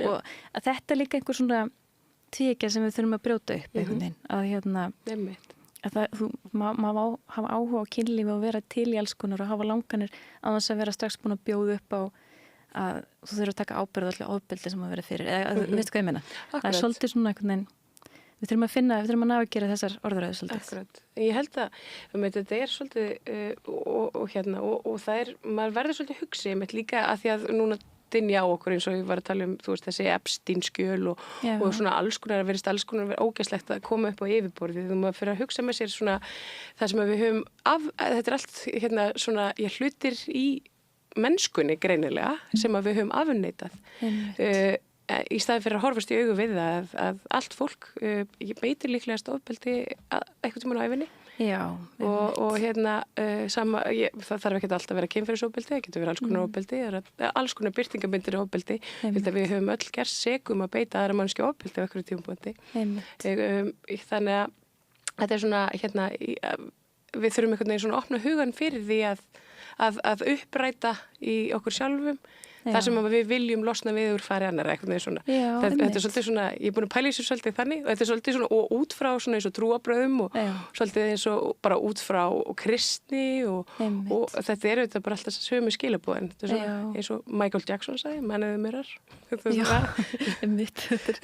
þetta er alveg rétt, maður líka, þú veist, maður alltaf þekkir svo mörg mynstur í samskiptum það sem maður sjálfur hefur náttúrulega farið yfir alls konar mörk eða hvað það er. Já, en einmitt, sagt eitthvað ljótt og skellt hurð, þú veist, það er þetta bara ákveðið form af ofbeldi eða farið í fílu. Einmitt. Og þetta er svona svolítið annað svona, kannski að geta fært þetta í orðu, sko, og skilja, en það er einmitt líka, gefur manni færa á að geta skilið og líka í rauninni mætt grófara ofbeldi einhvern veginn og svona reyna einhvern veginn að, þú veist, setja það í samhengi. Já, og þetta er þetta mjög flókið að skoða svona hluti og svona viðurkenna það sem part af bara, þú veist, bara mannlegum samskiptum í rauninni. Þetta séu kannski, maður vil ekki tala um þetta sem mannleg samskipti, en þá er þetta er svona hluti af þeim. Já, einmitt, og þetta er eitthvað svona, þetta er hluti að þið vera manneskja. Það er einmitt málum og það er eitthvað að setja sig við það. Svo fyndi ég var á sýningu í Ásmundarsal og það stóð svona frasinn tilgangur lífsins er að lágmarka skaðan af sjálfum sér sem að maður gerur öðrum. Akkurat. Þú veist, það er svona, þetta nú svona kjarnar svolítið vel einhverja pælingu að, þú veist, þetta er alltaf, þetta er viðverandi verkefni, þannig það er ekki svo með klárið það eitthvað. En það er þannig það er samt alltaf einhvern veginn að viðkenna þess að valda strúktúru sem maður er samt að aðtafast innan í og er undir áhrifum af það sem að það er aldrei bara eitthvað 2 manneskjur að beita hver aðra ofbeldi í einrúmi. Þetta er alltaf hluta einhverju stærra samfélagslegu sem við erum að raungera eða einhvern veginn að vinna, það birtist í þessum. Ég sé, það er mikil andstæða við að nota orðin svo nauðgunarmenning. Það hefur oft heyrst hátt svona þú veist, það er af því að það er einhvern veginn, þetta þykir bara mjög ósmekklegt orðalag af stórum hópi sem að er kannski, þykir MeToo-hreyfingin að samanskapi hafa kannski gengið svolítið langt og allt það. En það sé ekki hægt að segja þessi nauðgunarmenning minnstæðar en þetta er auðvitað svona einmitt partur af samfélaginu okkar. Já, er það að tala um þetta sem menningu? Já, ég náttúrulega er svo gegnsósa í einhverjum textum sem að tala ítrekkað um nauðgunum menningu og svona svolítið það sem að svona var og það er svona það sem að þessi feministki aktivismi gegn nauðgunum náttúrulega gegn nauðgunarmenningu. Nei þýði nei, til þess að undirstriki það að konur mættu segja nei og svo já þýði já, að konur hafa kynferðislega gerandahæfni og þetta með bara almennt að benda á að það enginn að biðja að vera nauðgað og allt þetta. Þetta náttúrulega bara, þetta allt saman aktivismi gegn nauðgunarmenningu og ég myndi bara segja það beint út að við erum ennþá að díla við nauðgunarmenningu sem á náttúrulega, hún á sér stað samhliða alls konar öðrum þráðum að svona menningar, þú veist, hvað segir maður, orðröðum eða eitthvað. En ég myndi segja að nauðgunarmenning væri nú ennþá alveg, hvað segir maður, life and well, bara í fullu fjöri, eða þú veist, en það er samt, við erum búin að setja orð á svo margt, þannig að þú veist, það er kannski ekki, hún er ekki alveg ótakmörkuð fyrir nokkurum árum þess að þetta var nú bara, þú veist, ég manna, þegar ég var í menntaskóla það var svona, það komur svona nokkur stóru mál upp þar sem að þú veist það þurfti að tækla einhvern veginn og svona þegar maður hugsaði tilbaka þá var svona vá hvað þetta var svolítið blatant, þetta er ekki, ég get ímyndið mér að það sé ekki alveg svona blatant lengur hvernig þú veist að talað konur og bara í auglýsingum og sjónvarpi og eitthvað svona en já maður vill trúa að það sé nú alveg eitthvað mjakast áfram en þú veist ég myndi samt ekki segja að nauðgunarmenning sé búin alveg, það er ennþá eða hvað? Nei, ég kannski ekki alveg hlutlaus. Nei, og ég held að já, bara svona, við séum einmitt alltaf að við séum svona, taka alltaf eitt skrif tilbaka og kannski, já, svona, ég vil segja 2 áfram og 1 tilbaka. Já, einmitt. Þannig að við svona einhvern veginn mjögumst þetta svona. Einmitt. Ég fekk samt svona alveg pínu, þú veist, þegar ég var búin að vera, að því að maður er grúska líka, þetta er alveg svona eldi öruglega fylgikvilli að því að vera í eitthvað svona heimsbyggi eða bara í fræðum yfir höfum, maður er ósleika að grúska einhverju einu, það verður maður algjörlega svona guð, nei, nú er ég alveg búin að missa tengjum við umheiminn, þú veist, ég er bara hérna eitthvað í hugtaka heiminum mínum eitthvað og svo var ég komin svolítið í svona býtu, hvað er vel að pæla í þessu samþykki, augljóslega er þetta bara algjört, þú veist, þetta er svo mikið þetta er algjörlega irrelevant, þú veist, eitthvað raunverulegu kynferðslu réttlændi og þú veist, þetta er bara eitthvað svona samnings, eitthvað ídeal sem að bara passar ekki og svo kom alltaf eitthvað svona mál í, þú veist, deglunni fram sem að bara svona, já, nei, við erum ekki komið þang, eins og þarna Pelikó-málið með, nú man ég ekki, Dominique Pelikó og hvað hétt hún, konan hans, Já, ég man ekki hvað hún heitir, en En þá, þú veist, þá voru margir gerendurnir í hennar máli sem að koma fram og sögðu bara fyrir dómstólum að, já, ég gæti ekki ímyndið mér að hún væri ekki samþykja svo því að maðurinn hennar sagði, þú veist, og þannig var bara búið að, gefa henni dóp og hún lá bara meðundurlaus og þú veist, þau sem ok, þetta er eitt að segja þetta, þú veist, fyrir rétti, en sko, saman hvort þú segir þetta eða trúir þetta í alvörunni, þá er augljóslega eitthvað sem við þurfum að skoða með samþykki ennþá, þá er það eitthvað sem að við erum ekki alveg sem samfélag búin að ná eða þannig, en einhvers dag getum að verið samt svona einhver útópíu, þú veist fulltrúi og hugsa að við hljótum ekki komast handan þess einhvern tíman ef að aðstæður svona, ef skilyrði eru rétt í samfélaginu þá er þetta ekki að fara að verða það sem við tölum eftir 100 og 200 ár fyrir dómstólum, hvort einhver hafi samþykkt eða ekki að hafa verið brotið á sér eða skilur hvað ég meina, ég er svona Ég velti líka oft fyrir mér sko, dómstólum í þessu samengi, sko, hvort að við séum kannski bara á villigötum með því að vera akkurat að tróða inn svona persónulegum, ólíkum og svona oft mjög erfið málum inn í sko, svona svartkvít dómskerfi, hvort að við þurfum ekki bara að þróa með okkur eitthvað svona nýtt svona. Það er svona sem að væri, já, mér þetta allavega gaman að sjá, eða svona gott að sjá að það væri hægt að taka á þessu málum svona, kannski með mannlegri nálgunum mitt, ekki bara með einhvern veginn svona, hörðu einmitt, já eða nei, þetta er þessu samþykki, svona bænari.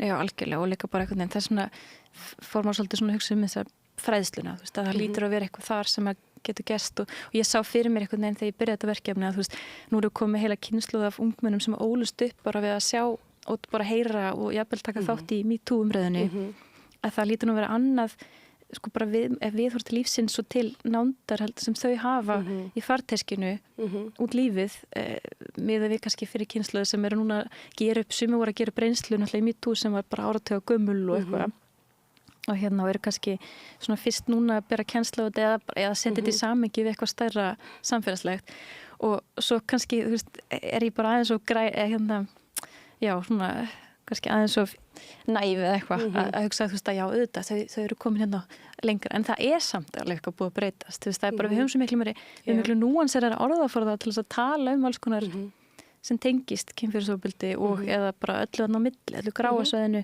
sem var bara ekki.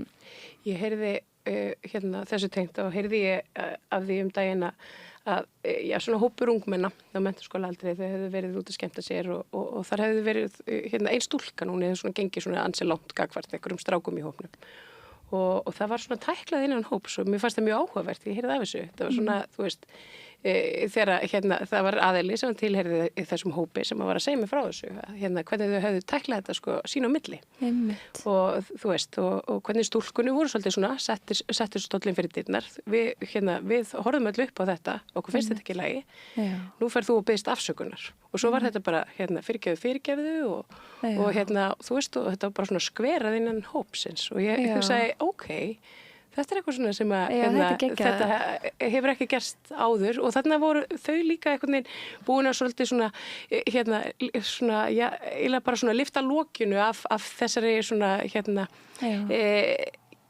bara umræðu og þessari svona að þetta sé alltaf sko kona kall, þetta sé líka þú veist, þessu tilfelli var þetta ung stúlka og hún svona þú veist, var svona bara óviðandi við einhverja vini sína og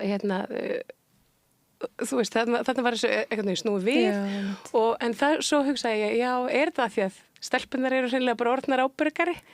Já, meinar það, það taka þessari fræða og koma áleiðis þarna, já, þetta alveg áhugavert hvernig þetta getur líka verið bara svona, þú veist, þarna kjarnast kannski eitthvað sem við vorum að skoða sem samfélag, náttúrulega ekki MeToo, þegar eitthvað á sér stað en samt í einrúmi og svo, þú veist kemur það fyrir alþjóð og þá getur samfélag sagt nei, þarna fórstu langt, við erum ekki sammála þessu, þetta er ekki lagi, eitthvað svona meðan að þú veist, það var það svo stórum skala, þá erum við komið með náttúrulega, þú veist, þessi slaufunar hættu sko, eða þú veist, þetta sé einhvern veginn, meðan þarna ertu með svona einhvern veginn einhverju svona safe space þar sem að vinir að segja við aðra vini, bara við erum að passa upp á þig líka, við viljum ekki að þú hafið svona því að þetta er ekki lægi. Ætlar þú að drekka svona illa aftur? Nú nennum við ekki að hanga með þér nema þú hættir að verða svona rosalega drukkin eða eitthvað svona, þú veist, þetta er eitthvað svona mér fannst eitthvað fallegt við þetta smá sorglegt kannski líka, svona sama tíma ég veit ekki. Já, og svo getur mér minnst þú veist að kannski er ekkert alltaf ég hugsaði bara að þetta er svona óþægilegt en auðvitað er þetta best fyrir ungt fólk að díla við í sinnveruleika á jafningagrundvelli en ekki einhvern veginn svona fullorðna að stíga inn í og svona að því að þú veist þetta eru 18 ára krakkar eða eitthvað 17-18 og þannig að það var margt í þessu og þetta fekk mér svolítið til þess að hugsa og þannig fann ég umfylluna og gamalt viðtal við þig á svæði Háskóla Íslands það er skemmtilega tenging þetta ljóma líka eins og svona markmiði með mikið af svona fræðsluefni er náttúrulega að búa til svona aðstæður sem að þá líka hvetja það sem eru vitni að svona kynferðislega orðnjóðsleis að grípa inn í og vera ekki bæstandir, að vera bara aktífur ally og allt þetta en svo erum við svona áhvert að heyra þessu bara í praxís þetta gengur vel þannig, ef vonandi og ég hugsaði sko að þú veist, er þetta að ganga vel? Já, meinar, svo getur það alveg gengið og langt líka að vera eitthvað svona valdadýnamik sem maður ekki alveg læsa á af því að þið veit ekki betur, kannski og svo kannski auðveldur að segja þetta við einhvern en ekki einhvern annan, sko, þú veist, þegar þetta er svona hver hún er innan hópsins eða eitthvað svoleiðis þetta er alveg einmitt og svo bara þegar ég svona hugsa þegar ég var í menntaskóla ég veist svo mikið af svona aðstæðum þar sem maður hafði ekki kannski beinlega stólinn sko til þess að einmitt grípa inn í eða þannig og svo ég held að þetta sé einhver staðar erum við komin lengra eða þú veist þau ætla að vera að skilja svona þú veist að hvaða hlutir eru í lagi í samskiptum alveg sama hvort það sé og hvors kyns maður sé þú veist að það er einhver mörk það er einhver lína og þú veist þannig að það er svo þau séu kannski eru þau læsari á línuna? Já, einmitt, svo kannski bara spurning líka með þetta með að tala bara meira og bara opinskátt svona hluti að það þjálfa mann líka bara í að finna og svo náttúrulega eitt að geta sagt þú veist bara í orðum einhvern veginn svona rasunelt, bara hvað manni finnst að vera eðlilegt eða í lagi eða eitthvað svona siðferðislega og svo þegar þú ert í kannski svona þessum líkamlega veruleika að vera einhverjum svona nándar samíki með einhver annar manneski þá kannski ert ekki rosalega fljót alltaf með þú veist raukhugsunum alltaf bara nei, úps, þannig var hérna þannig að þetta er alveg svona tókast á þannig einhver hvað sem var svona tungumálulegu veruleiki og svo eða þannig og svo hvernig, þú veist, hvar siðferðið manns leikur sko í svona praxis þegar maður í að þetta er náttúrulega svo líkamlegur atburður að vera í náinn sko og kynferðslegt já, þetta já og það er líka svo fyndið þegar maður er að lesa bara texta daginn út og inn þú veist, kynlífssiðfræði sem er náttúrulega rosalega hefi djargon svona texti eitthvað sem er rauninni kannski frekar ekkert af þessi í texta oftast eða svona þetta er mjög líkamlegt einhvern veginn þannig að það er alveg En hvað er þetta kynlífssiðfræði? Er það allt sem við erum búin að tala um núna? Já, til dæmis, ég myndi segja það var það er mjög margar svona mismunandi ángar af þessu en ég náttúrulega kannski mest svona pæli svona feminiskri kynlífssiðfræði sem er þá einmitt svona svolítið með augljóst agenda eða þú veist það segir sér kannski sjálft að maður vill einhvern veginn, maður gerir ráð fyrir að það sé einhver svona valdadínamík sem er bjöguð í samfélaginu eða við búum einhvern veginn við einhverja valdastruktúra sem að það eru við höfum mismikil völd í alls konar aðstæðum og kynlíf er bara birtingamynd á mismunandi félagsveruleika sem við höfum og þetta er ekki bara eitthvað svona sem að þó ég segi rétt að það var eitthvað líkamlegt þá auðvitað förum við inn í alls konar aðstæður bara í nánd og tengslu annað fólk með allt samfélagi baku eirað við erum náttúrulega með bara allar hugmyndir og narratífur og allt klám og bíómyndir og bækur sem við hefum lesið og samtöl þetta fer allt inn í þessi samskipti og þó að kannski það kom ekki fram explísitt, þá samt einhvern veginn er það algjörlega hlaðið af þessum stétt og stöðu og bara alls konar hugmyndum kyngerfi og og rasisma og bara, já, allt þetta þannig að það er já, það er mjög margt í þessu ég finna stundin líka þú veist að stundin var ég til að vera að gera doktorsverkefni svona 1790 þar sem ég væri bara með bókina mína og svo kannski færi ég með aðra bók og kannski þriðu bókina og svo er maður með interneti og það bara maður opnar einmitt, það er bara, þú veist, allar reynslurnar bara bytt í andlitið já, bara búið að skrifa 20 bækur þetta og þannig maður alltaf að fara það er bara, einmitt, það er búið að skrifa svo mikið samþykki og maður finnur að við erum ekki alveg búin að útkljá þetta hugtak sko. Og líka er hægt að vera samþykkur einhverju á sko, stundu, í þeirri stund sem það er að eiga þessi stað en fá svo bakþanga og verða þá ósamþykkur. Einmitt, og bara líka þetta að setja þetta einhvern veginn í þetta sko, samþykki einhvern veginn eins og þetta sé samningur sem er bara á og á og oft í þessu fyrra kennsluefni sem ég var að skoða þá var rosalega mikið talað um sko allt þarf að vera algjörlega hreinu áður en þið byrjið að gera eitthvað. Þá bara vera vissum að samþykki liggi fyrir og allir vita út í hvað er að fara út í sko og og þessi ímynd og þessi svona kannski ég myndi segja svona einhver já, þetta er svona illusion af því að það sé eitthvað svona rosalega skýrt við þetta eins og sérst að ganga að samningaborðinu og svo bara er það að fara að gera eitthvað meðan að augljóslega er það ekki þannig og og auðvitað eins og við almennt samþykjum núna þá er samþykja ekki eitthvað sem að bara kemur í gildi og svo er það bara búið þegar það er búin sem að getur hægt hvernig sem er og allt þetta og að þetta er ekki bara einhver svona málgjörð þar sem þú segir eitthvað og þá bara ertu búin að breyta heiminum af því ég er búin að samþykja það þá má þetta ef ég samþykja það ekki þá má það ekki af því að félagsleg norm segja það meðan að stundum ég bara samþykja maður eitthvað en hugsa svo tilbaka og svona hugsa með sér svona þú veist ég hefði nú ekki átt að samþykja þetta mér leiði eins og ég væri ég hefði þurft að akkurat ég hefði nú þurft að segja betur eða skýrar nei eða eitthvað svona þannig að þetta er mitt eins og segir það er mjög erfitt að ná utanum þetta einhvern veginn já og svo frí er þetta líka eða sko samkvæmt þessari dominant narratífu eða orðræði þá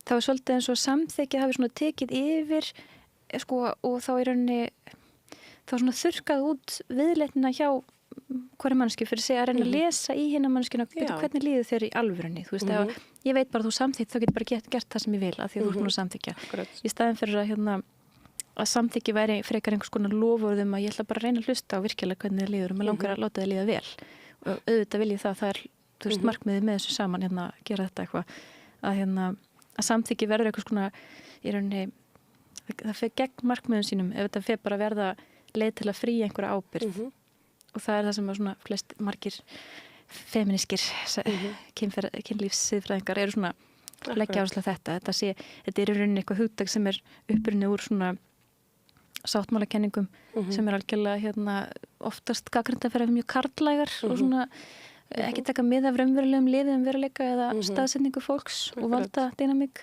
og svo þetta bara hugmyndunum að við séum að tala sáttmála eða samning náttúrulega bara absúrt í þessum aðstæðum. Við erum í einhverju svona aðstæðum þar sem að allir eru bara frekar berskjaldaðir og bara einhverju svona einhverju sviði lífsins sem að á ekki að vera, þetta á ekki að skarast en af því við erum í einhverjum hvað segir maður, það einhver heimsmynd sem að ræður núna, sem við hugsum allt út frá einhverju svona, að við erum sjálfráða einstaklingar sem ganga bara í samninga af annað fólk, eins og viðskiptatengsl að það eigi við líka á þessu sviði sem að ekki kannski beinlist það sem að fólk það er svo ómennst eitthvað og svo það enginn myndi líka samþykja þetta eða enginn segja fæstir myndi samþykja að þetta væri raun og veru svoleiðis en svo einhvern veginn samt með þetta tungumál sem að ræður öllu inn í dómskerfinu eins og þetta skipti einhverju máli eitthvað samþykki meðan að þú veist svona oftast við erum alltaf að færist í í samskiptum að við getum alveg lesið í hvernig öðru fólki líður án svo að segja það beint út. Það svona... En svo spyrir maður sig, geta allir það?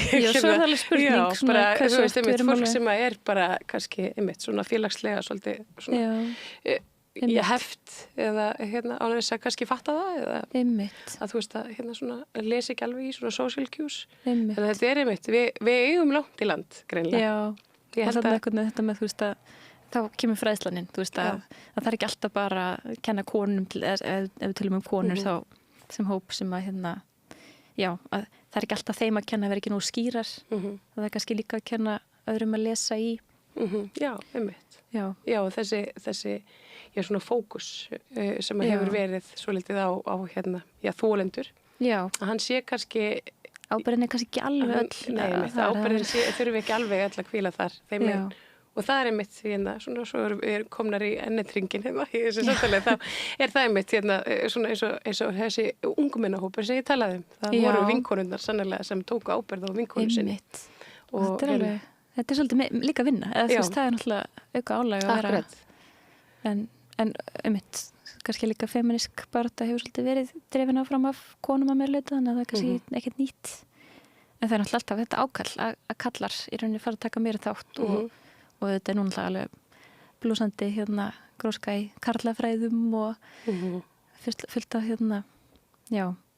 köllum að taka boltan og öðrum kynjum en þetta er alveg svolítið svona líka að færa áhersluna þannig að þetta sé ekki alltaf ábyrgð þolenda.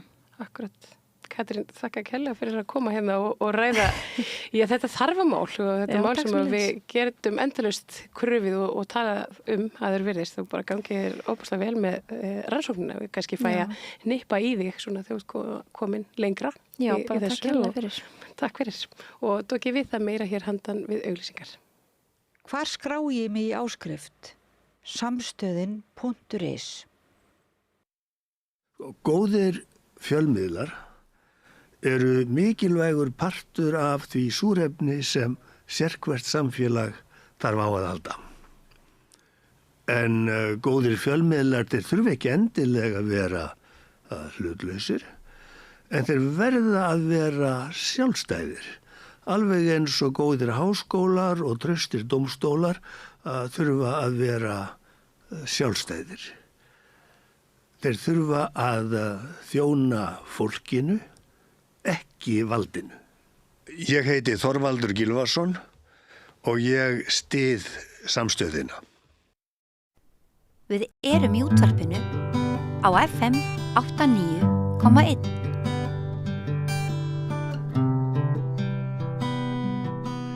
Þá ætlum við að ræða mál sem að mörgum finnst viðkvæmt en það er ekki síst ef það er viðkvæmt sem mikilvægt er að ræða það.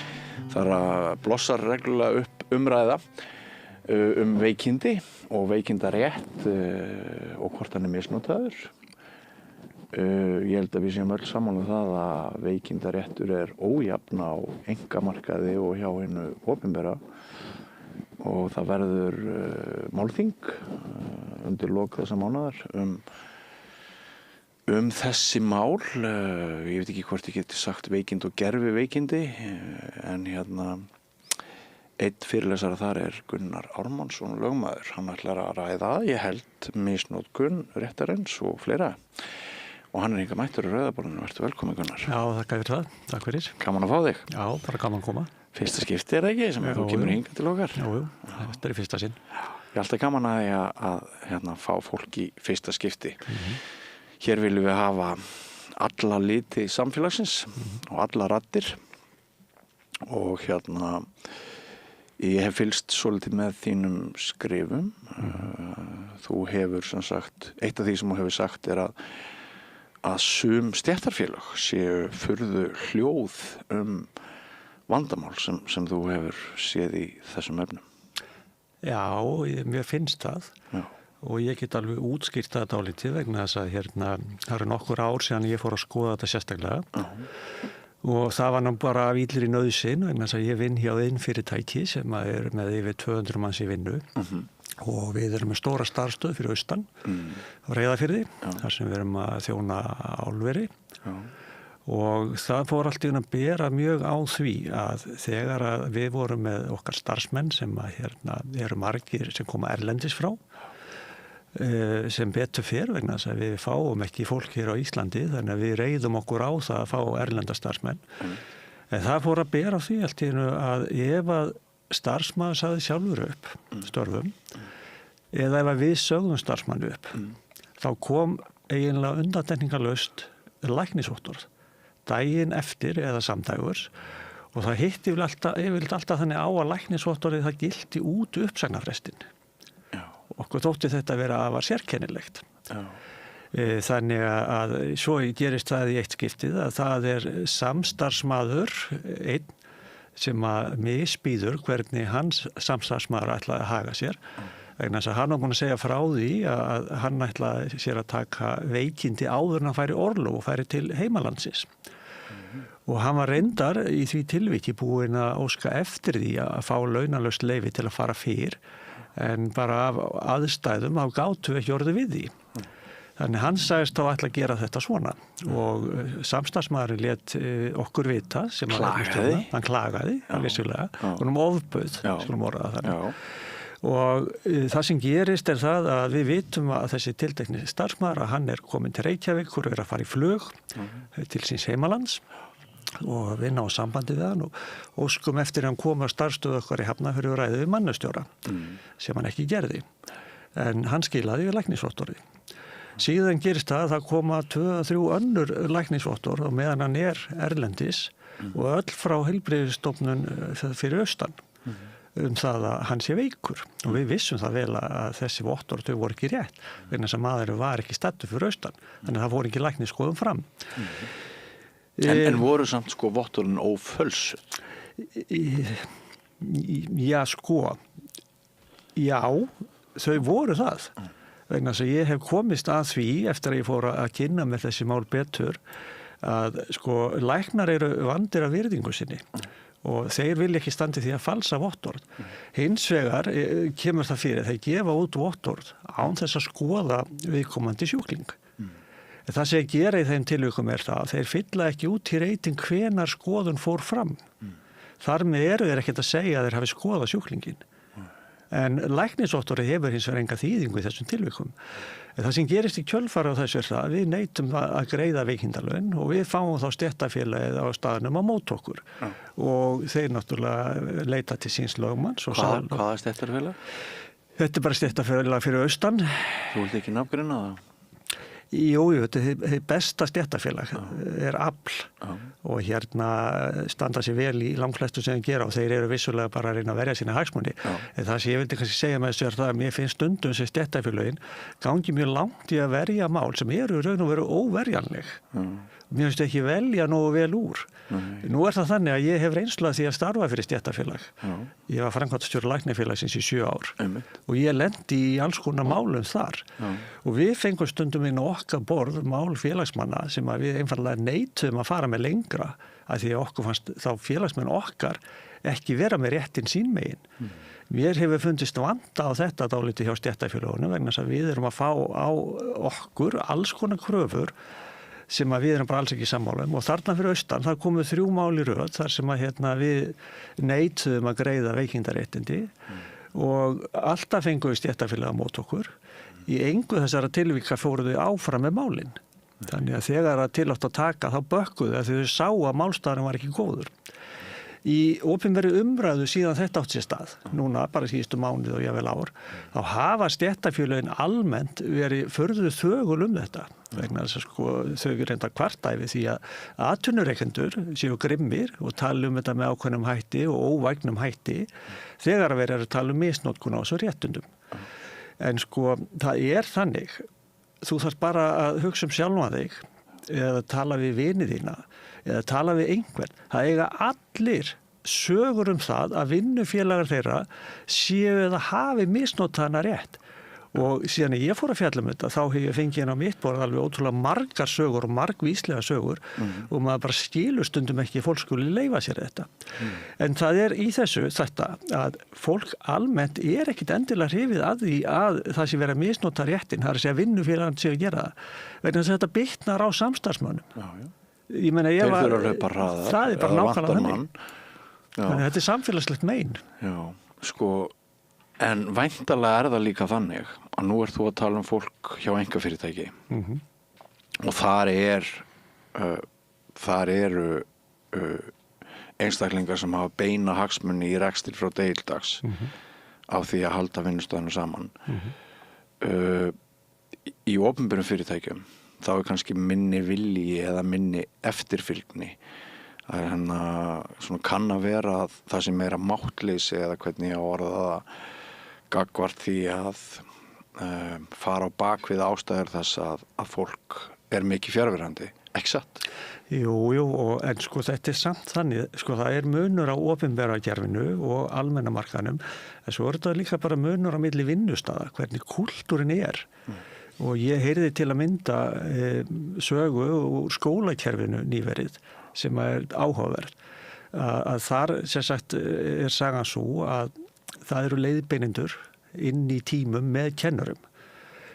Stjórnendur í þessum tiltekna skóla tók eftir því að þar sem að kennarar voru sjálfir mikið frá vegna veikinda þá virtist það vera mjög smitandi því að leiðbeinendurnir hjá þessum kennurum, þeir voru miklu meira veikir heldur en leiðbeinendur hjá þeim kennurum sem voru minna veikir. Þannig að auðvitað það þannig að fordæmin og sérstaklega ef það eru stjórnendur sjálfir sem að kannski eru duglegir að taka sér veikinda frí innan gæsalappa, að þá auðvitað verður það kannski kúltúr sem að myndast á viðkomandi stofnun eða vinnustað. Þannig að fólk þarf að vanda sig og svo náttúrulega þessar fréttir sem við fáum það þegar kemur upp ágreiningur á vinnustöðum að þá allt í einu einstaklingur komin í veikindafrí án þess að það sé endilega að ræða veikindi. Þetta mjög sérkennilegt að sjá þetta. Þannig verið að nota veikindaréttin á röngum forsendum. En vissulega það þannig og ég teka fram að þetta getur verið að í sömum þessum tilvika sé það þannig að menn verði fyrir áfalli til dæmis, bara andlegu áfalli og ráði bara ekki við að koma inn á vinnustæðin og ef það þannig þá lítið við því að segja því að veikindaréttur náttúrulega grípa fólk ef það í alvörinu veikt. Já.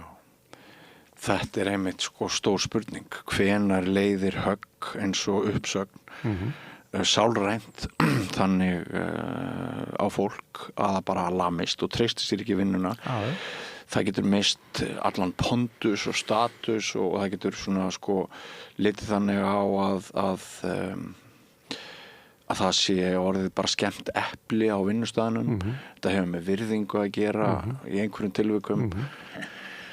En sannarlega hefur þetta einhverju leyti með menningu að gera. Þetta var nú kannski þannig, Gunnar, áður fyrir að atvinnurekendur sjálfir, þeir vildu ekki endilega hafa þann starfsmann innan hús sem þeir voru búnir að ákveða að segja upp.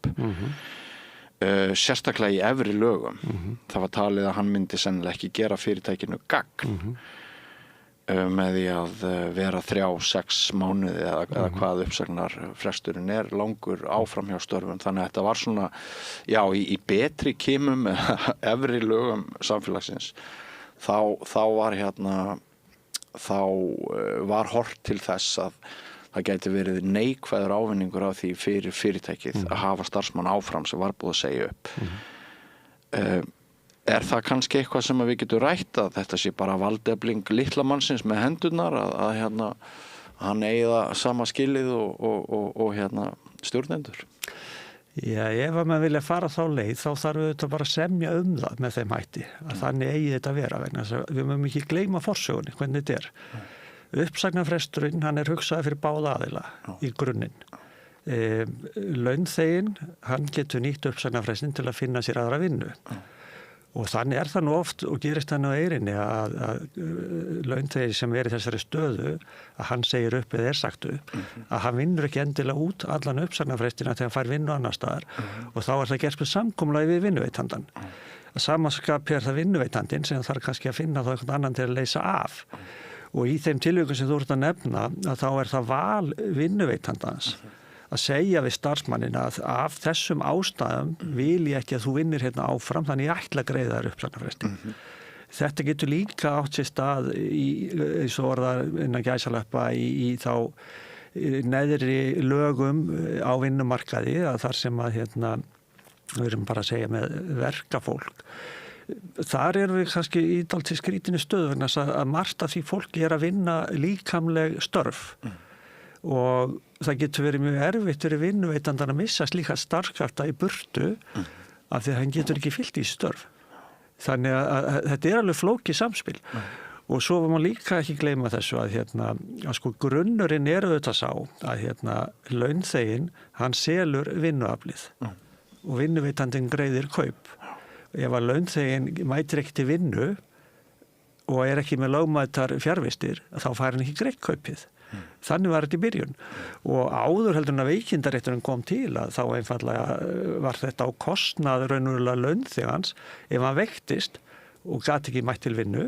Jú, vinnuveitandinn hafði út af fyrir sig ákveðin óþægindi af þessu líka því hann þurfti þá að finna einhvern annan til að leysa af. Síðan ákveður samfélagið og eftir mikla baráttu stéttarfélagana að taka þessi réttindi inn þannig í staðan fyrir þetta að verða ábyrgð einstaklingsins þá má segja þetta verið svona samfélagslegt verkefni, samfélagsleg ábyrgð og þessi réttur gríðarlega mikilvægur og það má ekki gleyma sér í umræðinu misnotkun á réttinum því að í grunninn að tala þarna gríðarlega mikilvæg réttindi en það kannski þarf að mennta og kenna kannski sérstaklega yngri kynslóðanum að þetta mikilsverður réttur og hann á að grípa þig ef þú veikist og það getur verið mjög slæmt ef að ung manneski kemur inn á vinnumarkaðinn og fer inn á stað þar sem bara kúltur fyrir því að taka hennan gæsalappa sína 2 daga í mánuði og síðan gerist eitthvað í kjölfarið þar sem viðkomandi verður raunverulega veikur og á það enga veikindarétt. Ég heyrði eina sögu sem ég fannst nú sömuleyti komísk en sýnir kannski hvernig vandamálið Þar var launþegi sem kemur til vinnuveitanda síns og spyr í fullri einlægni hvenær hentar þér að ég taki mér veikindadag? Þetta svolítið komist en þetta sýnir og þetta ekki af illu vilja sem að þessi launþegi kemur til vinnuveitanda síns. Hann bara taldi þetta vera eðlilegt og bara sanngjarna kröfu og bara að vinna með vinnuveitandanum.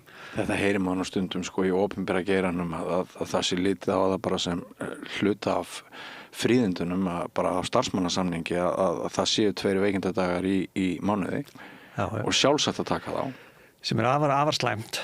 En veið þeim sem reynir það á í einkageiranum miðað við það sem ég hef reynt og ég hef töluvert meiri reynslu af einkageiranum heldur en opinbera geiranum en ég hef samanburð af hvoru tveggja og það bara það bara staðreynd samkvæmt minni atvinnusögu að það eru töluvert meiri veikindi á þeim opinberu stofnunum sem ég hef starfað hjá en hjá einkageiranum. Hverju sem að kenna. Menn tala mikið kulnun og ábyrðina sem fylgir þegar opinber starfsmaður. Á hinn bóginn þá hefur maður líka reynt það að vera í aðstæðum að maður hefur og allir aðrir í kringum mann neðst til þess að maður fárveikir í vinnuna á einkareknum vinnustað sem berst í bökkum, ekki síst þá. Þannig að sko, en ég held að það sé alveg ljóst að það mikill munur á hlutskipti opinbera starfsmann og þeirra sem eru á einkamarkaði að jafnaði og að viðurkenna það ekki frekar barnalegt. Já, ég alveg sammála því og sko það sem að náttúrulega almenni markaðurinn hefur umfram þá opinbera markaðinn, það kannski viðkvæmt að segja það en það samt þannig. Ef að starfsmaður verður uppvísa því að vera að taka sér innan gæsalappa reglulega veikindadaga á einkamarkaði, að þá að sjálfsög það þannig að vinnuveitandi getur bara hreinlega gripið inn í og sagt viðkomandi starfsmann upp. Já. Það ekkert flókið við það. Það flóknara þegar ræðir ríkisstarfsmenn. Það akkúrat málið, það mun flóknara. Já. Og þar með náttúrulega eru sko aðstæðurnar oft og tíðum þannig að fólk getur komist frekar upp með þetta á opinbera markanum heldur en á almenna markanum. En síðan það þannig að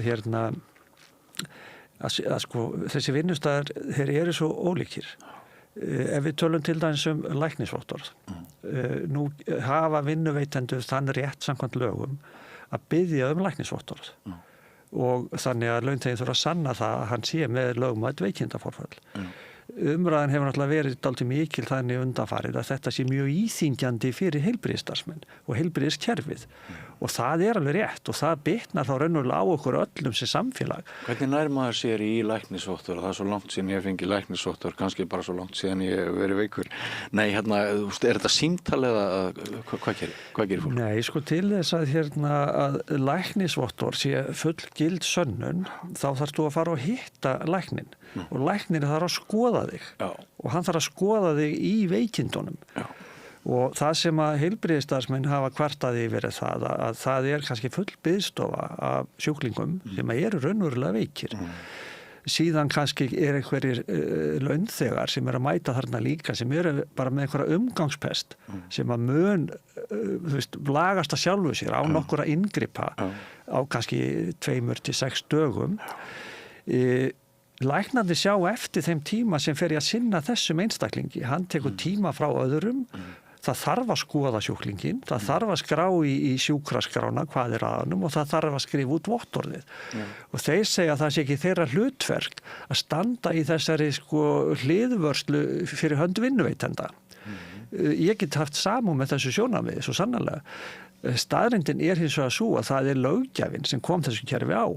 Það hann sem segir í lögum að vinnuveitandi eigi þennan rétt til þess að fara fram á það að fá læknisvottorðið til að sanna veikindin og ástæðan fyrir því að þingmenn á þeim tíma 79, 80, 85 settu inn þessar reglur var nákvæmlega það þeir höfðu miklar áhyggjur af því að þessi nýji réttur sem var verið að færa fjölda launþega að hann yrði misnotaður. Þannig að þetta var þeirra ákvörðun til að koma í veg fyrir misnotkunna, þá þetta aðferðafræðin. Síðan það annað mála og út að verið sér ágætis nýsköpun og sniðugt að nú hefur heilsugæslan tekið upp á því að nú getur fólk farið inn á heilsuveru og panta sér vottorð sem þá bara, það kallast ekki læknisvottorð, heldur bara vottorð vegna fjarvista. Þá það launþegi sjálfur sem fer inn á þetta, oftast hann búinn í veikindunum og hann tilkynni bara að setur inn hvenær hann var veikur og afhendi sér vinnuveitanda þetta. Ef að vinnuveitandi lætur sér það vel líka, þá það bara fínt. Þá búið að minnka álagið á heilbrigðiskerfinu, en þá spyr maður sig til hvers hann að biðja þetta vottorð. Já. Hann getur bara sleppt í þá og sagt sem svo, ég ætla bara að trúa öllum mínu starfsmönnum sem segist vera veikir og þannig það á mörgum vinnustöðum og það ekki verið að fara fram á að fá þessi læknisvottorð af því þar kúltúrin þannig að menn bara vita það að það ekki þörf á þessu. Síðan eru aðri vinnustöðir sem eru bara öðruvísi, þeir eru stærri, margbreytilegir og ekki síst eða koma grunnsemdur að sé verið kerfisböndið að misnota réttin, þá hefur vinnuveitandinn enga aðra úrkosti en að biðja þetta. Og þannig kannski skapast þessi svona togstreita á milli heilbrigðiskerfisins annars vegar og vinnuveitandana hins vegar.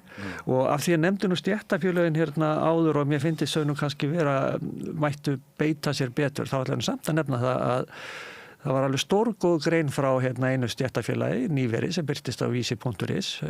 Bjarni Kristjánsson hjá Visku þar að skrifa fyrir hönd stéttarfélagana þessi málefni og hann gerir það mjög góðan hátt og bendir á það að stéttarfélagin þurfi að standa sig betur í að kynna þetta fyrir raun og veru kerfið fyrir sínum félagsmönnum. Og þessu alveg sammála. Ég held að við ættum að taka höndum saman atvinnurekendur, stéttarfélögin einmitt að kynna þessi réttindi og að það skiptir miklu máli að sé farið vel með þessi réttindi.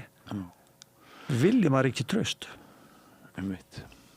Þú hefur sjálfur reynt á eigin skinni í persónulegu tilliti að við getum mist heilsuna hvenær sem og þá einmitt eins og þú nefndir áðan getur verið dýrt að ef við höfum, hvað maður að segja, sólund að veikinda réttinum okkar, veikinda dögunum í tímabil sem við hefðum kannski getað mætt í vinnuna. Sko, það akkurat málið og þess vegna þurfum við að fara inn á þessa fræðslu til unga fólksins okkar sem að koma inn á vinnumarkaðinn og benda þeim á að hlutinni munu geta breyst.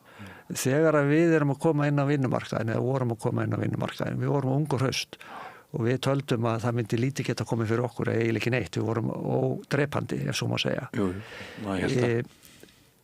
Síðan tekur lífið við og kennir manni að hlutirnir eru öðruvísi. Ég 38 ára gamall þegar ég greinist með blóðkrabbamein. Þá hitti þannig á að ég hafði einhvern hluta vegna á árunum á undan tekið bæði líftryggingu og sjúkdómatryggingu og þá var þetta kona mín hafi gert það líka sem átti eftir að koma sér vel. Þetta sambland, við þurfum að hugsa veikindaréttin okkar og við þurfum að hugsa hvað gerist ef þú verður alvarlega veikur og verður kannski frá vinnu í mjög langan tíma. Kona mín þáverandi að hún fekk krabbamein og dó. Það tók 14 mánuði. Hún náði ekki að vera 50. Hálfbróður minn, hann fekk blóðkrabbamein fertugt og hann var frá vinnu í ár. Nú á ég annan hálfbróður hinum megin frá. Sonur hans, innan við 20, að berjast við blóðkrabbamein. Þarna bara í þessari litlu fjölskyldu sem ég nefni núna, 4 manneskjur sem hafa fengið alvarlega sjúkdóma og hafa verið frá vinnu í einhver tíma, mismikið. Veikindarétturinn, hann svona 3-4 mánuðir. Síðan kannski tekur við einhverja greiðslu frá stéttarfélögunum í einhverja nokkra mánuði til viðbútar og sem betur fyrir þetta oftast nægjanlegt en alls ekki alltaf og þá skiptir þetta máli að vera búin að taka tryggingar. Ég nefni þetta sérstaklega vegna þess að ég hitti nú einu sinni á vetri læknanema á 5. ári ásamt prófessor við háskólann þar sem var að þagnarskyldu heilbrigðisstarfsmanna og við endum þann kurs oft á því að breyta þessu námskeiði í lífsleikni námskeið og þá raunverulega segi ég mína sögu og brýni þetta fólk, þetta unga fólk sem að koma út af vinnumarkaðinn að taka tryggingar meðan það ungt og áður að fyrir að safna sjúkdómum. Þannig að þá eru tryggingarnar ódýrari og þau geta fengið þessar tryggingar. Og við höfum fengið ábendingu frá nemanda sem satt hjá okkur í tíma sem að fór og gerði nákvæmlega þetta, fór og tryggði sig og sína fjölskyldu og síðan lentu þau í mjög alvarlegu máli með veikindi. Þú tryggir ekki eftir á. Þú tryggir nefnilega ekki eftir á. Og svona karlföskar eins og við erum farin að safna sjúkdómum og ég hef gert grína því að nú ég komið 7, ekki 5 háskólagráður, heldur 7 króniska sjúkdóma. Það alveg með ólíkindum. Ég mun ekki óskaði til hamingju með það, eins og ég hefði kannski gert að það hefur að bæta árið 50 háskólagráður. Já. Þannig að þetta allt saman samtvinnað. Og svo kannski varandi þessi umræðu veikindin og veikindaréttin að ég skil ekki alveg þessa viðkvæmni hjá sömu stéttarfélögunum. Ég sá nú í grein þar sem að forseti ASÍ, Finnbjörn, var nú að gagnrýna þingmenn fyrir það að þeir væri ekki að gæta hagsmuna þá vinnandi stétta eins og orðaði maður rétt. Þar vék hann að veikindaréttinum og vildi nú halda því fram að þarna væri verið að halda fram ósönnum sleggjudómum. En hann leti það óátalið að sinni í greininni. Ég skil ekki alveg svona setningar. Vegna þess að hann veit það jafnvel og ég að þetta ekkit ósannir sleggjudómar eins og ég kom að hérna í byrjun. Ég meina við þekkjum svo marga sögur þar sem fólk að misnota þessi réttindi. Það til dæmis að var sérkennilegt fyrir launafólk að vinnu félaginn, hann veikur, svo byrtist hann allt í á Facebookarmyndum á skíðum í Austurríki eða eitthvað slíkt. Eða þá að menn eru komin í einhverja aukavinnu á kvöldin og það bara rekist á hann fyrir tilviljun. Þetta staðreyndir? Þetta staðreyndir úr daglega lífinu? Þetta eru sögur sem ég búin að fá að heyra núna eftir ég fór að fjalla þetta. Ég vil ekkert segja það kannski of nákvæmlega. Vegna þess að ég ætla ekki að fara að uppljósta hverju þetta eru. Við erum enn að reyna að ráða í hvað landsliðsmarkvörðurinn okkar í handbolta átti við þegar hann sagði drífið ykkur bara hérna út á EM og komið á stiðið íslenska landsliðið, nýtiði veikindaréttin eða takið ykkur veikindadaga. Sko, það er svo mörg teik á þetta. Kannski var þetta bara grín. En kannski hann sem ungur maður líka undir einhverjum áhrifum af svona kultúr sem það nefndir. Já, ég mitt hugsaði þetta og þegar ég heyrði að segja þetta, mér krossbrá alveg hreint, en hugsaði með mér, hann í geðshræringu, þeir voru búin að standa sig vel og hann var svona í stöðinu og allt þetta. Mögulega bara að vera fyndinn. En kannski einmitt þetta, að unga fólki lítur svolítið á þetta og segja, þú tekur bara veikindadag í þetta. Já. Ég hitti ungan mann bara síðast í gærkvöldi og hann sagði, pabbi, nú er ég búin að segja hvað ungir það var. Ég var að passa mér núna með framhaldið. En ég klúðraði þess. Já, þetta var gott. Ég veit ekki hvort þú mátt ára lengra með þetta. Nei, ég verði að hætta við. Já, fyrst að ég er búin að, einmitt. Við látum eins og ég hef ekki reynt að segja þetta. Nei, en sko sögurnar, þær eru svo margar. Já. Að það getur vel verið að einhverjar að þeim séu lygasögur eða ýktarsögur en síðan þegar þú bara sest niður með vinnufélagunum og ræðir þetta þá er þetta bara allir einhverjar svona sögur. Já, það er svolítið sko það er svona heilagar kýr eru aldrei góðar sko. Bara ert þú bara rányrkju kapitalisti, ert þú á móti réttindum launafólks? Akkurat. Eða ertu algjörlega hinum megin á ástnum og bara, þú veist, þetta er leiðinlegt, þetta er skaðlegt, misnotkun kostar samfélagið sennilega 20 milljarða, var ekki bara Reykjavíkurborg sem var 6 milljarða. Já, ég held að vera meira, þetta var 7-8 milljarða á ári. 7-8 milljarða bara á einu ári í veikindi. Og auðvitað er hluti þeirra veikinda lögmætur en það er margt sem bendir til þess að annar hluti sé það ekki og þetta er eitthvað mat sem svo sem flókið, hvað var þetta sálræna, sumir segja við séum bara öll á leiðinni í kulnun og það sé orðið svo viðurkennt að þessi sé í kulnun og hins sé í kulnun að við getum bara fengið öll okkar fríðindi út á það, en þá líka getur verið gott að huglega það sem þú nefndir áðan, að ef við tökum allt út núna þá eigum við ekkert inni til framtíðarinnar þegar við raunverulega þurfum að það. Nei, það er rétt og sko, svo er annað þessu, ég held að almenningur almennt gerir sér ekki alveg grein fyrir hvað þessi réttindi kosta. Jú, við sjáum í fjölmiðlum að þetta kostar Reykjavíkurborg einhverja 7-8 milljarða á ári sem er einhver smáræðistölur. Nei, það er einhver smáræðistölur. Og það verður fínt að setja það í leikskóla og eitthvað fleiri. Já, nákvæmlega og bara svo við tökum lítið dæmi að þessu iðnfyrirtæki þar sem ég vinn. Við erum með svona rúmlega 200 starfsmenn núna. Við erum í hverjum einasta mánuði að borga sem samsvarar 10-13 mánaðarlaunum vegna veikinda. Það er rosa mikið á ekki stærri vinnustað, samt erum við ekkert að skera okkur úr og við erum alveg í meðaltalinu með veikindaferðistir. Ef við setjum þetta í tölulegt samhengi, þá er þetta kostnaður upp á 120-150 milljónir á ári. Þetta er fyrirtæki sem er að velta á ári kannski 6-7 milljörðum. Við þurfum að velta næstu því 1 milljarði til að standa undir þessum greiðslum. Já.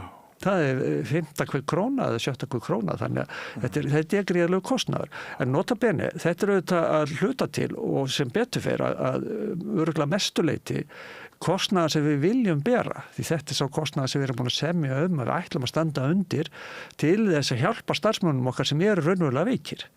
En þetta segir okkur það að ef verið að misnota réttin, sérstaklega við kerfisbundið, þá þetta stóra fjárhæður og þetta skiptir okkur mjög miklu máli.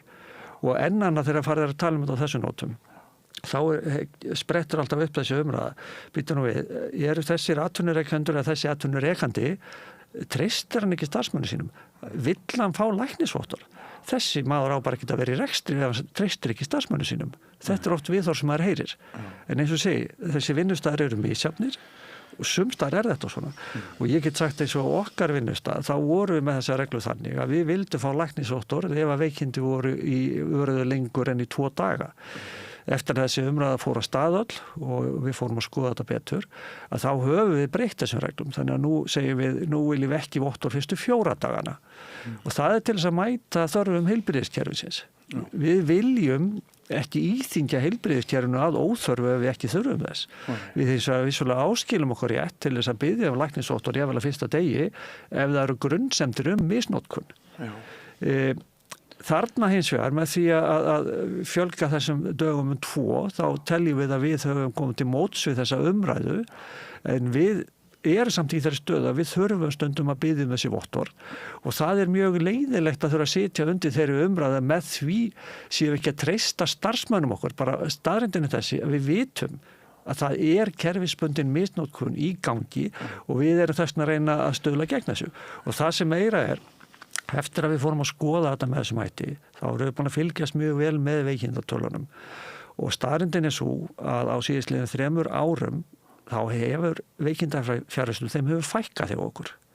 Við berum þetta saman frá mánuði til mánuðar, sama mánuði árið á undan og þar á undan og við sjáum að þetta aðeins að fara niður. Og við teljum að það sé ekki vegna þess að við séum með hraustari starfsmenn, en vegna þessar umræðu og hvernig við höfum verið að nálgast þetta, þá fólk farið að veigra sér við því að misnota réttin. Nú langar mig líka að koma inn á eitt. Sko, það oft svo mikill sigur ef fólki líður illa að hafa sig út í vinnudaginn. Já, já.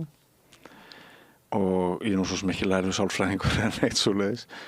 En ef við sko búum til það umhverfi að það sé bara algjörlega umborið og nánast hvatar að við kúpum okkur úr leik, úr virkni, þá getur það verið verst fyrir þann sem þannig hugsar og aðhefst ekki með því að fara í vinnuna. Það eru bara svo ótrúlega mörg dæmi um það og ég get bara sagt það persónulega að þegar ég nú svona stundum glímt við ein sál að það besta sem maður gerir það að reyna að verða virkur og sko ferðalagið í vinnuna alls konar ranghugmyndir hvað muni taka við þegar maður komin inn fyrir þröskuldin sem eru kannski á leiðinni eða heima hjá fólki. Veruleikinn oft annar sko. Þannig að það líka eitthvað sem að væri fínt að ef þið væruð aðeins að ræða alltaf á þessu málþingi núna sem ég kynnti hérna áðan. Já, ég held að við munum örgulega koma inn á þetta og þetta alveg hárrétt hjá þér og það kannski sem að öðruvísi hér á Íslandi heldur en á hinu Norðurlöndunum það að sko þeir sem fara í veikindaleyfi, ég vil lengra veikindaleyfi, að þeir eru bara látnir afskiptir. Það ekkert samtal sem á sér stað við launþegann og það ekkert endilega gott. Vegna þess að einmitt eins og þú segir, launþeginn, þetta verður alltaf brattar og brattar í brekka fyrir að koma tilbaka. Sumstar á Norðurlöndunum þá bara eftir tiltölulega stuttan tíma þá þarf að setjast niður og gera plan endurkomu og það á sér stað samtal á milli launþegans og vinnuveitandans og ég held að það væri mjög til bóta ef að það yrði bara almennt og til að mynda nú hef ég sem sagt hitt býsna marga á undanförnum vikum til að ræða þessi málefni sérstaklega læknisvottorðin því þau hefur út af verið sér skoðað mjög vel og skrifað þær greinar og fengi birtar þá ritrýnda greinar tímarit lögfræðinga í kjölfarið ég búin að hitta til dæmis starfsmenn hjá landlæknisembættinu til þess að ræða þessi mál Ég er búin að hitta forstjóra Landspítalans, forstjóra heilsugæslunnar og síðan fór ég hitti lækni á Vinnuvernd og allt þetta fólk er mjög áhugasamt og ég er búin að eiga mjög uppbyggilegar samræðar við alla þessa aðila og það viðurkenna það allir að þetta er ákveðið vandamál og til þess að koma inn á þetta þá nefndi til að mynda læknir hjá Vinnuvernd að þegar að hann fær til skoðunar sem trúnaðarlæknir vottor sem segir að einstaklingur sé veikur eða verði veikur í 3 mánuði þá segist hann hringja í viðkomandi lækni og spyrja hann út að byrja hvert er planið á hann að koma í á sjúklingun og koma í einhverja eftirfylgni eftir 3 mánuði og af hverju í 3 mánuði, af hverju skrifar ekki vottor bara í 1 mánuð og hittir hann þá aftur og tekur samtalið og þetta er mjög góð punktur og það ætti náttúrulega raunverulega kannski að skoða það að það megi bara ekkert gefa læknisvottor út í 3 mánuði í senn heldur ætti einmitt að hafa það þá kannski í 4 vikur og þá þurfa að eiga sér samtal og ef að staðan er svo að viðkomandi sjúklingur eða launþegi kemst ekki vinna á þeim tíma að þá má skrifa út vottorið aftur í 4 vikur eða 2 vikur eða hvað nú er. Þannig þetta myndur hjálpa þessu fólki sem er raunverulega glíma við veikindi að koma tilbaka og það er þetta það sem við viljum. Hér hefur þú náttúrulega fyrst og fremst talað máli hagsmuna atvinnurekenda og við náttúrulega vitum það líka báðir að það eru til vondir vinnustaðir og vondir atvinnurekendur, vondir vinnuveitendur og við vitum það að það er hellingur af fólki, ekki síst held ég innflytjendur sem búa við ömurlega skilyrði, þeir eru bara pískaðir áfram, veikir eða ekki. Það er líka til mansal og það er til alls konar viðbjóður, þannig að það er ekki eins og að hlutverk mitt hér í þessum þætti segja hvít þó alla atvinnurekendur og segja þið eru æðislegir og við launþegar sem seljum vinnu okkar, við erum meira og minna með allt niður okkur og við erum svikul og ógeðsleg, það er ekki þannig en þetta sem við rétt aðeins einbröðum á áðan að ef einhvern vantar í vinnu þann sem á að vera að starfa við hliðina á mér og ég þarf að vinna 2-falt meira fyrir vikið í dag og hann er að misnota veikindarétt þá er það eitthvað sem við þurfum að tala um. Ekki satt?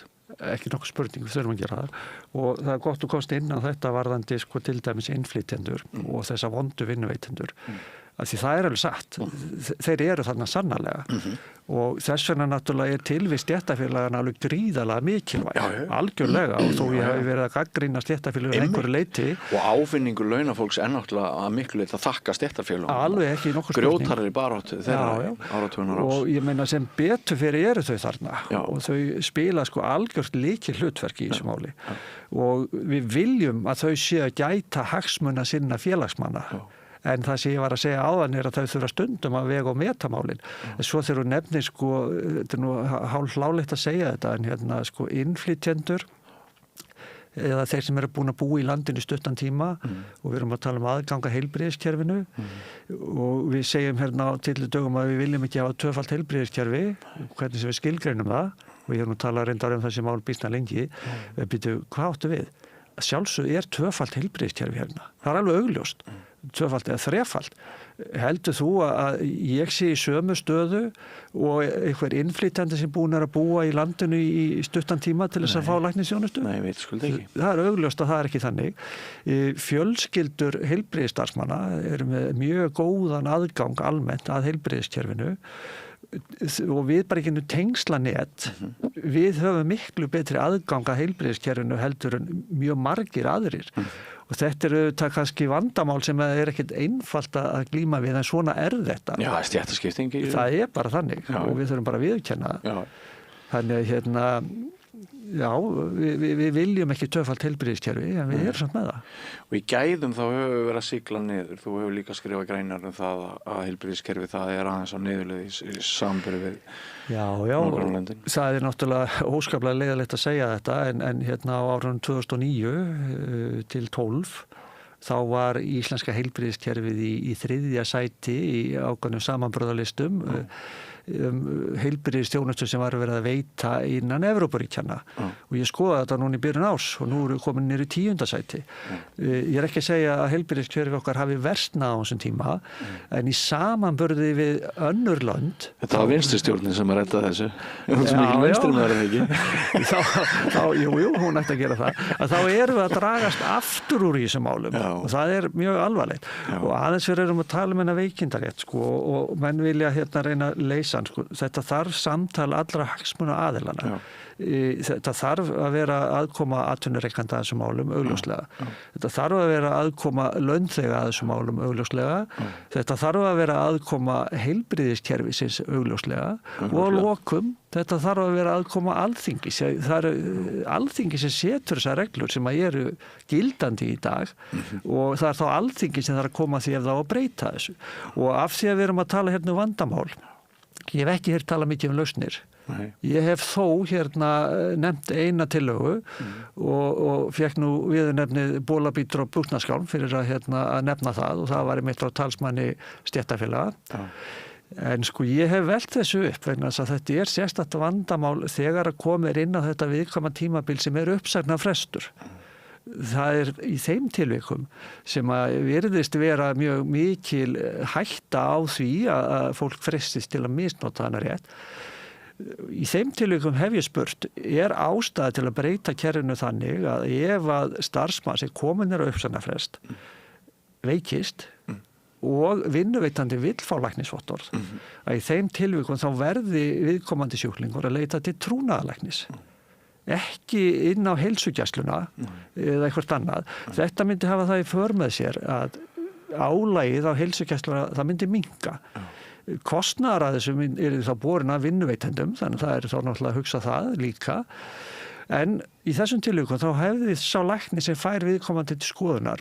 Hann er ekki með nagandi samvinskupið að þessi tiltekni einstaklingu sé að taka tíma frá það sem raunverulega þurfa á heilbrigðisþjónustu að halda. Af því í þessu tilviki er viðkomandi ekki að leita sér heilbrigðisþjónustu. Hann er bara að fá staðfestingu á því, er hann óvinnufær vegna veikinda. Já, og ég mölvaði einu sinni á mig fótinn og þurfti að vera fjarverandi í 3 mánuði eða eitthvað og þá einmitt láleiði minn beint til trúnaðarlæknis. Ég var að vinna hjá ríkinu þá. Þannig að já, bara svona. Svo er það nú eitt sérstakur ángi, en það er í kjarasamningum ákvæðum það, að vinnuveitandi hefur val það hvort að launþegi eigi að fara til trúnaðarlæknis eða bara til venjulegs læknis. Og það hefur verið tekist á þetta fyrir dómstólum. Hvort að launþega sé skylt að fara til trúnaðarlæknis ef vinnuveitandi óskar eftir því. Og niðurstaðan var svo hjá Félagsdómi að af því að það stóð ekki í ákvæðinu að viðkomandi þyrfti að fara til læknisins, þá var ekki hægt að skikka hann til þess. Ég gagnrýni þessa niðurstöðu og segja hún sér röng vegna þess að læknisvottorð, það verður ekki skrifað nema læknirinn skoði sjúklingin og ef að vinnuveitandi á að hafa heimild til þess að skikka sjúklingin til að fá læknisvottorð frá trúnaðarlækni, þá felst einfaldlega í því að hann verður að fara til trúnaðarlæknisins. Síðan er það allt annað mál að ég kemst að því í mínum rannsóknum að ég tel að þetta ákvæði í kjarasamningum að það sé bara ekki heimilt að hafa það þarna. Vegna þess að þetta er raunverulega þrenging á þeirri lagareglu sem gildir þetta. Af því í lögunum þá er eina skilyrðið að þú skilir læknisvottorði. Aðilar á vinnumarkaði hafa enga heimild til að semja það að þú er að fara til einhvers tiltekins læknis, hvort sem það trúnaðarlæknir eða tilgreindur heimilislæknir eða einhver sérfræðingur. Þá er verið að þrengja að setja lagareglu. Þannig að ég hef nú svona bent á þetta í minni grein. Gunnar, gaman að spjalla við komumst ekki lengra. Hvernig ertu blóðkrabbaminn? Ertu heill? Já, ég er nokkuð heill. Ég er það fylgst með mér reglulega og eins og þá er blóðkrabbinn í dvala. Ég sem sagt fekk nú 13 ára hlé eftir fyrstu meðferðina. Svo fór ég detta niður 2018 og fór í meðferð 2019 sem stóð til 2021 og síðan er ég búin að vera hlé. Það er bara góður. Þú hefur lært að þakka fyrir hver dag?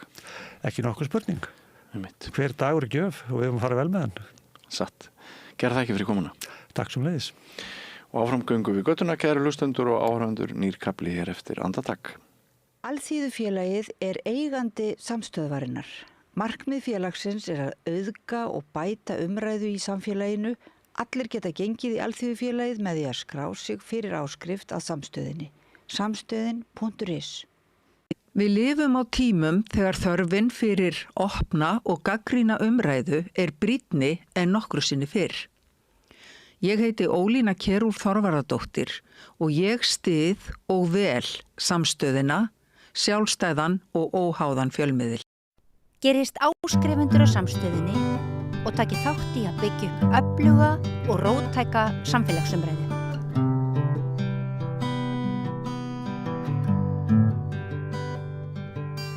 Já, þá það komið að heimsmálunum með Hilmari Þór Hilmarsinni sem á Akureyri. Við ætlum að byrja í ráðstefnunni í München sem er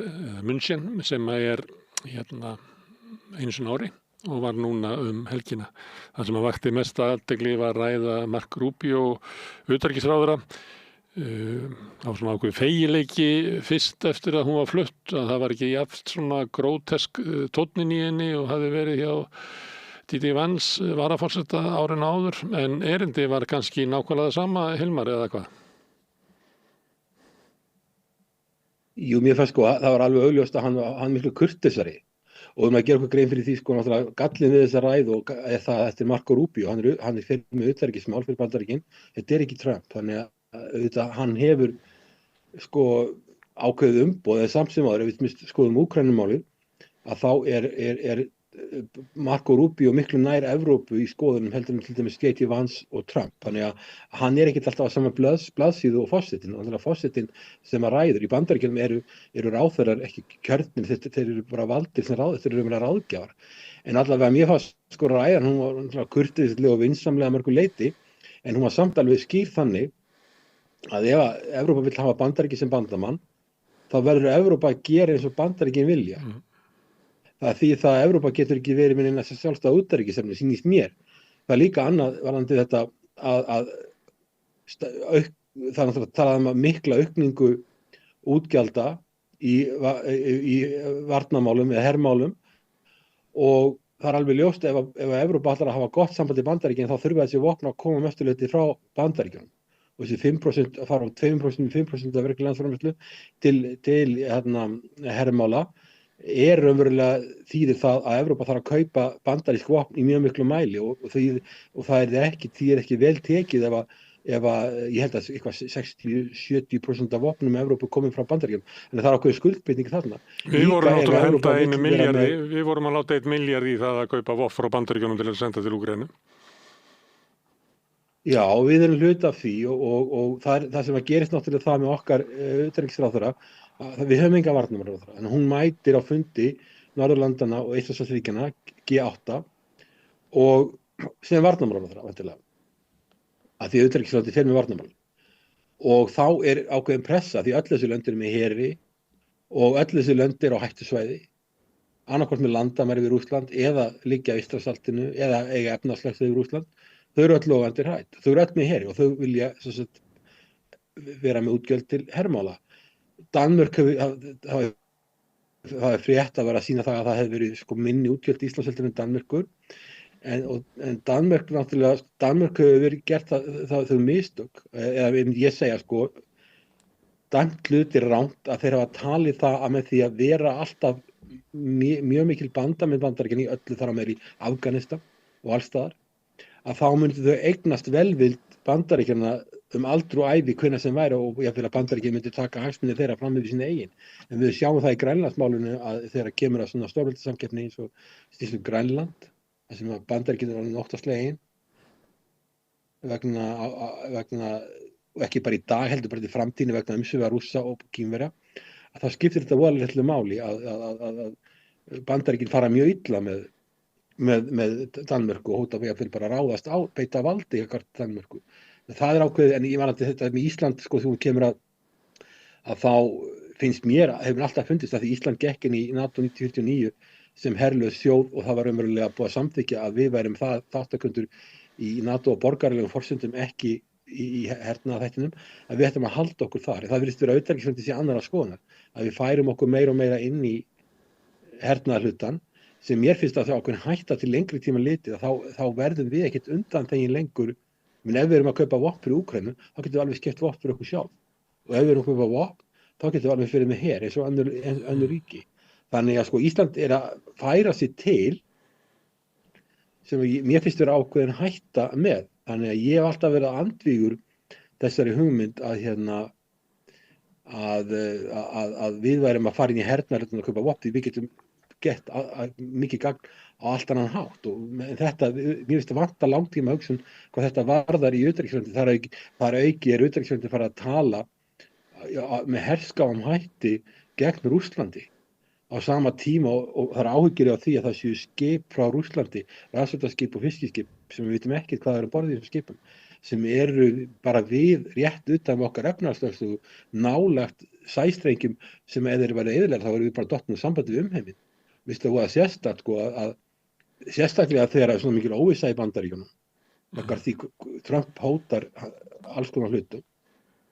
Ef hann hótar Danmörk og Noregi sem að kaupa mikið af vopnum frá Bandaríkjunum, hvernig myndi það fara með okkur? Og þegar svona mikil óvissa að við séum að tala eins og eitthvað herveldi, að við ætlum að grípa til aðgerða á Eystrasaltinu. Við höfum 700.000 ferkílómetra efnahagslögsögu, hún er 7 sinnum stærri en allt Ísland. Og við höfum 1 varðskip sem er vopnað með 1 fallbyssu á öllu svæðinu. Og ríkisstjórnin vill greinilega ekki gera neitt skurk í því að efla landhelgisgæsluna að neinu ráði og við erum eiginlega alveg varnarlaus. Það er ekki reynt að efla það eins og hægt vera, við getum alveg ráðið við það að gera það. En þá er áherslan á að senda vopn til Úkraínu sem ætla að vera notuð gegn Rússlandi og auðvitað réttlæti við með því við erum að hjálpa Úkraínu að verja sig, en Rússar muni ekki líta á þessi vinsamlega aðgerð. Þeir getur gripið til mótaðgerða, en það er eins og stjórnvöld á Íslandi telja að það sé útilokað að Rússar muni einhvern tíma svara fyrir sig. Stjórnvöld segja að Rússar séu ófyrirleitnir og séu með útfærslustefnu og svífist einskis, en samt erum við tilbúin að augra þeim með óvissan stuðning í Washington og mér finnst alveg hlægilegt að halda það að Norðurlöndin kemur okkur til hjálpar í ykkur meira áttar átökum í Rússland. Þau hafa nóg með sjálf sig. Við vitum það að Noregur til dæmis þótt að sé ríkt land, þeir getur bara varað sig í nokkra daga ef það er eitthvað stór styrjöld í Evrópu.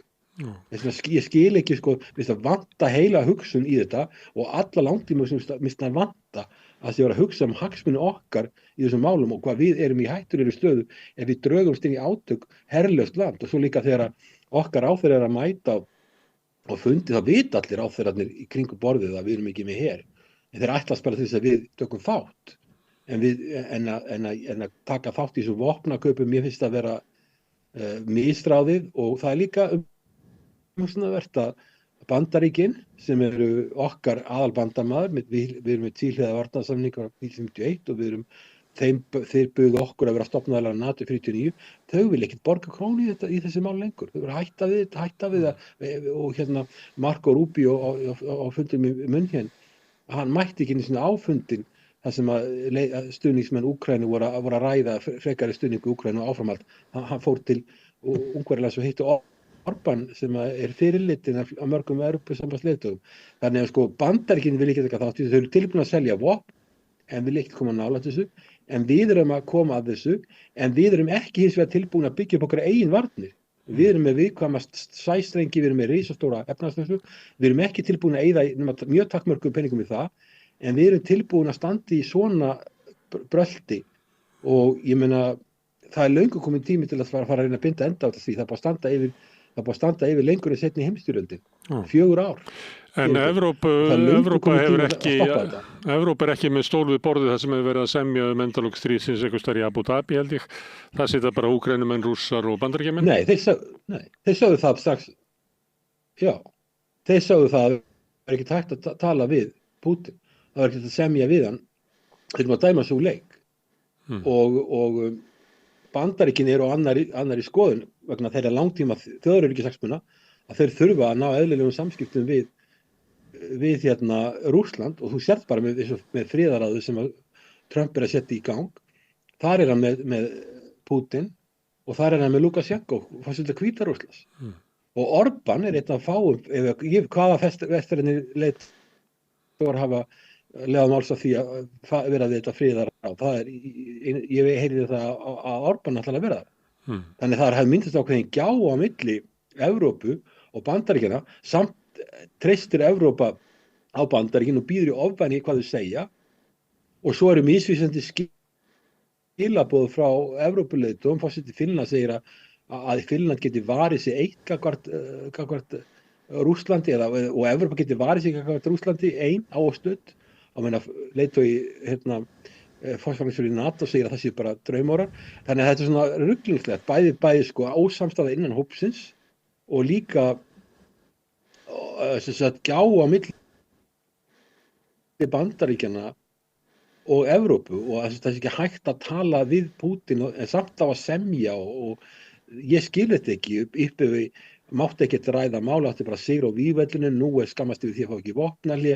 Það er all svona heildar hugsun og langtímahugsun, hún virðist vanta í þetta. Það er líka ólík sjónarmið í löndunum. Finnland hafa náttúrulega alltaf byggt upp sína varnir með það í huga að þeir yrðu að standa einir til þess að geta varið landið, og er kannski eina landið í Evrópu sem hefur verið með þá hugsun í öryggismálum, og það bara byggir á þeirra sögu og þeirra óvinnum í seinni heimsstyrjöldinni. En aðeins að Marco Rubio, að því að hann er með svona ákveði erindi, hann talar sameiginlega arfleið Bandaríkjanna og Evrópu, talar svona vesturveldin í svona löngum tíma. Það er verið þeirra bara nýlöndutíminn sem hann lítur á sem svona góðan tíma, það sem að vesturlönd með yfirburðum sínum gátu drottnað yfir heiminum. Að ef að Evrópa er til í að koma í svona feta svipaða slóð og Trump-stjórnin hefur gert í Bandaríkjunum, sem að stundum hefur verið töluð sem svona karllæga, hvíta, kristna yfirburðahyggju, að þá getum við orðið bandamenn, en að öðru kosti sé ákveðin svona vá fyrir dyrum í Evrópu. Þetta er eiginlega nákvæmlega sömu skilaboðin og voru fyrir árið síðan hjá varaforsetunum. Þetta er nákvæmlega sömu skilaboðin og eru í þjóðaröryggisstefnu Bandaríkjanna, og hann eiginlega bara endurtekur þetta, en af því hann var ekki eins og ruddalegur og aðrir, að þá heyrist manni svona viðbröðin vera svona annars vegar, já það má nú vinna með þetta og við erum ekki alveg að missa Bandaríkin frá okkur, yfir í það að segja að þetta er eiginlega ekki hægt að beygja sig undir þetta. Svona fyrir eftir því svona hvar viðbröðin eru, svona kannski á sviðinu og í ræðunum, að þá var svona gefið undir fótinn að við yrðum að halda upp einhverju sambandi við Bandaríkin þótt það var orðin svolítið skrítin, en svo heyrir maður að svona þegar fólk er að túlka þetta svona í skrifum og fréttaskýringum, að þá er þetta eiginlega skilaboðin frá Trump-ríkisstjórninni, að við værum til í það að eiga Evrópu sem bandamann og vin, ef að til dæmis Alternative for Deutschland stjórnar í Þýskalandi og Le Pen í Frakklandi og Reform í Bretlandi. Þannig ég meina skilaboðin er eiginlega þannig.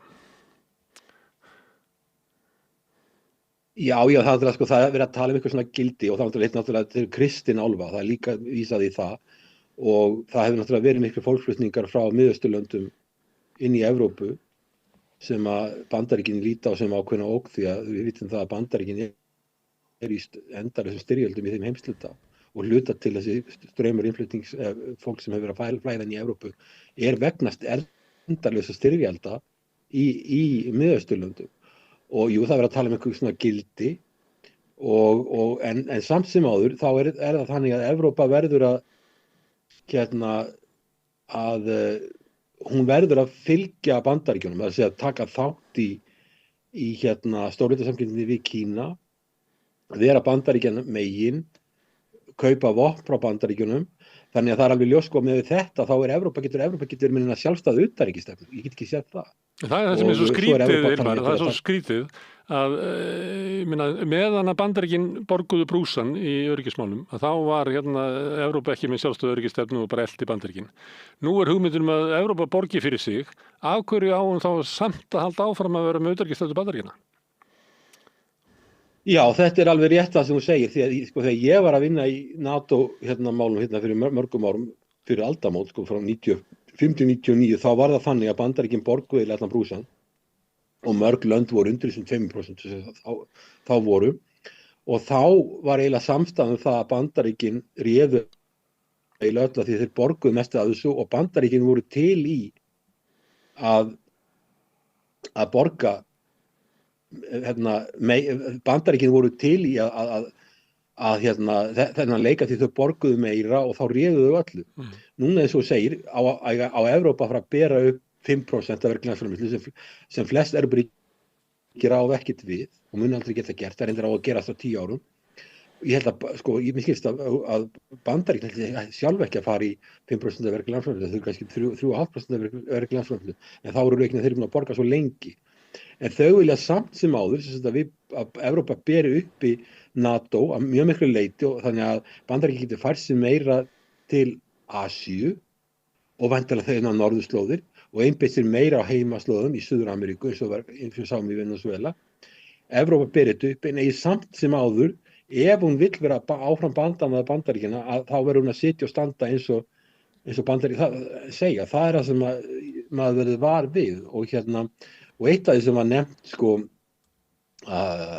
sendi herra Bandaríkjanna Sameinuðu þjóðanna var í pallborðinu með Kaja Kallas, öryggismálastjóra Evrópusambandsins, öryggismálastjóra Evrópusambandsins. Þá var það líka bara nefnt að Bandaríkin skuldar 38 triljónir dollara og þetta ekki lengur sjálfbært þetta mál og að geta haldið þessu uppi því skuldirnar eru orðnar svo miklar. Og svo skilaboðið til Evrópu, þið hafi verið að eyða ykkar peningum í velferðarmál og haldið byggur svona öryggisneti fyrir ykkar ríkisborgara í staðins að kaupa vopn. Og svo líka skilaboðið að það á að minnka þróunaraðstoð. Trump lagði niður USAID sem var þróunarsamvinnustofnun Bandaríkjanna og Evrópusambandið hefur alltaf borgað mun meira til þróunarmála á mann heldur en Bandaríkin. En nú á að leggja það niður, þannig að velferðarmál, allt sem kallað public welfare, það sérstaklega nefnt, það kom út skýrsla frá National Defense Strategy frá varnarmálaráðuneytinu 23. janúar á þessu ári og þá einmitt gagnrýnt að Evrópa sé að hugsa public welfare sem var almennt velferðarkerfi sem Evrópa með og þekkt fyrir, Evrópa með stigakerfi, skattkerfi og velferðarkerfi sem að núna að verða ósjálfbær vegna aldurs Evrópúa að unga fólki sem á að halda þessu uppi, því alltaf að fækka og þeim sem þurfa að þiggja aðstoð, eldra fólki sem þarf meiri heilbrigðisþjónustu og eftirlaun alltaf að fjölga, þannig að kerfin að verða ósjálfbær og það kannski ein ástæðan fyrir því að það þessi hægri sveifla en svo í Evrópu, en svo líka þegar að bætist líka við að þessi auknu útgildir hermála sem eru alveg gríðarlega mikil í samhengi við Ísland myndi þetta vera svo mikið að þetta eins og allt íslenska heilbrigðiskerfi í heilu lagi, öll sjúkrahúsin sem þetta byrja kostið, við ætlum að vera í 5% af landsframleiðslu. En þetta er skilabúð, það er þessi vopna uppbygging og að það þýðir ekkert að tala við neitt, það þýðir ekkert að tala við Putin, því hann vill endurreisa Sovétríkin og allt þetta. Það verði að leggja niður velferðarkerfin, það verði að hætta þróunarsamvinnu við fátækustu ríki heimsins og setja þessa peninga í hergagnuppbyggingu, hergagnina, en það út af því sem mun ekki duga og þetta er ósjálfbært og þannig að maður skilur ekki alveg hvað í gangi þarna og svo í Davos talaði kanslari Þýskalands sem þetta að gera mikla breytingar í Evrópu, var til samkeppnisstöðu Evrópu og hraðar breytingar og við vitum það að komið 27 lönd í kringum borðið þá allt annað sem einkennir þær viðræðilegri hraði. Þetta gengur allt mjög illa. Svo vilja allir hringum borðið fá fingraför sína á reglugerðir og lög sem verður að setja og geta sagt að það hefur haft einhver áhrif og en það sagði kanslari Þýskalands að Evrópa er búin að setja heimsmet í reglugerð og lagabákni sem kæfði samkeppni og kæfði raunverulega uppbyggingu innar í Evrópu og er að flæma innan í burtu.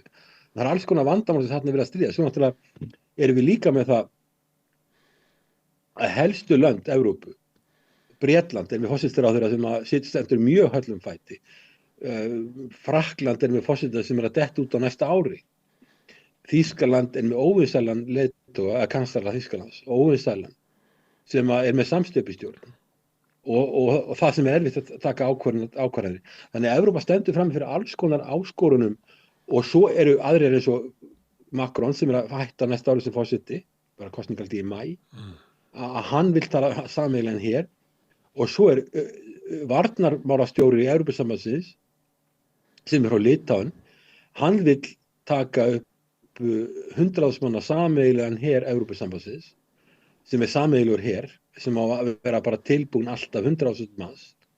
Þannig að menn tala sitt á hvað, þetta engin samstaða. Og svo náttúrulega veltið maður fyrir sér, við eigum að fara að kjósa aðild að Evrópusambandinu á næsta ári, ekki seinna en á næsta ári. Og það það sem margir sem vilja fara inn í Evrópusambandinu með heiðursmanni, allavega Viðreisn og svo Samfylkingin.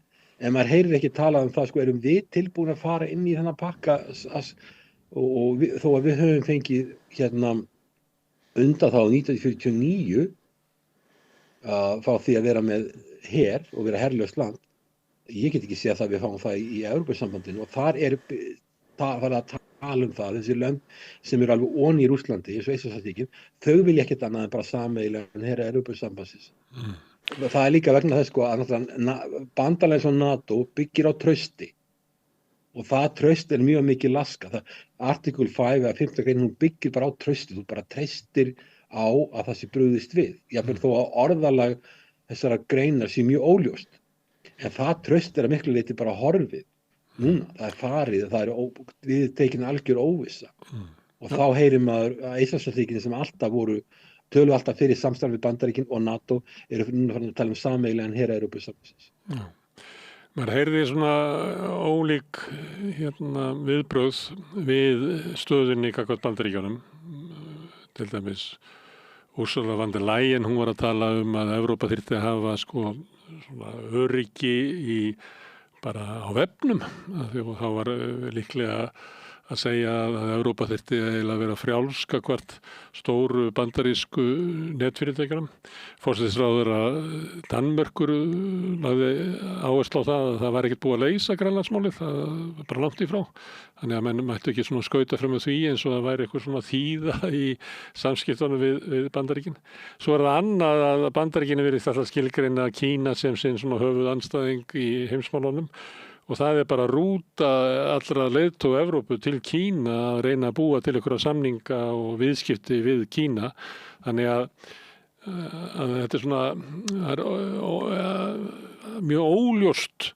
Það þetta að draga eitthvað svona sérstakar línur í því, sko, hvað raunverulega að gerast í Evrópu. Hvort að Evrópa sé að treysta á það að þessi hægt að vinna með Bandaríkjunum og þurfa bara að kaupa bandarísk vopn og að verða einhvern veginn undir einhverju öryggisreglu Bandaríkjana og að framfylgja utanríkisstefnu Bandaríkjana. En svo á móti kemur svona ýmismerki þess að hluti af sjálfstæði Evrópu verður það að vera með sjálfstæði gagnvart Bandaríkjunum.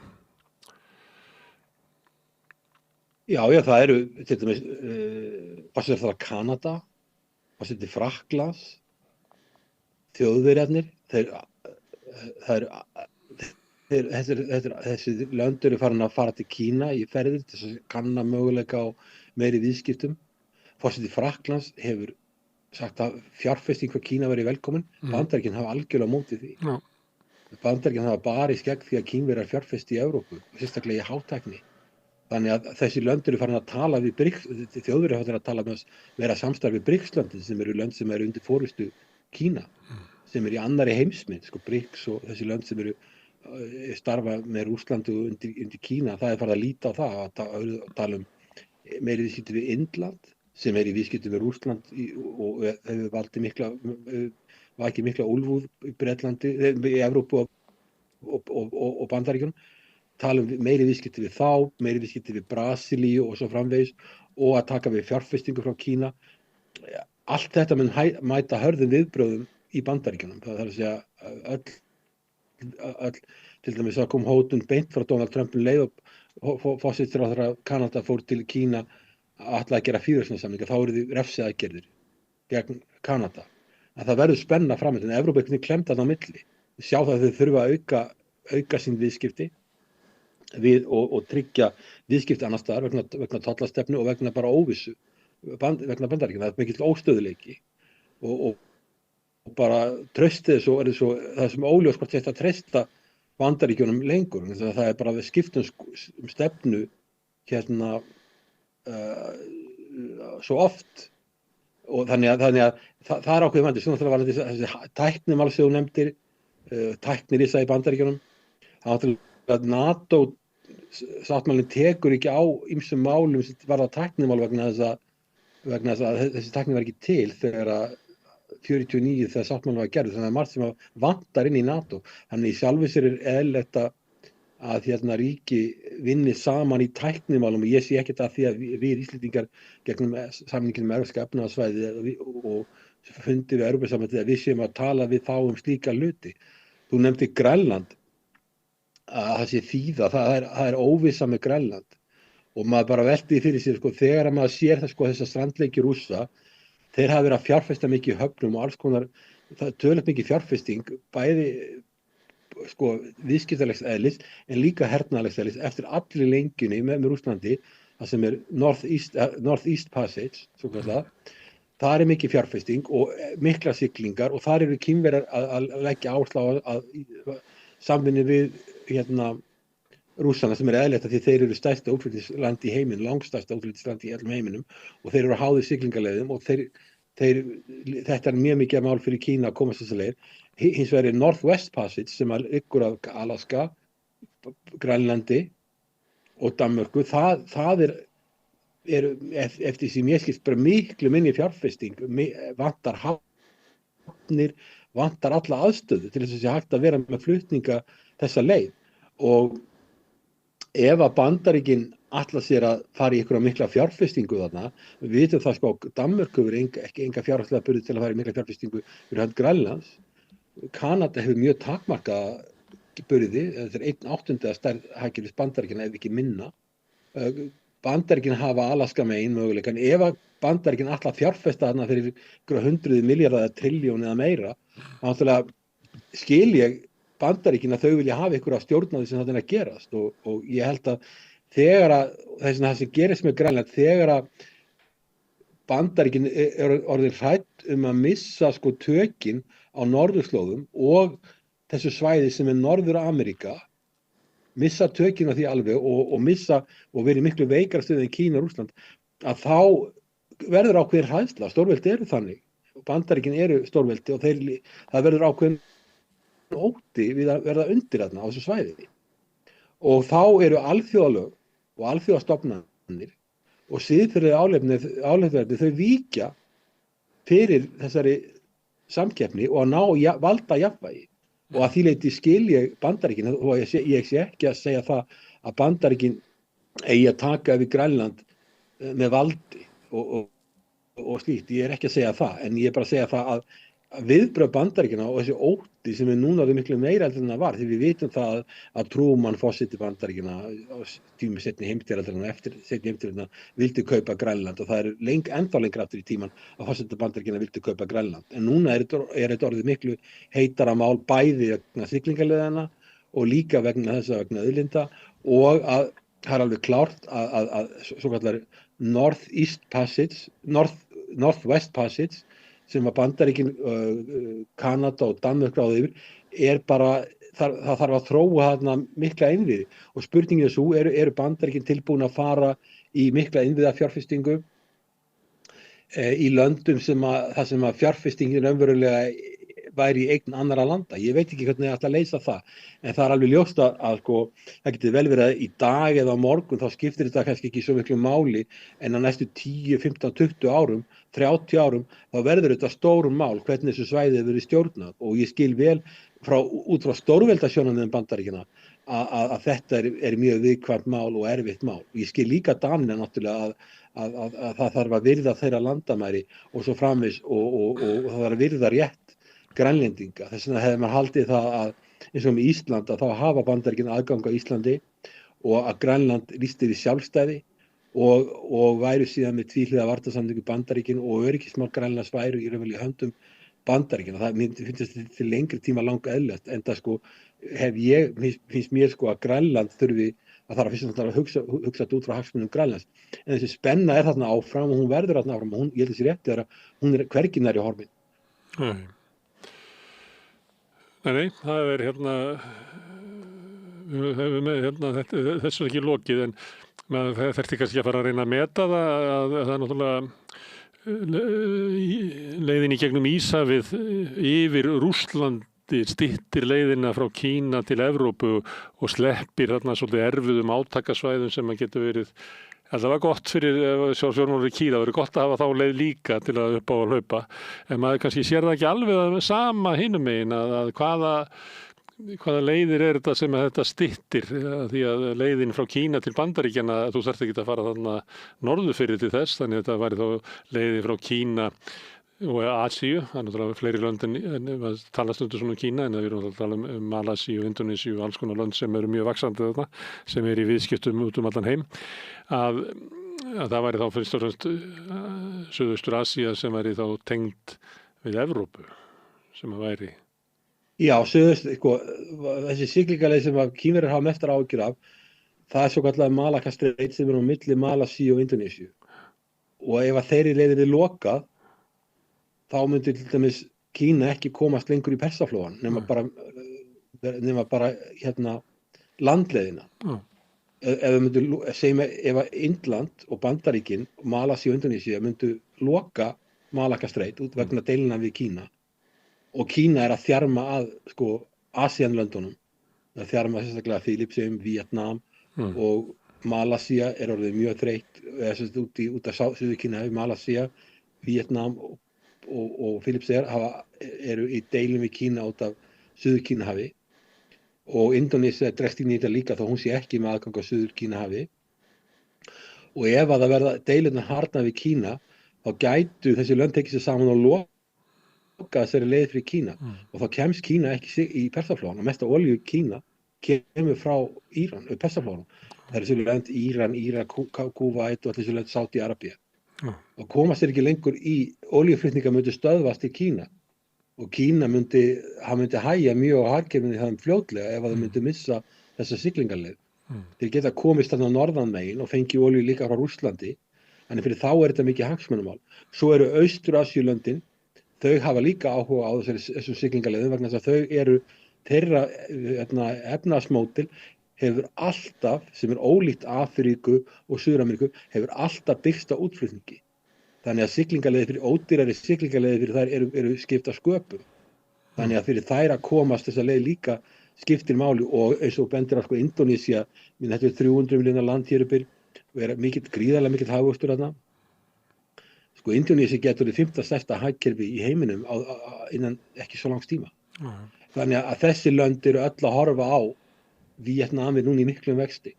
Þessi lönd eru öll að horfa á siglingaleiðir og möguleika en eins og staðan í dag þá er þetta aðalega Kína og sem er í samstarfi við Rússland og þannig að þetta er svona hagsmunamál sem náttúrulega þetta er líka hagsmunamál fyrir Bandaríkin sem eru náttúrulega Bandaríkin í viðskiptum við Austur-Asíulöndin fram og tilbaka, það eru mikil viðskipti milli ASEAN-landana og Bandaríkjanna í dag, þannig að það er líka hagsmunamál fyrir þá, en það er þennan rétti að fyrir Kína er þetta bara ekki hagsmunamál, þetta er bara lífsspörsmál, bara að halda hagkerfinu gangandi að opna fleiri siglingaleiðir og þeir eru líka að reyna að styrkja sig varðandi flutninga á landi, til dæmis að það er mjög náið samband núna milli Pakistan, sem er stórt land, 240 milljónir manna, sem er stöðugum deilum við Indland en Kínverjar eru að leggja veg þvert yfir Pakistan til að komast fram hjá þessum Malakka-streit sem við erum að vorum að tala sem er milli Indónesíu og Malasíu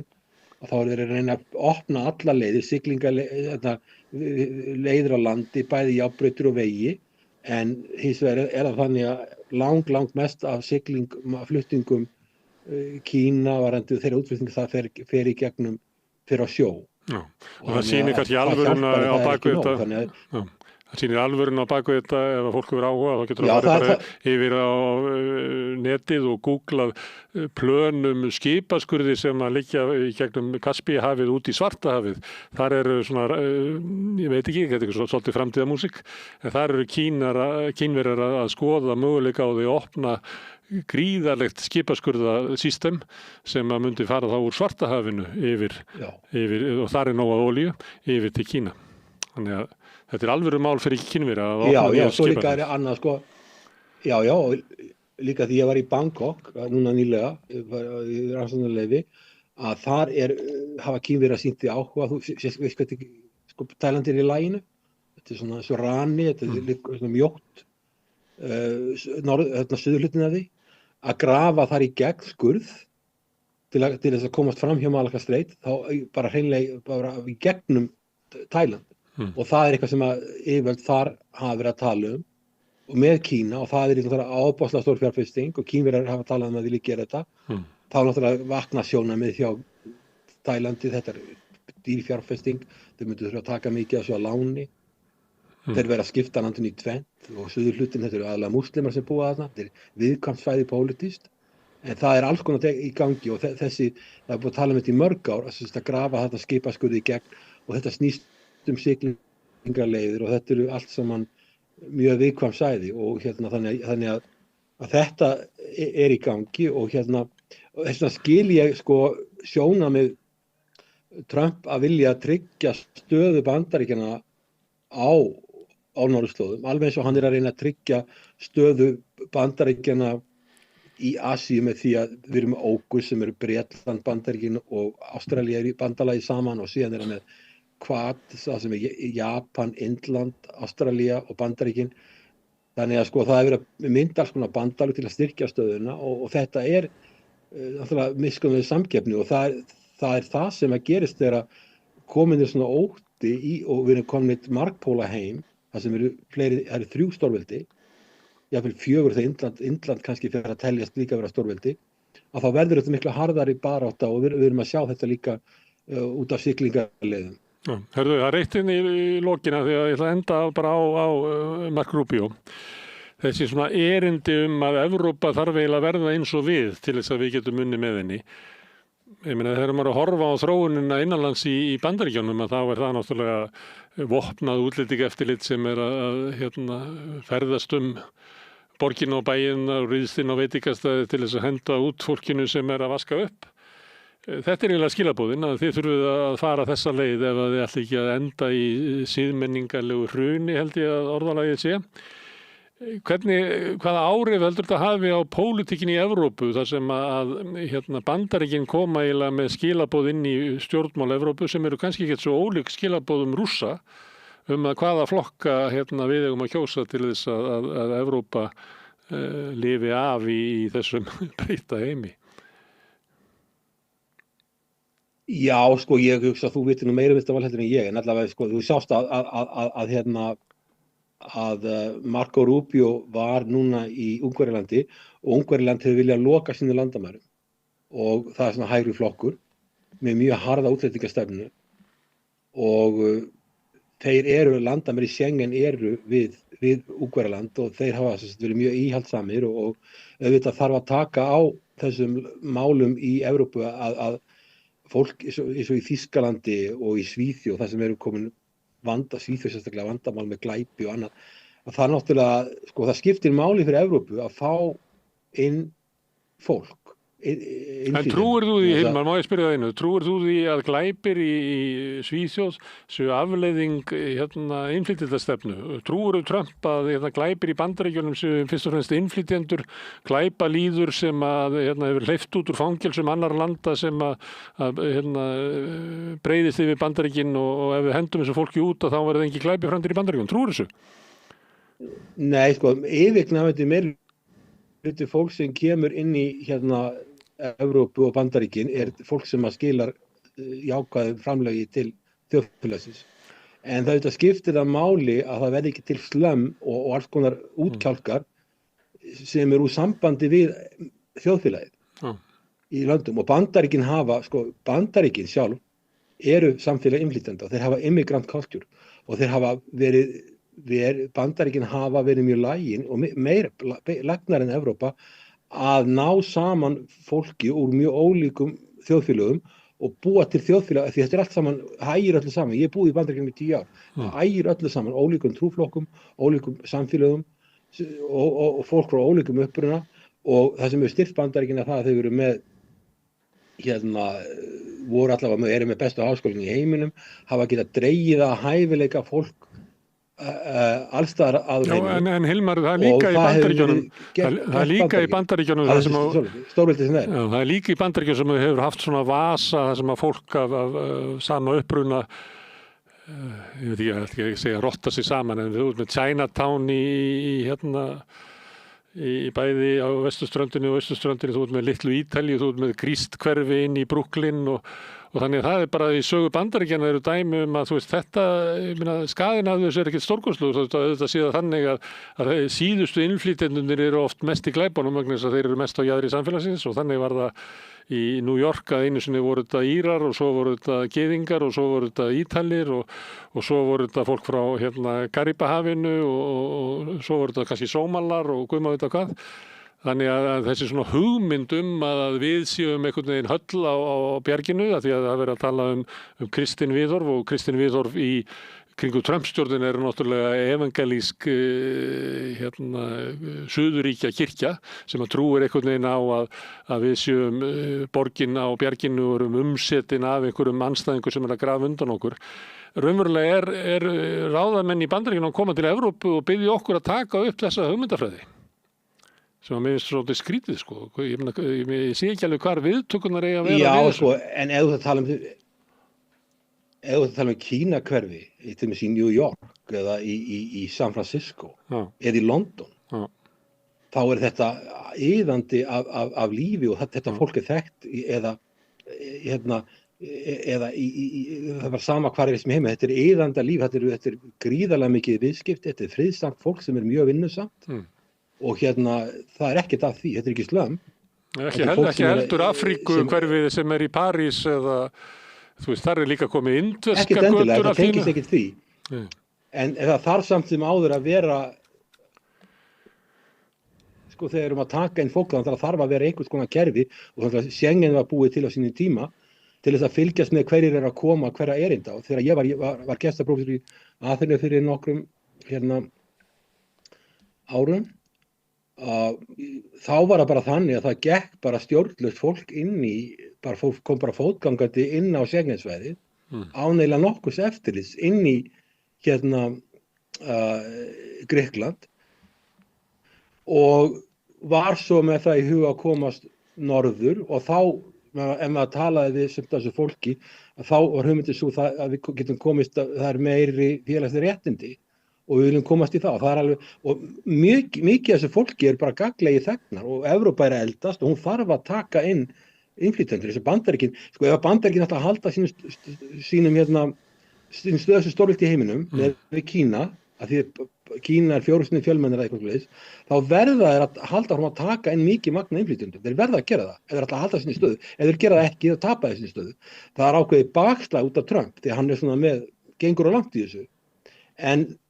En þeir verða að gera þetta, eins með Evrópa er að eldast, velferðarkerfin hjá okkur eru ósjálfbær ef við náum ekki að taka inn yngra fólk og vera lækka með eða halda meðalaldurinn lágum og vera með mikið af ungu fólki sem er að vinna og greiða skatta til þess að halda uppi fólki sem er komið eftir eða þarf meira á heilbrigðiskerfinu að halda.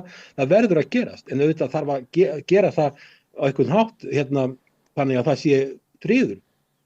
Ég meina að fólk geti bara komið frá Miðausturlöndum, fólk sem er kannski hver sem er og gengi bara inn á Schengensvæðið alveg alveg að sé nokkuð eftirlit, það held ég að sé ekki rétt nálgun. En mín tilfinning var það í Grikklandi að landamærin voru bara galopin og það þarf að vera einhvers konar stjórn á þessu og Bandaríkin til dæmis hafa verið að fá mikið af hæfileika fólki inn sem hafa bara verið hleypt inn í bandaríska háskóla og verið þessu bandaríski þegnar og Evrópa hefur líka góða menntastofnanir og Evrópa þarf líka að geta tekið á móti þessu fólki og komið því inn í samfélögin, þannig að það er náttúrulega mjög flókið mál. En Já, en þegar að Mark Rubio og félagar er að koma til þegar Mark Rubio og félagar er að koma til Evrópu og segja að þeir verða að gera eitthvað, þá stillaður upp einhverju svona fáranlegri hugmyndum og opin landamæri þar sem að innflytjendur bara flæða yfir allt eða það að vera með vopna útlendinga eftirlit sem að er að handtaka fólk vegna þess að það talar með reim eða er öðru svo litin. Þú veist, þetta er ekki, við búum ekki við í heimi þar sem þetta eru valkostirnir, sko.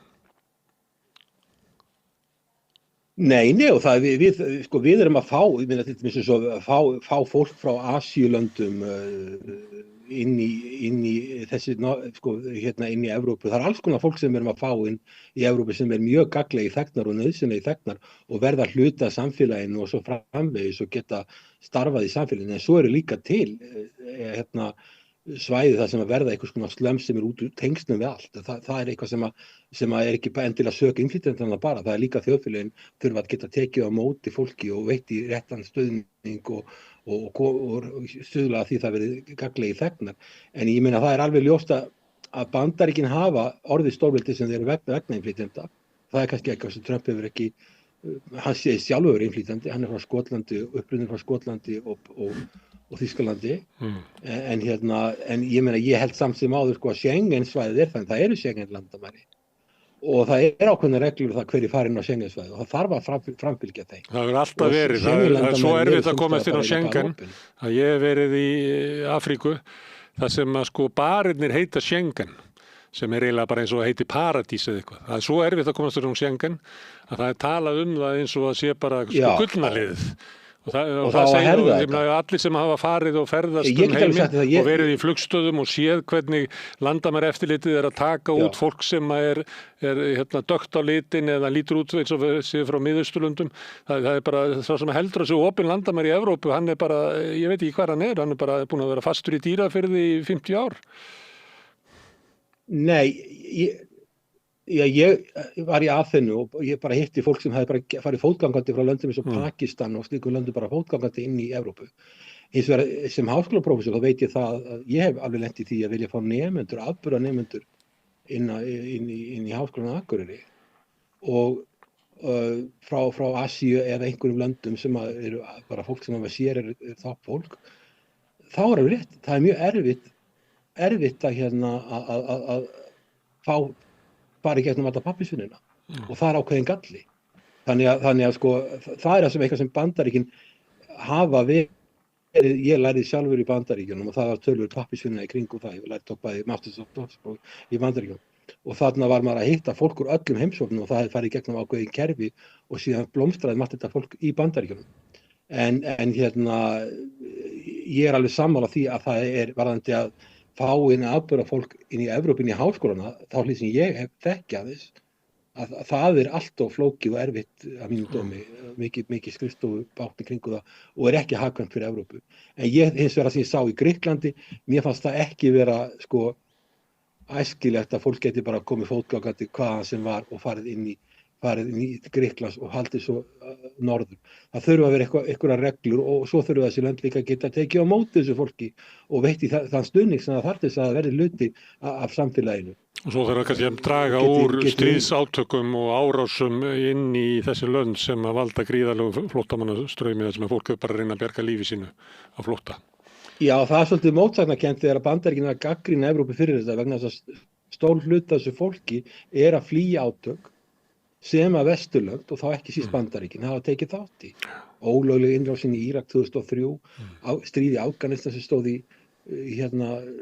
20 ár, stríð í Líbíu og svo getur haldið áfram.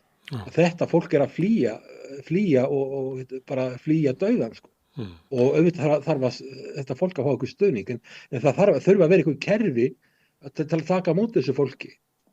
Og það er að síðan að segja, en ég meina langmest af þessu fólki býst ég við, við hefum tökum Ísland, 18% af Íslendingum eru útlendingar, þannig að sko, og við vitum mikið fólk frá Pólandi, þetta er fólk sem er að halda uppi sjávarútvegi hjá okkur á miklu leyti, ferðamannaþjónustinu og svo framvegis, þannig langmest af þessu eru mjög gagnlegir þegnar sem við þurfum á að halda. Herðu, Hilmar, takk fyrir að taka síman hérna, við spjöllum ýmislegt en við vorum að tala við innflytjendur vegna þess að það er öryggismál sem að Bandaríkjastjórn leggur mikla áherslu á að það sé grunnurinn að öryggi Evrópu er að Evrópa taki upp eiginlega útlendingastefnu Trump-stjórnarinnar, þannig að við fórum víða völl, siglingaleiðir og okkur fleira. Kæra þakki fyrir að koma hingað reglulega. Alltaf gaman að tala við þig. Takk fyrir þetta, takk. Umleiðis, takk fyrir. En við látum þetta vera lokin á Rauðaborðinu í kvöld. Ég þakka öllum gestunum sem hafa hingað komið, bæði í stúdíóið og í gegnum Zoom. Þakka Maríu og Birni fyrir að taka viðtöl og Petri Fjellsteð og Laufi Líndal fyrir að taka upp og senda út. En ykkur þakka ég mest sem hafi verið að hlusta og horfa og breytt þessu spjall okkar í fjölmiðlum. Minni á að allt sem við sjáum hér og heyrið er í boði áskrifenda. Það er sá hópur áhorfenda og áheyrenda sem hafa ákveð það að styðja samstöðuna, telja hann að vera mikilvæga í samfélaginu, mikilvæg fyrir lýðræðið og bara á þessum tímamótum sem við erum í á mörgum sviðum. Ef þú vilt slást í þann hóp, þá getur þú farið inn á samstöðum.is, það er hnappur sem ástandur áskrift, það getur þú skráðið fyrir grunnáskriftinni sem er 2.750 krónur, þú mátt borga meira þú vilt og því sem að kjósið getur alltaf áskriftin að renna sem félagsgjöld inn í Alþýðufélagið, en það er einmitt Alþýðufélagið sem á og rekur samstöðuna. Við segjum þetta gott í bili en svo sjáumst aftur hérna annað kvöld klukkan 8 og þá verður rauðaborðið á sínum stað. Góða nótt. Segðu það á Samstöðinni. Samstöðin er í eigu hlustenda, áhorfenda og lesenda. Sláist í hópinn og gerist áskrifendur.